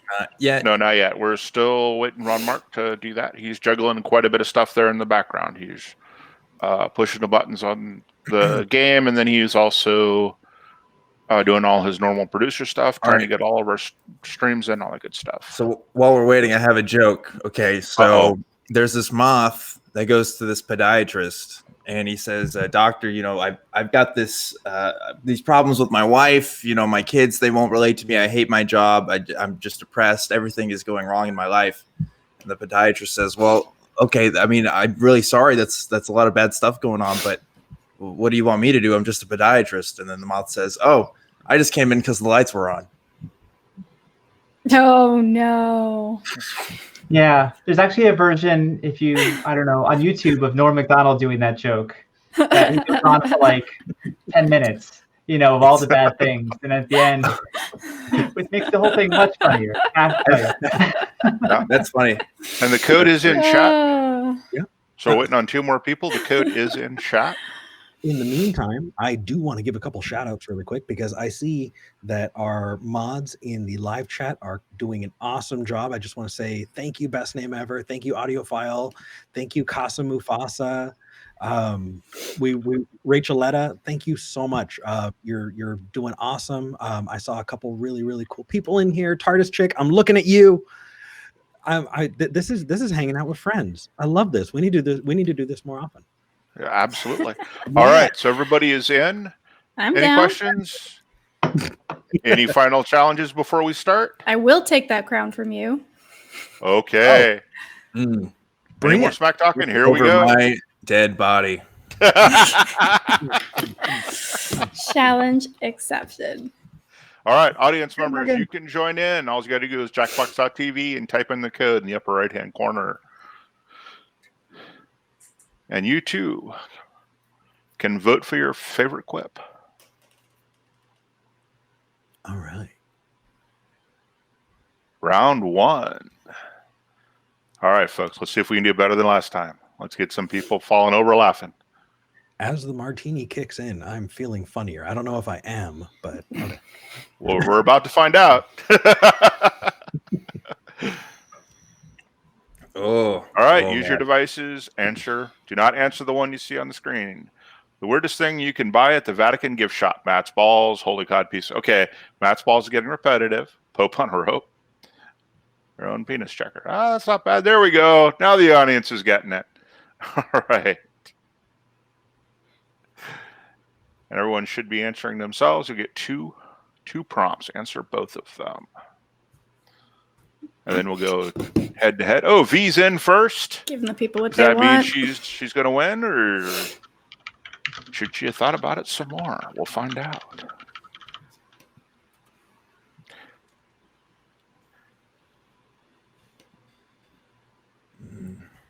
Here we go. Yep, right. and the crown on Eric indicates that he won last game. I've never won this game before. I'm really excited about this. Well, you're in first. This is your game to lose. You just got to keep extending that lead. Maybe I'm not drunk enough. That could be. I'm going to go with that. I made my go. Boom. I've been pounding nitro clouts. I don't know what's wrong. All right. Nice. Allison, 3, 2, Oh, wow. 1. It's closed. Yeah, sorry. Yeah, it's all on a timer. I didn't realize. What's Matt's favorite game? Something Matt's balls, arguing with Cy. What's Matt's favorite game? Something Matt's balls. That's got to be Matt's least favorite game, honestly. But arguing with Cy or something Matt's balls. So I'm torn between picking the funniest one and picking the one I think Eric wrote. Don't let him win. Damn. Are you implying that Eric was not funny on this one? Oh. The players voted for Eric, and Eric wins with the audience vote. Cheers to you. This is what being an honest interlocutor looks like. That's right. The official name of the Pope's underwear. He doesn't wear any under that dress. The Holy Cannolis. Okay. I'm in. Sounds a little cream-filled. Audience, come on and join in. I'm going to go to jackbox.tv and type in OAEH at Oscar Alpha Echo Hotel. And you too can vote. Maybe help out your favorite host. Maybe not. Depends. And Allison doesn't wear any of that dress, and Dan with Holy Cannolis. Dan wins. Dan wins by a landslide. I mean, you got to give it to the whole cannoli. Come on, that was pretty good. Yeah, that was pretty good. When good Christians don't understand something in the Old Testament, they simply add Jesus and white privilege, or my dad could beat up your dad. When good Christians don't understand something in the Old Testament, they simply add Jesus and white privilege, or these my are dad both could true. beat up your dad. These are both true.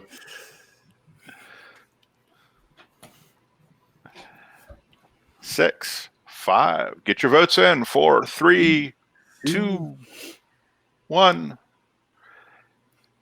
Oh, Eric Murphy with My Dad Could Beat Up Your Dad. God damn it. Wins. Me again.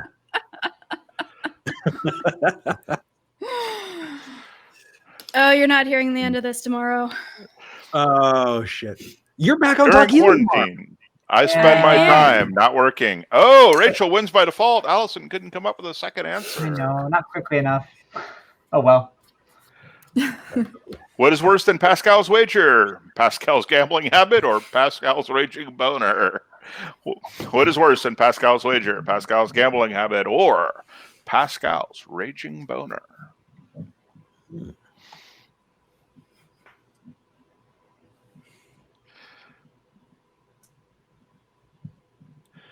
Boner is a funny word. You know that? It is a funny word. It really is. It is. But I think mine's better. Come on. Yeah. Oh, split. Good job. 24 to 22. Hat off to you, Dan. Dan Thank you. ekes it out. Pascal's halitosis, says audiophile. All right. Eric Murphy was in the lead. Let's see if he holds on to it. Ooh, He what's dropped up? to third. Nice. Start from the bottom. Dan. Now we're here. Lead. Let's go. Well played. All right. Well played. So 2 prompts are going to be given. Start answering on your device. The audience gets a better name for the human bladder. Happy sack. Beer holder.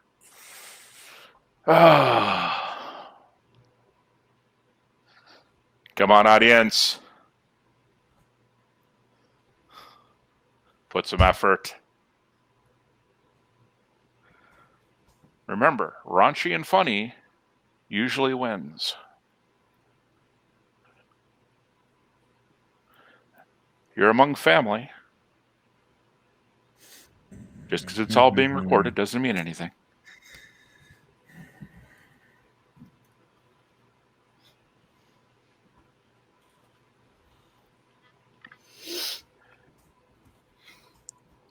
Down to 30 some odd seconds. You've got 2 of them. Don't waste all your time. Audience is getting, V is first again.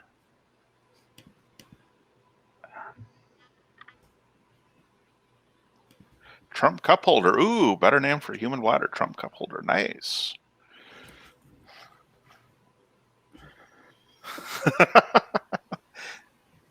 Six, 5, 4, 3, 2, 1.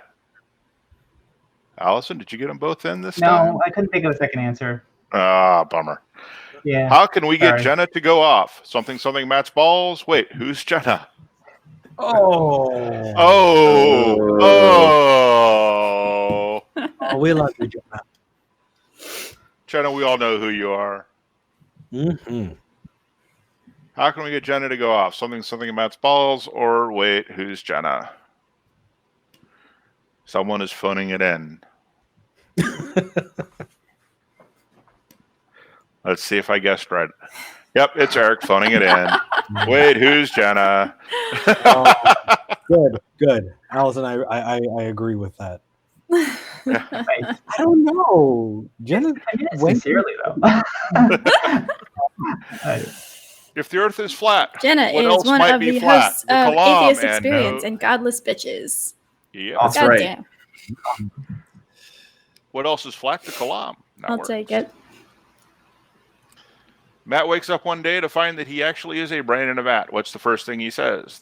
That doesn't prove God is real, but why though? Matt wakes up one day to find that he's actually is Anna, a which brain one in a I'm vat. not picking?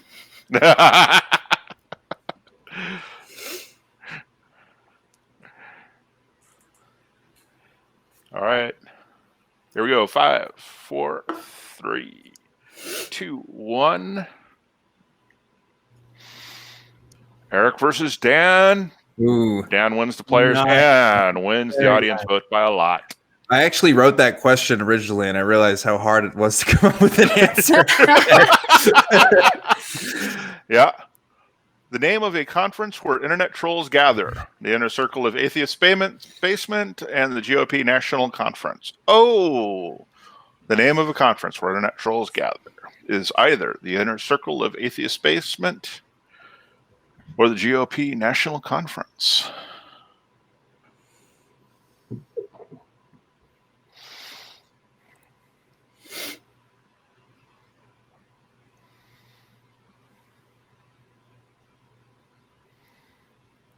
Oh, players and audience likes the GOP National Conference. Do they? Apparently. By a lot. By a lot. Well done, Dan. This week, Christians complained about being oppressed by welfare checks or 5G. Oh! It's too real. Yeah, way too real. We went for real. Welfare checks or 5G is oppressing Christians this week. Which one? You voting for funny or you voting for real?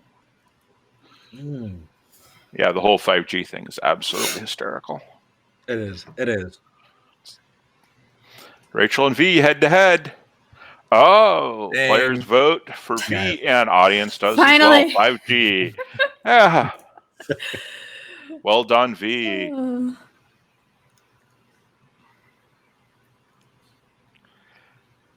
Round 3. Oops. Winners. Dan was in the lead. Let's see if he holds on to it. Followed by Rachel. Ready. Dan, then V. With Eric a distant third. Maintain dominance over the competition. Round 3. All riding on this. Everyone's going to get the same prompt. Let's go. Vodka and Red Bull shall sustain me through this. I tried a gin and Red Bull before. It did not do well. Come up with a full name for this acronym. BWP, that is Bravo Whiskey Papa. Come up with a full name for this acronym. BWP.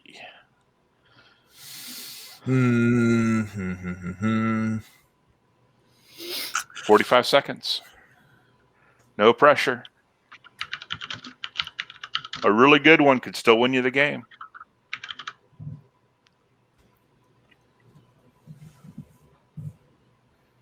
"30 seconds.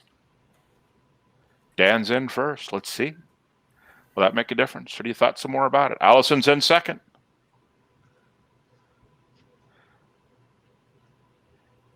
And we're down to 15 seconds. Eric's thinking we can see the smoke coming out of his ears.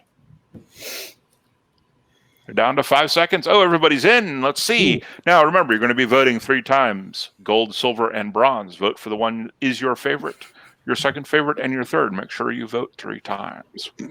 Babies with peanut sauce, big white penis, burning while peeling, boring white Protestant, and Bologna wiener pork roll.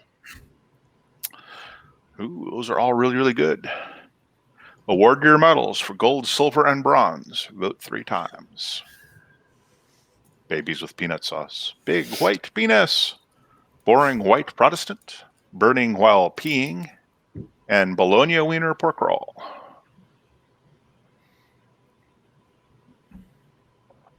My God. All right, 10 seconds.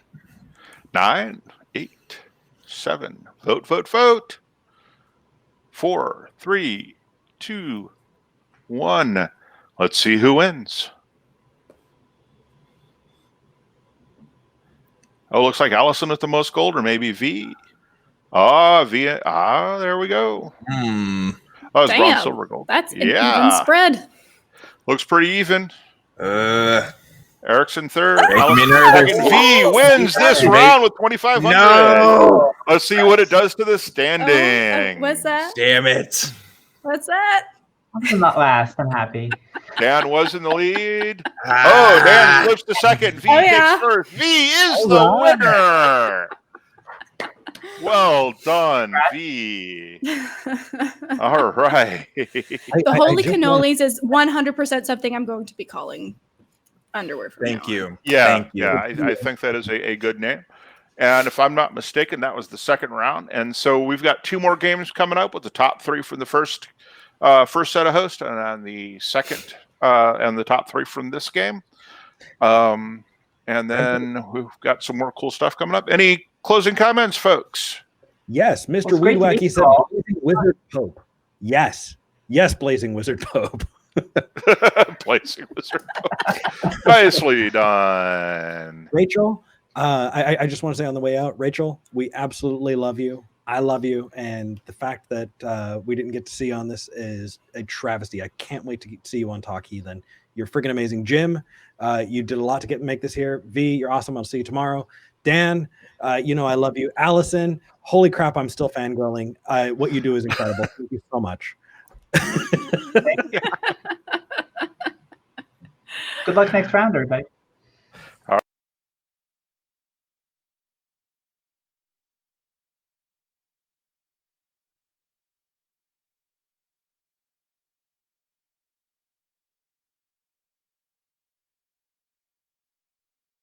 Samantha McGuire, although things are a little laggy. Are you there? Yeah, they are. How you doing? Oh, and I've got an echo for me. I'm good. How are you? Not bad at all. We were supposed to be in Phoenix at the American Atheist Convention, but you are here as American Atheist National Field Director. So why don't you start by telling everybody what a National Field Director is?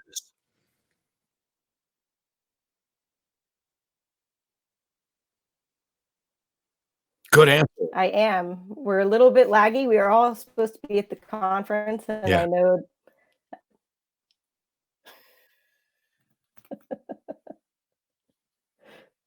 Go ahead. You just talk. Tell us about National Field Director. Tell us about the importance of community and building the local kind of base up.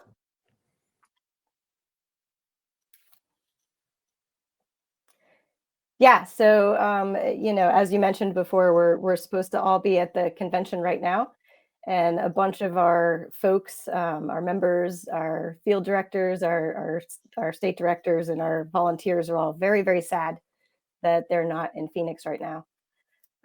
So one of the things we're doing is we're having everybody post pictures. So if you guys want to be part of that, we're using the hashtag #MissingAACon right now on Twitter and Facebook.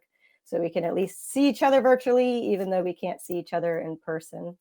And so that's been fun, seeing pictures from past conventions and being able to connect with people in that way. And so it's been different way to do our job right now, forming community. Everybody is online, and that's everywhere across the country, of course, in Zoom and everywhere else.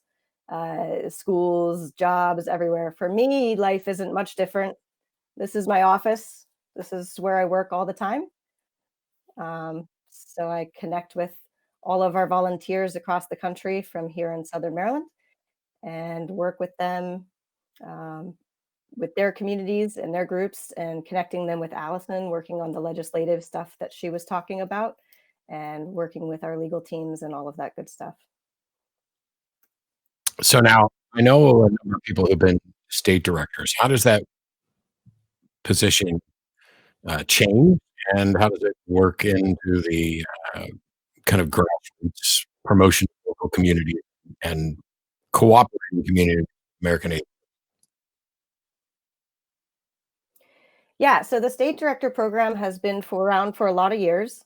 It's really taken off in the last few years, since about 2017.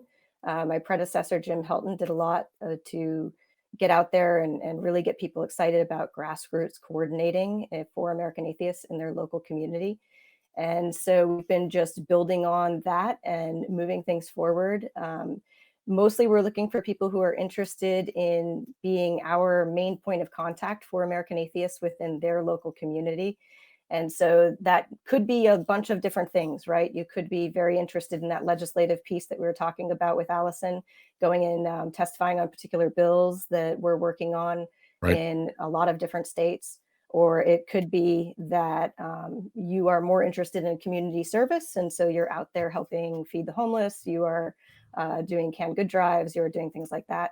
So whatever it is that you're interested in doing in terms of being involved and building community, we want to meet you there and then help you get the tools that you need to do that.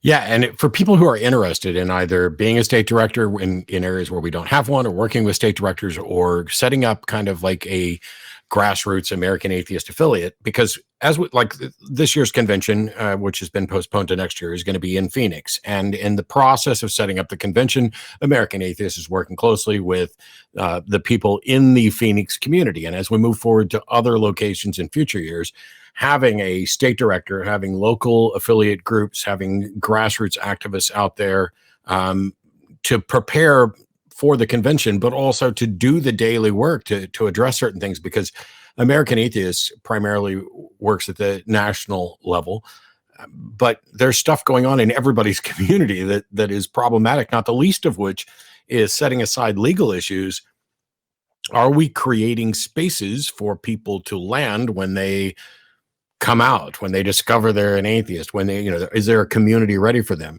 And so how do people who are interested in helping out and participating get in contact with you and American Atheists, and what are the requirements? Yeah, so a couple different ways. What we did find, I know that Allison spoke to you about the survey when she was talking to you, and one of the things that we did find in the survey that I was not surprised by, but I'm really glad to see that the data held it up, is that the folks that are coming out as atheists and being discriminated against really are positively affected by finding a community. So the folks that are suffering from discrimination and depression, if they can find a community where they live or online, honestly, then they're much more likely to have those feelings of depression and isolation drop. And I think that that's a pretty obvious, you could assume that, but we now actually have data showing that. So if you wanted to start a group, I mean, obviously, firstly, if you're looking for a group, go to American Atheists website at atheist.org, and there's a map there, and there's a bunch of little pins, and they're all updated with Facebook links and Meetup and emails and websites and things like that. So there may be a group. We have 230 affiliate groups, and so there may be a group somewhat near you, and so that would be your first step, to go to our map and check. If there is not one, there is a form there that you can fill out, and that comes directly to, and I can give you some tips and tricks on starting a group in your area. And then if you become one of our affiliates, we offer you a bunch of sort of mentoring opportunities. On the flip side of that, we have our state director program. If you're interested in being more involved in the activism piece, more involved in the atheist community, are willing to be out there publicly as an atheist, as an assistant director or a state director, then you would go to, on that same website, atheist.org, there's a place that says state directors, and you can go, and there's also a form there to fill out and offer your services as volunteering, and you'll be put in touch with me, and we'll have a chit chat about what you're interested in doing, what's really got you fired up, whether, again, what I said, if it's community service, if it's activism, if it's advocacy, whatever the piece is, and then we'll help you get some tools and put some things in your toolkit so that you can go out there and do the thing. Yeah, and this may be an unfair question. I'm not intending to put you on the spot, but I know that in the entire time I've been working with American Atheists, there are places, there are states that don't have a state director. There are areas where we are missing a community.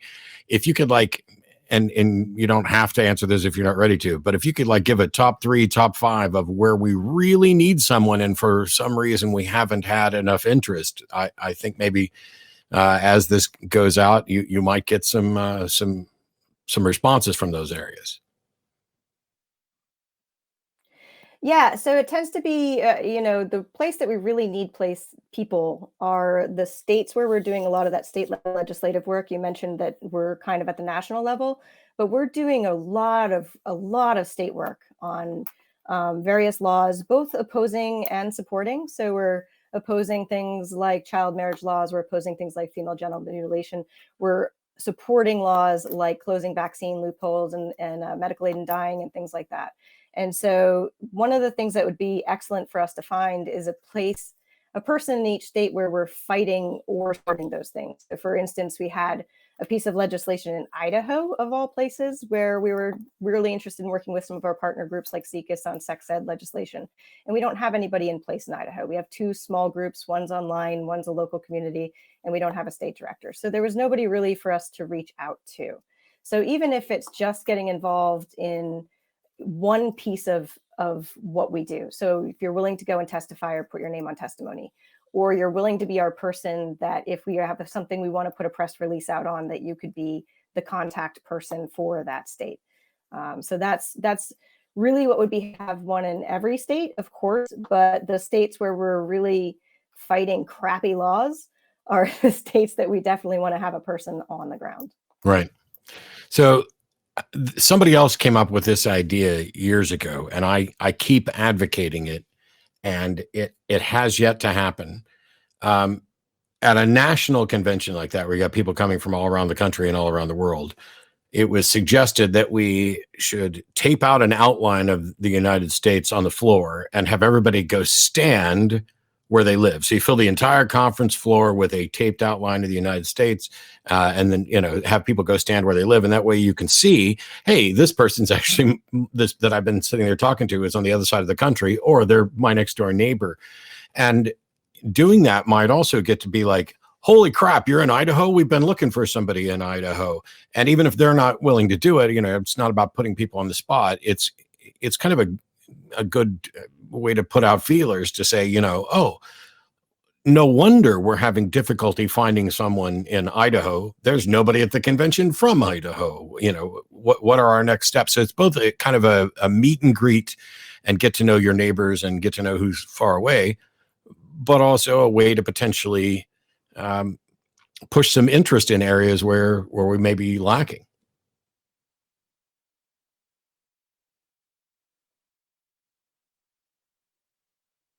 Oop, we might have. Yeah. So, you there? Yeah, go ahead.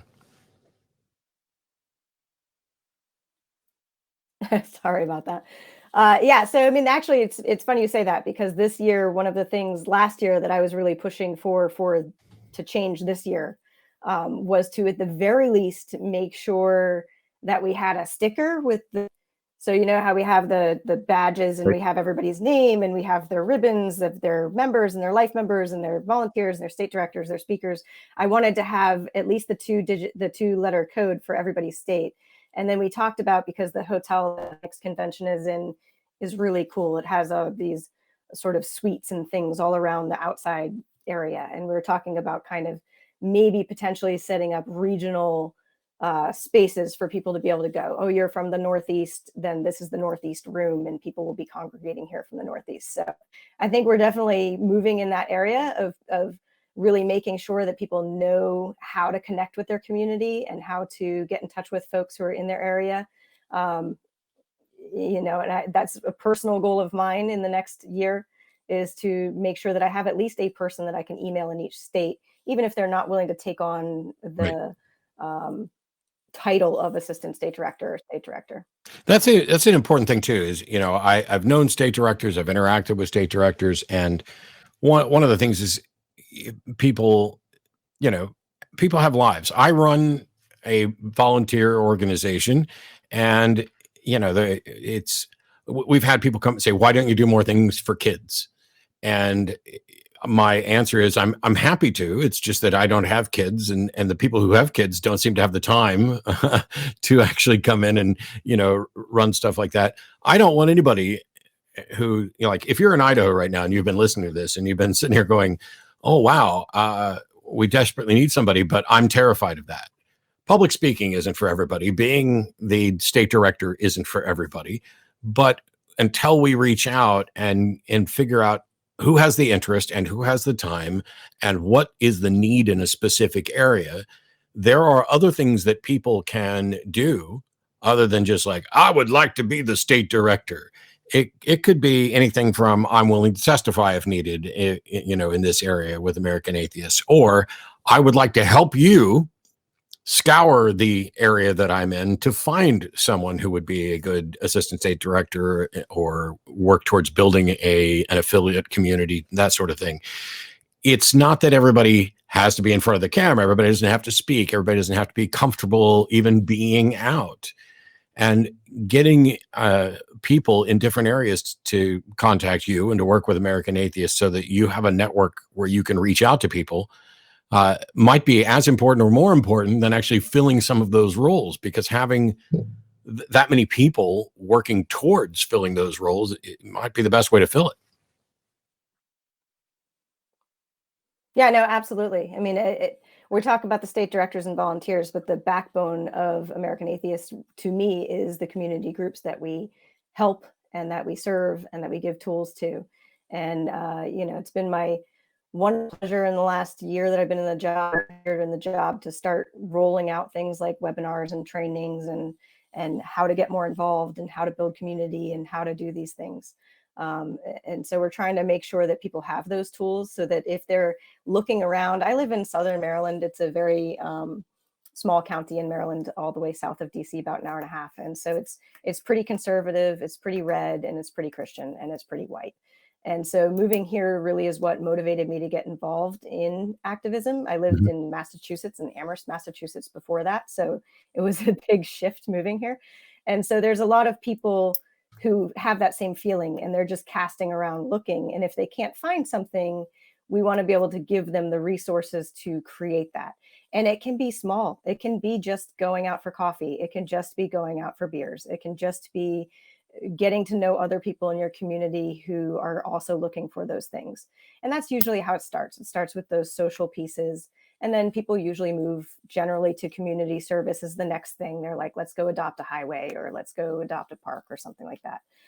That's kind of low stress as well. And they do it to doing good stuff. And then they'll move into showing up at town council meetings and things like that. Usually it needs to be a local issue that gets them mad. Yeah. So it could be anything. It could be anything. You don't know what it's going to be. I didn't think this would happen in my town. And how many times has everybody said that? I had no idea this type of stuff was happening at such a rate that it was going to affect my little town. And now I want to get to a year isn't going to stop that. If anything, it gives us more time to show how much we can have and will do by the time we get to Phoenix next year. So thank you very much. We appreciate it. And I'm looking forward to the town hall and the other things coming up from American Atheists. Thanks for having me on. On that note, I'm getting ready to turn it over to Game Master Jim Barrows for the final round of Quiplash. And I'm not in it because I'm a monumental loser who got his ass whooped thoroughly in the first round, although apparently my balls have made it so that everybody else can win in other rounds. So, Jim, take us to the final. All right. Thank you, Matt. Probably more popular they've been in a while, but they do appear to be popular. Before we get started, though, I really want to give a shout out to Mark and Vern, who are behind the scenes. You guys can't see them.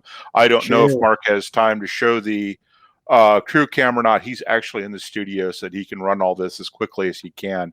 It is a monumental task behind the scenes going on right now. Vern is not only doing his normal sound thing, he's helping with technical issues with some of the folks who are having technical issues. Like Rachel in last round, we weren't able to get her on, but he was working with her the entire time, trying to get her system to actually join in and show. And he's been working with other folks who have been having issues as well. But Mark is a busy man back there.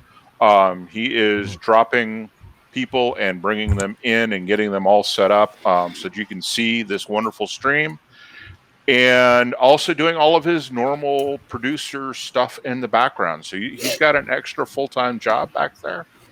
And really, thanks so much, Mark and Vern. You guys, we literally could not do this without you. You guys are awesome and wonderful. And also, you'll notice that our audio is going in and out. That's because Mark is doing like 6 things all at the same time, and we get the audio fixed as quickly as possible. So that's what's going on in the background. Thanks, Mark. Thanks, Vern. You guys, as usual, are making this work. Looks like I'm the only one not in so far on Jackbox, so let me do that real quick. I apologize. And doing that. In the meantime, why don't we start? Well, Eric, introduce yourself. And you know what? We need to improve the trash talking around here. So, Eric, introduce yourself, your show, and trash talk some folks. Absolutely. Well, I'm Eric Murphy. I'm one of the hosts of Talk Heathen. I just want to say it's the final countdown. And yes, I have been drinking. I hope you've been drinking with me. It definitely has been making things funnier. I just want to say, Dan, you made it. V, I'm excited that you're here. Jen, it's really good to see you. Johnny, I'm watching you. And Jim, let's do it. I'm watching right back.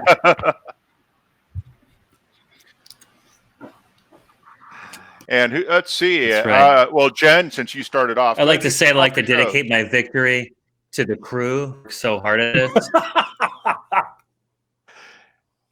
Yeah, Johnny, Sorry, sucking up's not going to help The you here, unsung bud. heroes of every single show. Johnny, that's not going to save your ass. We're coming for you anyway. Johnny, what show's you on? Who are you? It's Why the do we know story of you? my life. People looking for me. That echo though. So, Johnny, introduce yourself, your shows. Johnny? Johnny, I'm on a few different shows. I'm on nonprofits. I've been on Atheist Vanguard. I've been on Godless Bitches. I just did Truth Wanted yesterday. But my heart truly does belong to the crew. So, see me there tomorrow as the call screener. Fuck even. Woo! Thank you. All right, Dan, you're up next. Listen, you already know it's your boy, Objectively Dan, host of Truth Wanted. We might as well end this now. I'm going to win. It's going to happen. These guys are just posers. This is my game right here. It's happening. Talking a lot of shit, Dan. It's going to be real fun whipping your bony ass. Oh, yeah. The last but not least. Last but certainly not least is I am the one with the crown currently. So you're welcome. Talk heathen, secular sexuality, godless bitches. Hey, Jen, nice to see you, my co-host. Ready to do this. All right, and I've already introduced myself. I am on AXP, and I've been on Talk Heathen and Atheist Vanguard, Truth Wanted, a couple others. All right, so we all know how the game is played. It sounds like we've got the audio problems fixed, which I'd like to do before we get started. Anyone else hearing audio? Yep, sounds like we're all good. A little bit of an echo. Ooh, Okay. no. Yeah, I'm getting echo from V. Yeah, Okay. for some reason. Yeah, just a little bit. All right. Any echo here? Listen, V, there's a reason why you may have the crown, but the guillotine was invented for a reason. All Dan, right? somebody's going to beat your ass like as soon as quarantine's off. Getting death threats? That's not fair. No, that's not what I said. You threatened me with a guillotine. What do you think that means? No, just the crown, just the man. concept of monarchy, not you specifically. I'm concerned about Dan now. Now I'm worried. This is a critique of systemic. Never mind. Yeah, Dan's getting a little, you know. Oh, here we go. All right. First question. Oh. Round one is getting ready to start. Audience, you can join by going to Jackbox.tv and typing in CDIR, Charlie, Delta, India, Romeo. CDIR. Yes. You should already be in, Johnny. You shouldn't have to do it again. We're going to answer 2 questions, 2 prompts. Make sure you get them both in.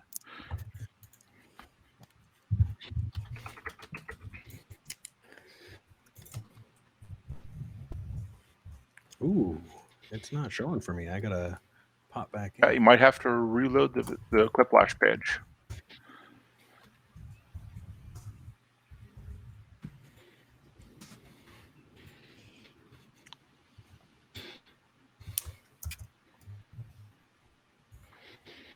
Remember, raunchy and funny seems to be winning.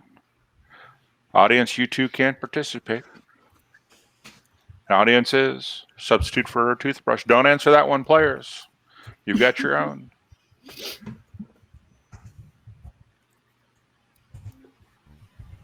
Mustache brush, substitute for British. Oh, come on. Donald Trump, toothbrush, back scratcher. Use tampon. Ooh. Yeah, I know. The audience really got to step up their game there, guys. I got douche chills on that one. Oof. Bad substitute for a toothbrush, folks. Ooh, Trump's hair. Yeah, that would be a bad substitute, wouldn't it? Use diaper, dog food. A cat.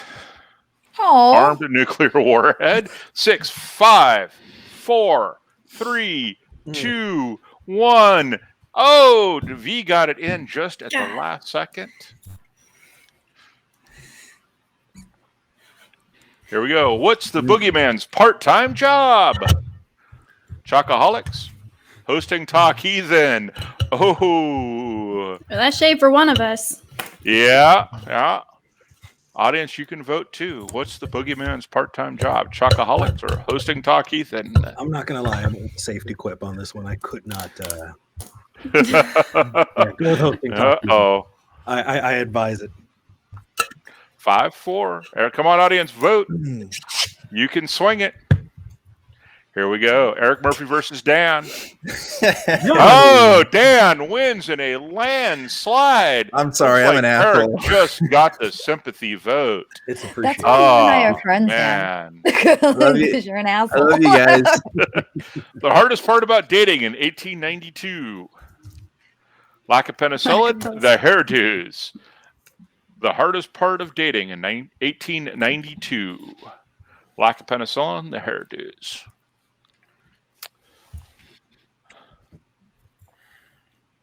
Audience can vote. And if you just joined us, if you go to jackbox.tv and then it'll ask you for a code, type in that code you see in the upper right-hand screen. It's CDIR, Charlie, Delta, India, Romeo. Here we go. Jen versus V. Oh, Jen and Jen gets most of the votes. It is a landslide. Is anyone surprised by that answer from me? No.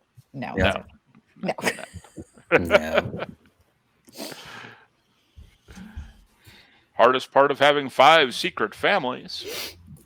Maintaining 5 secret stashes of toilet paper. Or telling them you aren't Mormon. The hardest part of having 5 secret families. Oh, man. Maintaining 5 secret stashes of toilet paper. Or telling them you aren't Mormon. Those are both excellent. Both excellent. So who do you think answered those, Dan? I don't know, but we're about to find out. All right. 3, 2, Why do I feel like 1. toilet paper is Jim? Jim versus Johnny. Myself versus Johnny. Oh! And Johnny. Oh! Smokes me badly. Well done, Johnny. I well voted done. for you, Jim. I voted that was my sympathy Stop answer. trying to kiss Just his for ass, you. Dan. It's not going to help. A perfectly good reason to walk around with a raven on your shoulder. Moon boots or W. I feel like everybody phoned it in on this one. A perfectly good reason to walk around with a raven on your shoulder. Moon boots or W. I can't believe nobody said so he could be your wingman. Like, come on, people. Yeah, I mean, we're all thinking wingman. There's that Come on. That was a prime dad joke moment. Come on. Are Yeah, moon boots like moon shoes, like the little trampoline all right, shoes? Eric versus V. Oh, and Eric takes a second safety one and wins. take it. Yeah, the safety. For those of you wondering, if you The can't come W up was with one- absurd. I don't even know what that means. Yeah, I wasn't sure either. A bed bug review You will of never your know. mattress. Yeah. Why get a king size for one Yeah. person or urine cooked with good Wi-Fi? A bed bug review of your mattress. Urine soaked with good Wi-Fi. Why get a king size for one person? Oh, that first one. Who was way doesn't too have a king size for yeah. one person? Yeah. I have a mean, king size for one person because I'm a greedy Yeah, bitch. same. But I wish I had a king size. I probably Oh. need one. Dan versus Johnny. Johnny. Oh, Damn. Johnny with the urine soaked Damn. with good Wi-Fi Dan, I by a got you, man. landslide. Damn. I got you. Audience favorite. Damn, Johnny. Oh, well done, Johnny. Something Shrink found to in the seat Shrink cracks to of life. nearly every cab. Dick cheese or used What? condom. Oh, jeez. Something found in the seat cracks of nearly every cab. Dick cheese or used condom. The fact that it's on theme is Big what cheese scares for the me win the on that most. one. Oh, similar answers from a certain point of view. How did we do this? Yeah. Oh. From Yeah, a certain point of view. they're both the same from a My certain life point of choices. view. Slightly What got different. me here? Jen versus Jim. Oh, Jen takes the players, but Jim takes the audience vote. Yes. Yeah, You and me, 100 Jim. point with the Fucking winner. you and me, Jim. bonus. Jen won the Electoral College on that one. No, yeah. So let's see who takes the lead. Oh, Johnny, Jen, Dan, I'm coming 30 in fucking fourth. points. I'm coming for your fucking ass. It's Fuck only that the shit. 30 beginning. points? Fuck It's no. only the The beginning. people's 30 champion. points. It's the people's champion. Oh, Jesus. All right, 2 more questions.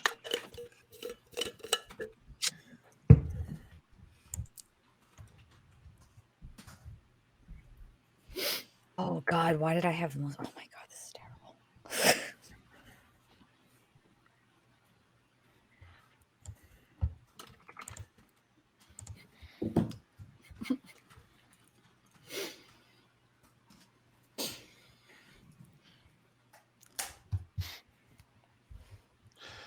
Oh, the audience. Kristen, also, best name ever. Jim and Jen are nasty canceled.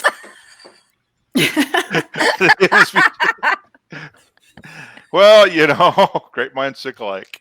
I don't know why she's thinking like me, but Jen apparently does. All right. Oh, we knew this a long time ago, Jen. The name of a species of dinosaur you would want to meet. Oh, Coronosaurus. Twatosaur? I like Twatosaur. Twatosaur's kind of, yeah. Whichever will eat me, yeah. Matt's ball. Sorry. Yeah. I have a feeling that Matt's balls will live on in infamy.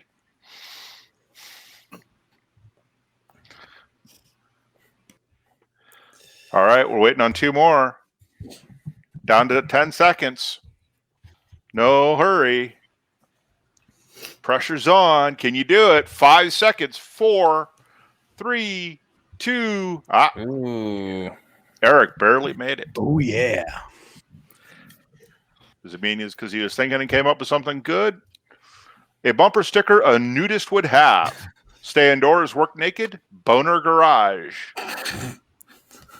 A bumper sticker a nudist would have. We're a bunch Stay of fucking like 13-year-olds. This is terrible. Yeah, that's this game is for 13-year-olds at We're heart. a bunch of fucking 13-year-olds. Yes. It's not a bad thing. And these are the prompts that will come in the normal game of Quiplash. All right, audience. It's the vote, answers. vote. Yeah. Oh, Jen versus Eric, and Eric takes the players and the audience vote. Wait, you're saying we're a bunch of 13-year-olds. You're the one putting boner garage, Jen. What the heck? I saw it like 8 times on Twitter in the last 2 days, and now it's stuck in my head. So, A rejected name for a Crayola color. Donald Trump tan or Dick Cheese brown? Oh, God. Oh my God. Yeah. Neither one of those are good Crayola colors. Donald Trump tan or Dick Cheese brown. I'm not sure there's a lot of difference. I could smell that answer. I can That's legit sad. smell that answer. That is sad. Yep. That's sad. For which one, Jen? For which one? Both. They smell the same. What are you talking about? I wouldn't know. Jen versus Johnny. Jen takes the player vote, Oh. and Jen takes the audience vote. Dick Cheese Brown, what? Dick Cheese good. Brown didn't win. Yeah, I but feel like nobody Jen understands takes it in a me. landslide. I feel like nobody understands me. Just kicks Johnny to the curb. A bad excuse for missing your kid's graduation. Didn't know I had a kid. I had to get my prompts. Bad excuse for missing your Who's kid's been graduation. talking to my ex-husband? Come on. Didn't know I had a kid, or I had to get my prostate exam.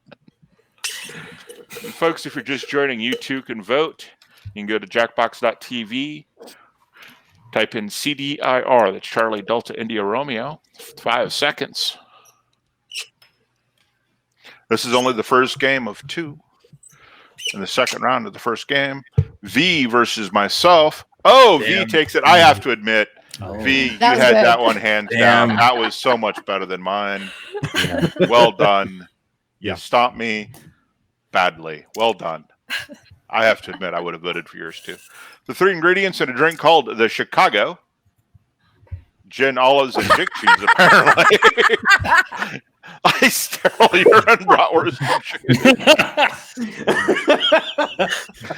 3 ingredients in a drink called the Chicago. Yep. Got olives and dick cheese. I'm sorry. Oh my God, that Ice, broke me. I'm sterile sorry, that broke me. Vote, vote, vote. Don't forget to vote. Oh, jeez. Eric versus Johnny. Who's going to win? Oh, players split even. Oh, really? it's pretty close. Split.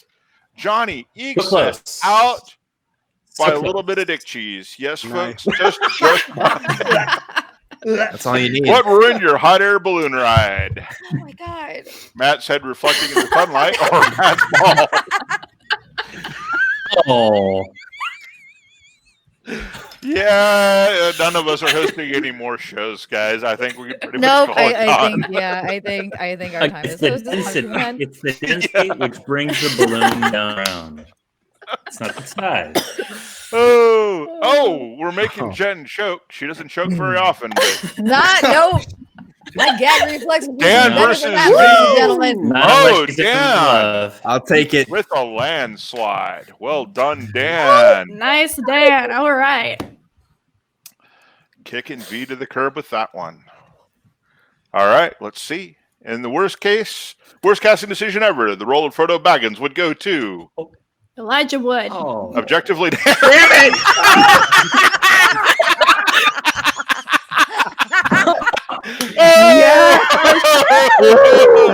Folks, this is the hardest choice you're going to have to make. You're going to have to guess who came up with Objectively Dan versus Dan. That's But let's beautiful. face it, no matter which one you answer, you're not going to come up Hey, short. you want to know the worst part? One of those is mine.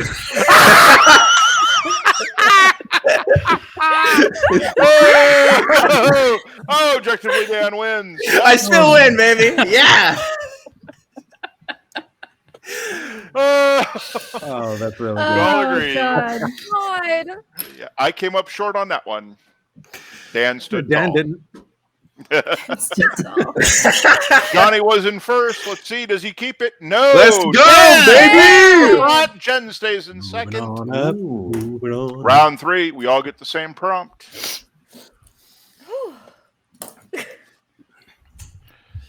Okay. That's a giant win for me. That's what I'll say. Head and shoulders above me. Yeah.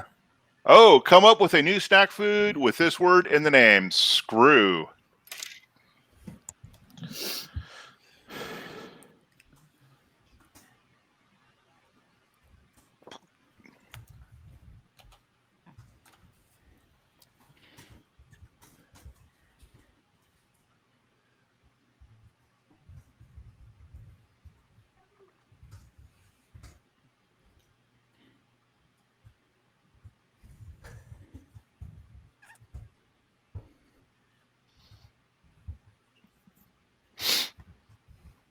Think.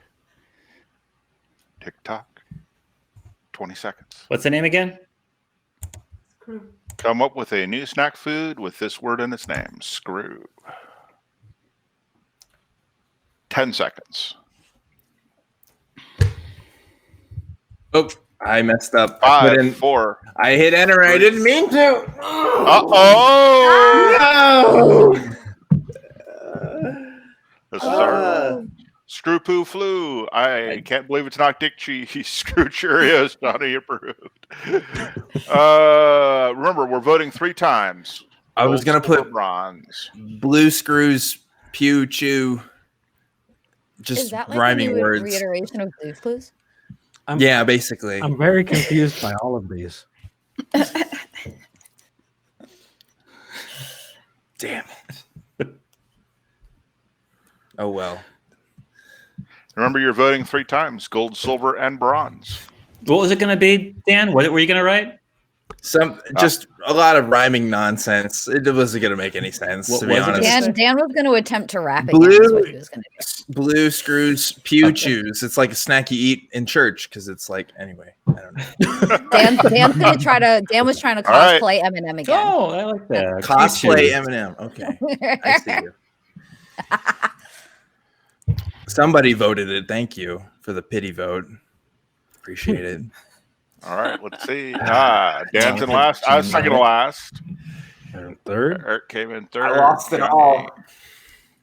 Oh, Jen and V take first and second in the third round. Okay. So here we go. Let's see what the final play. standings are. Dan was in first. Does he keep it? Jen's in second. Does she move up? Jen moves up, Yeah. followed by V, followed by Dan. All right, Jen pulls it out. Something she doesn't normally do. Not since the hysterectomy, no. Oh, Jen pulls out a winner. Something else she doesn't normally do. Not something else I usually don't do. No.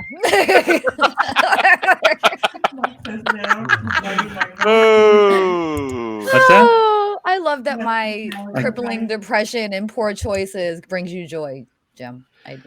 You know, sometimes it's the simple pleasures in life. I know. And that's kind of where we are. So that was the first round or first game. We got a second game coming up.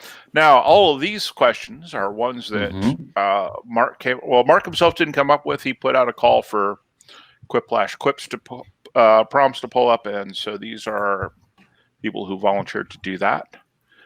And again, just a shout out to Mark. I know what he's doing back there in the background, and he is working hard. We absolutely much harder than normal. Mark. Yeah, we really do. Mark is amazing. This entire place would fall apart if it wasn't for Mark, honestly. I think so. Really. Yep. And Vern's telling me in chat that Mark did come up with most of them, but yeah.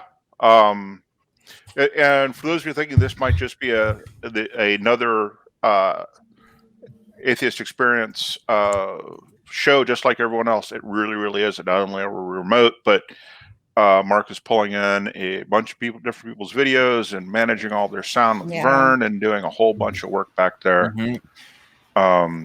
Anybody that has the patience to deal with our asses is worthy of our compliments. Yep. So, without a doubt, alone, Dan, you fucking alone is like raising a child. I mean, come on, he's got to deal with the rest of us. Come on. Yeah, it really is. I mean, and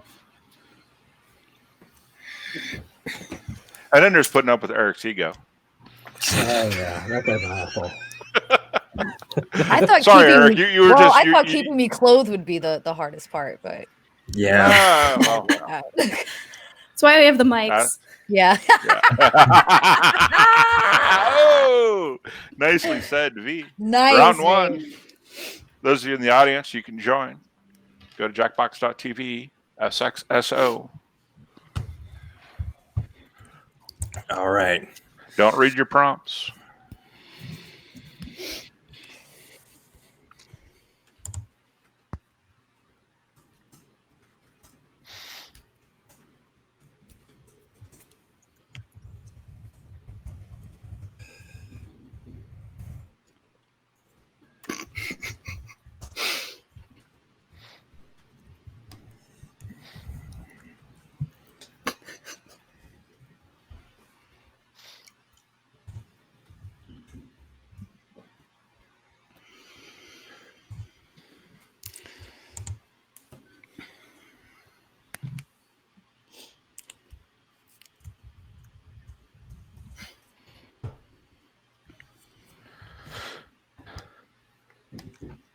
Oh, in the I audience. just glanced over and just saw something cat and then balls from the car, and I'm like, what the fuck happened? What?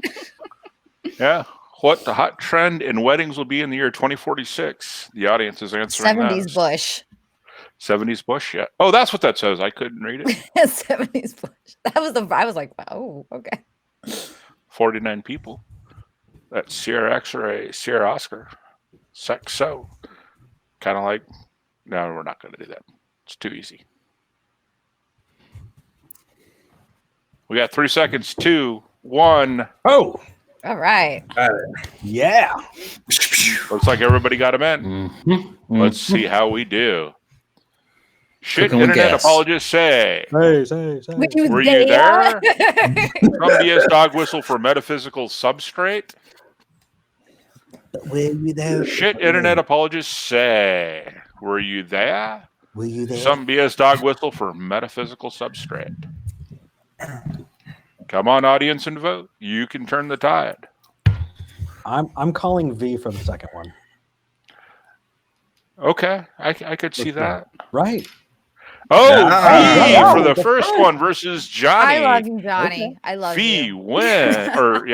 V smokes Johnny, kicks him to the curb and stomps him there.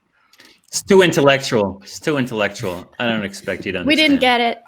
No, we didn't get The it. earth is flat. What else might be flat? My sex life, Jordan Peterson's dignity. Oh, jeez. Whoa. That's a Oh, ding man. currently. That hurts. That's way Earth too is good. flat. I should get an flat, assist on that flat. one. Jordan Peterson's dignity. Oh, wow. 10 seconds. Come on, audience. Vote. Oh, jeez. Players, you need to vote too. I'm interested to see whose sex life is flat.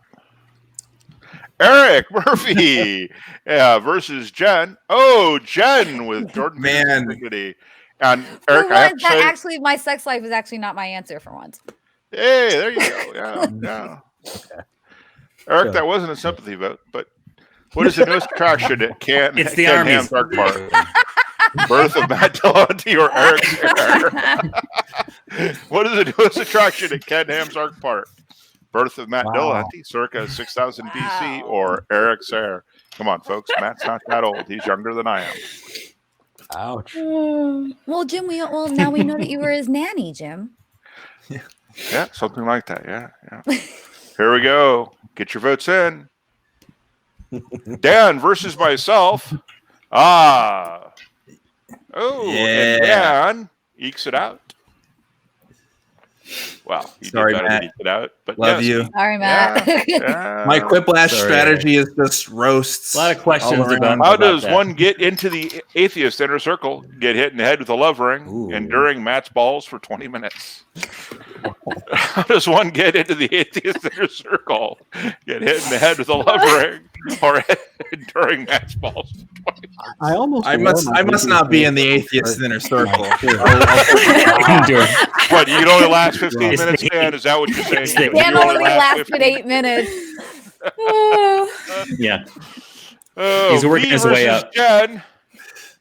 I'm ashamed of myself right now. I'm ashamed. Jen, Shame. I'm ashamed. Oh. I am ashamed. I am ashamed of myself right now. There's shame there. Yeah, I could see some hosts aren't going to be on their shows shortly. Best baby recipe. Simple honey glazed over an open fire barbecue baby deluxe. Best baby recipe. Simple honey glazed over an open fire or barbecue baby deluxe. Guys, I haven't had dinner yet. This is hard. I'm hungry now. I know, yeah. Am I the only one writing crock-pot recipes for this? They still got can you still get babies at HEB, or are they still out of stock? They're still out of stock. You can only buy one per person. Johnny versus Dan. Oh, come on. Johnny wins by a landslide. Damn. Well, Hey, come on. It looks so nice, on the roast. People's champion.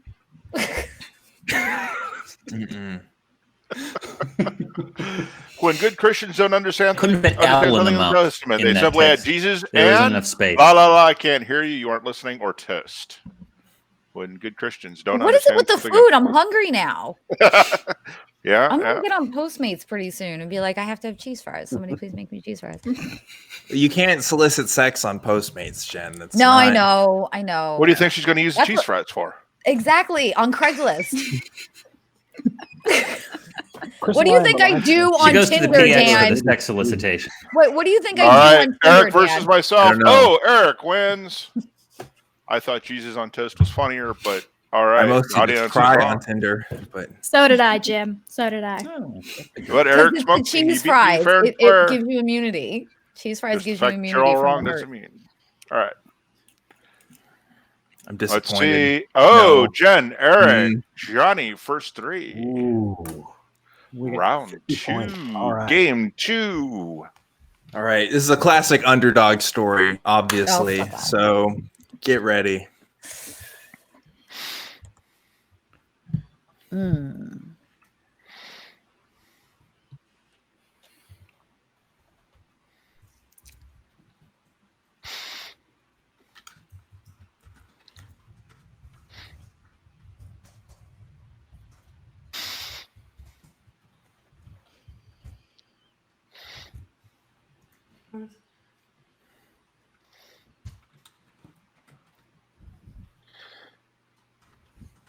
Oh, the audience has got the worst shape for an animal cracker.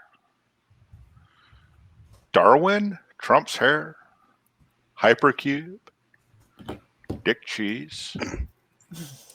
40 seconds. 3 players left. You got to answer. Remember, you're answering 2. 1 player left. All right, here we go. Yes.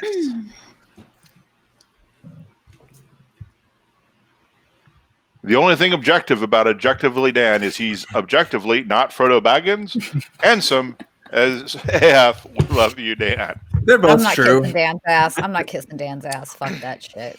Fight the power. Aww. Dan threatened to behead me earlier. I'm not. Yeah, I'm thinking. It wouldn't hold up in a court of law. That's all I'm saying, V. You're short enough, Jen. Yeah, but her head's not flat. Love you, V Dan. versus Eric. Oh, V wins in a landslide. This is what happens Just when you running threaten to behead the other host, Dan. It's true. I'll take the Hobbit's thighs and guard. I still I'll do it. feel good about it. We don't hate you. We just think you are I'm calling number her on 2. the show. Or Eric Murphy. Oh, Eric Murphy gets thrown under that bus. Oh. That's gotta hurt. So Eric, are you feeling the burn? I am. Is it a little cold where you are? Ooh. Okay. Eric, I gotta say, after that last post, I'm so sorry. Dan wins. The audience likes Eric answering.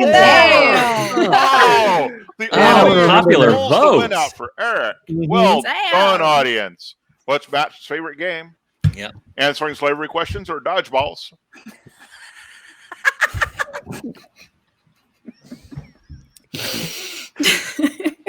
Everybody gets to vote. If you're just joining us, go to jackbox.tv and type in SXSO, Sierra X-Ray, Sierra Oscar.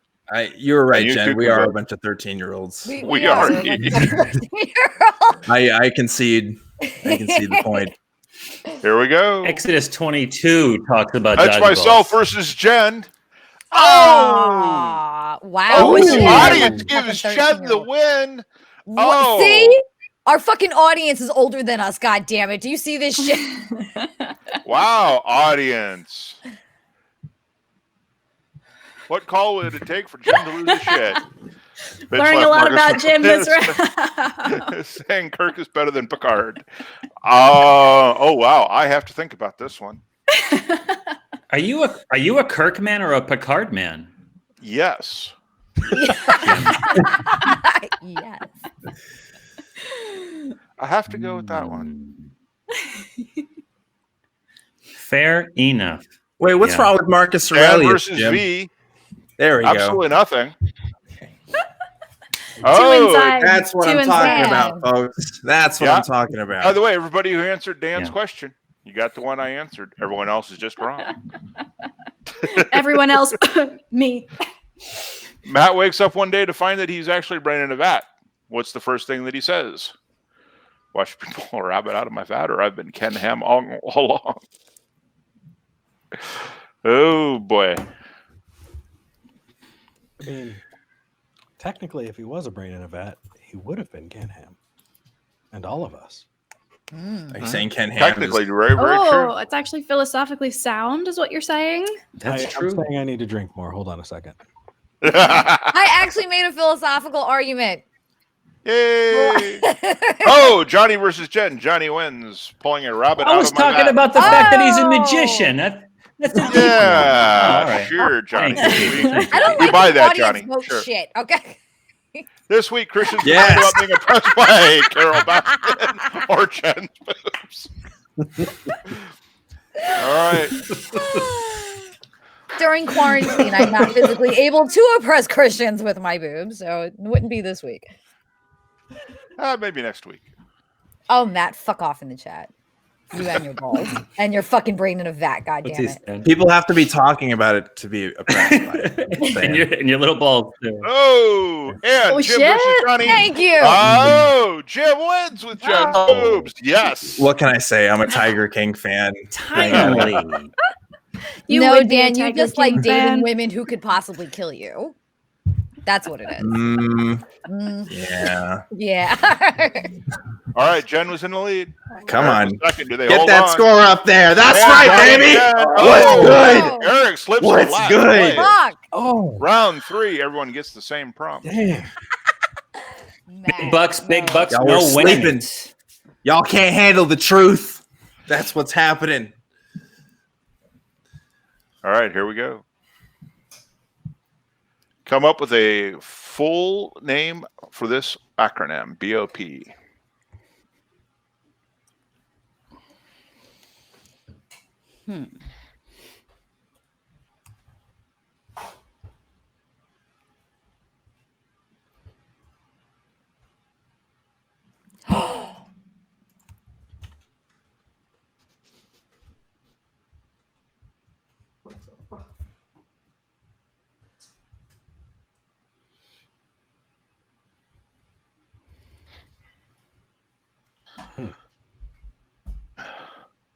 All right, we got 3 answers. Waiting on 3 more. Got about 20 seconds left. No pressure. No pressure. Casa Mufasa says, bring on penises. D-Man Jones says, big old penis. Best name ever says, balls. Hey, Eric, don't give the players any ideas. We got 3 people who haven't answered yet. 3, 2. Yeah, I agree. Now you can read them. Perfect says, balls of hope. Yes. Yes. Boy operated priest. Oh, biblically hope and balls. Boy operated priest. Remember, we're voting 3 times. First vote is for your gold, your top answer. Then your second, then your third. Voting 3 times.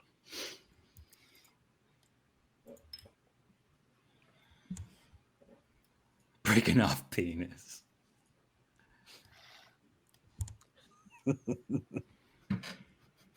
TARDIS chick says, bitch of paradise. Nice. Shadow Griffin has a shout out to Jen, says, boobs oppressing people. That's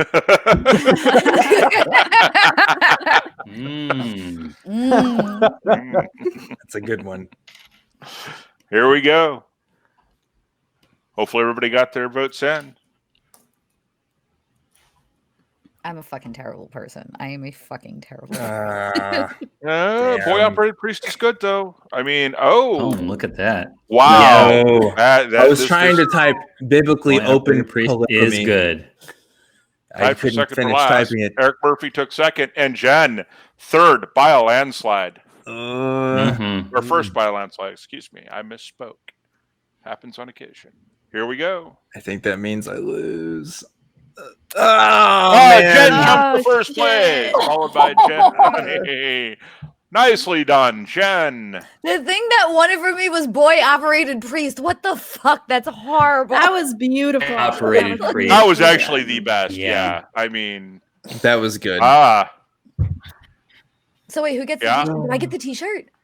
I think so, Jen. They're calculating it up. But you gotta calculate the points. You gotta figure it out. And it's only the last 2 games. So V, did you have fun?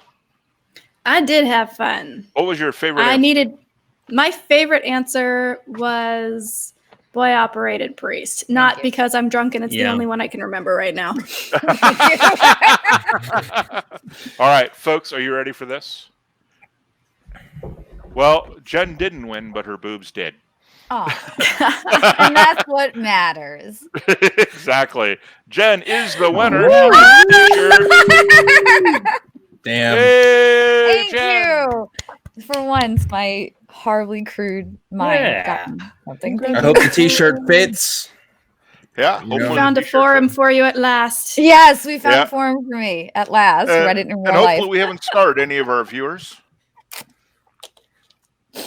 I'm really hoping we're only in ways they wanted. Yeah. We dance for you. We give you what you want. By this. Yeah, absolutely no one. But yeah, that was really, really well done. Thank you, everyone. Thank you, guys. Oh, yeah. Looks like I started strong, but I came too early, as usual. There's not enough cleavage in that t-shirt. Wait, Johnny, can we modify the t-shirt with a giant microphone in the middle of it? Yeah, you're gonna have to talk to the people who make it. Johnny, what was your favorite answer? Johnny? I think it might have been boy operated priest. That's the only one I can remember. Yeah, but that was a good one. Problem. Winning by a landslide by virtue of being very last. By virtue of being formerly Catholic. See, it got me somewhere eventually. Yeah. Yeah, and let's give another big shout out to Mark and Vern in the background there. Yes. And all the crew and everyone that came together to put this together. You guys are amazing. There he is. There he is. The great, the wonderful, the one and only Mark. Mark is the best atheist ever. Mark's the one that fucking keeps this shit going. He is the best atheist ever. Absolutely. Yeah. And yes, he is in the studio because trying to run all this over VPN would be entirely too hard because it works too slow. Oof. And he was very, very busy back there getting all the streams in on time and getting the sound fixed as quickly as he could and doing all those things and keeping this thing around. Wonderful, wonderful job. Thanks again. Vern. He's the operator. He made a hard line out of the Matrix. Yeah. And Vern with all the tech support for everybody. I know he helped a couple of people get online. Despite their technical difficulties. So that was awesome. Mark, did you want Matt to say something on the way out, or how are we going to do that? We didn't discuss this part.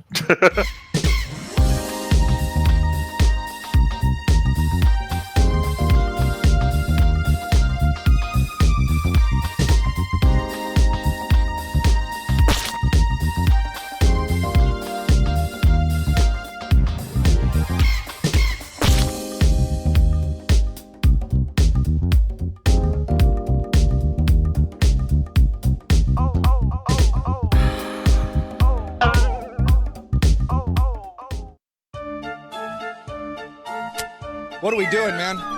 What are we doing? No, you're done.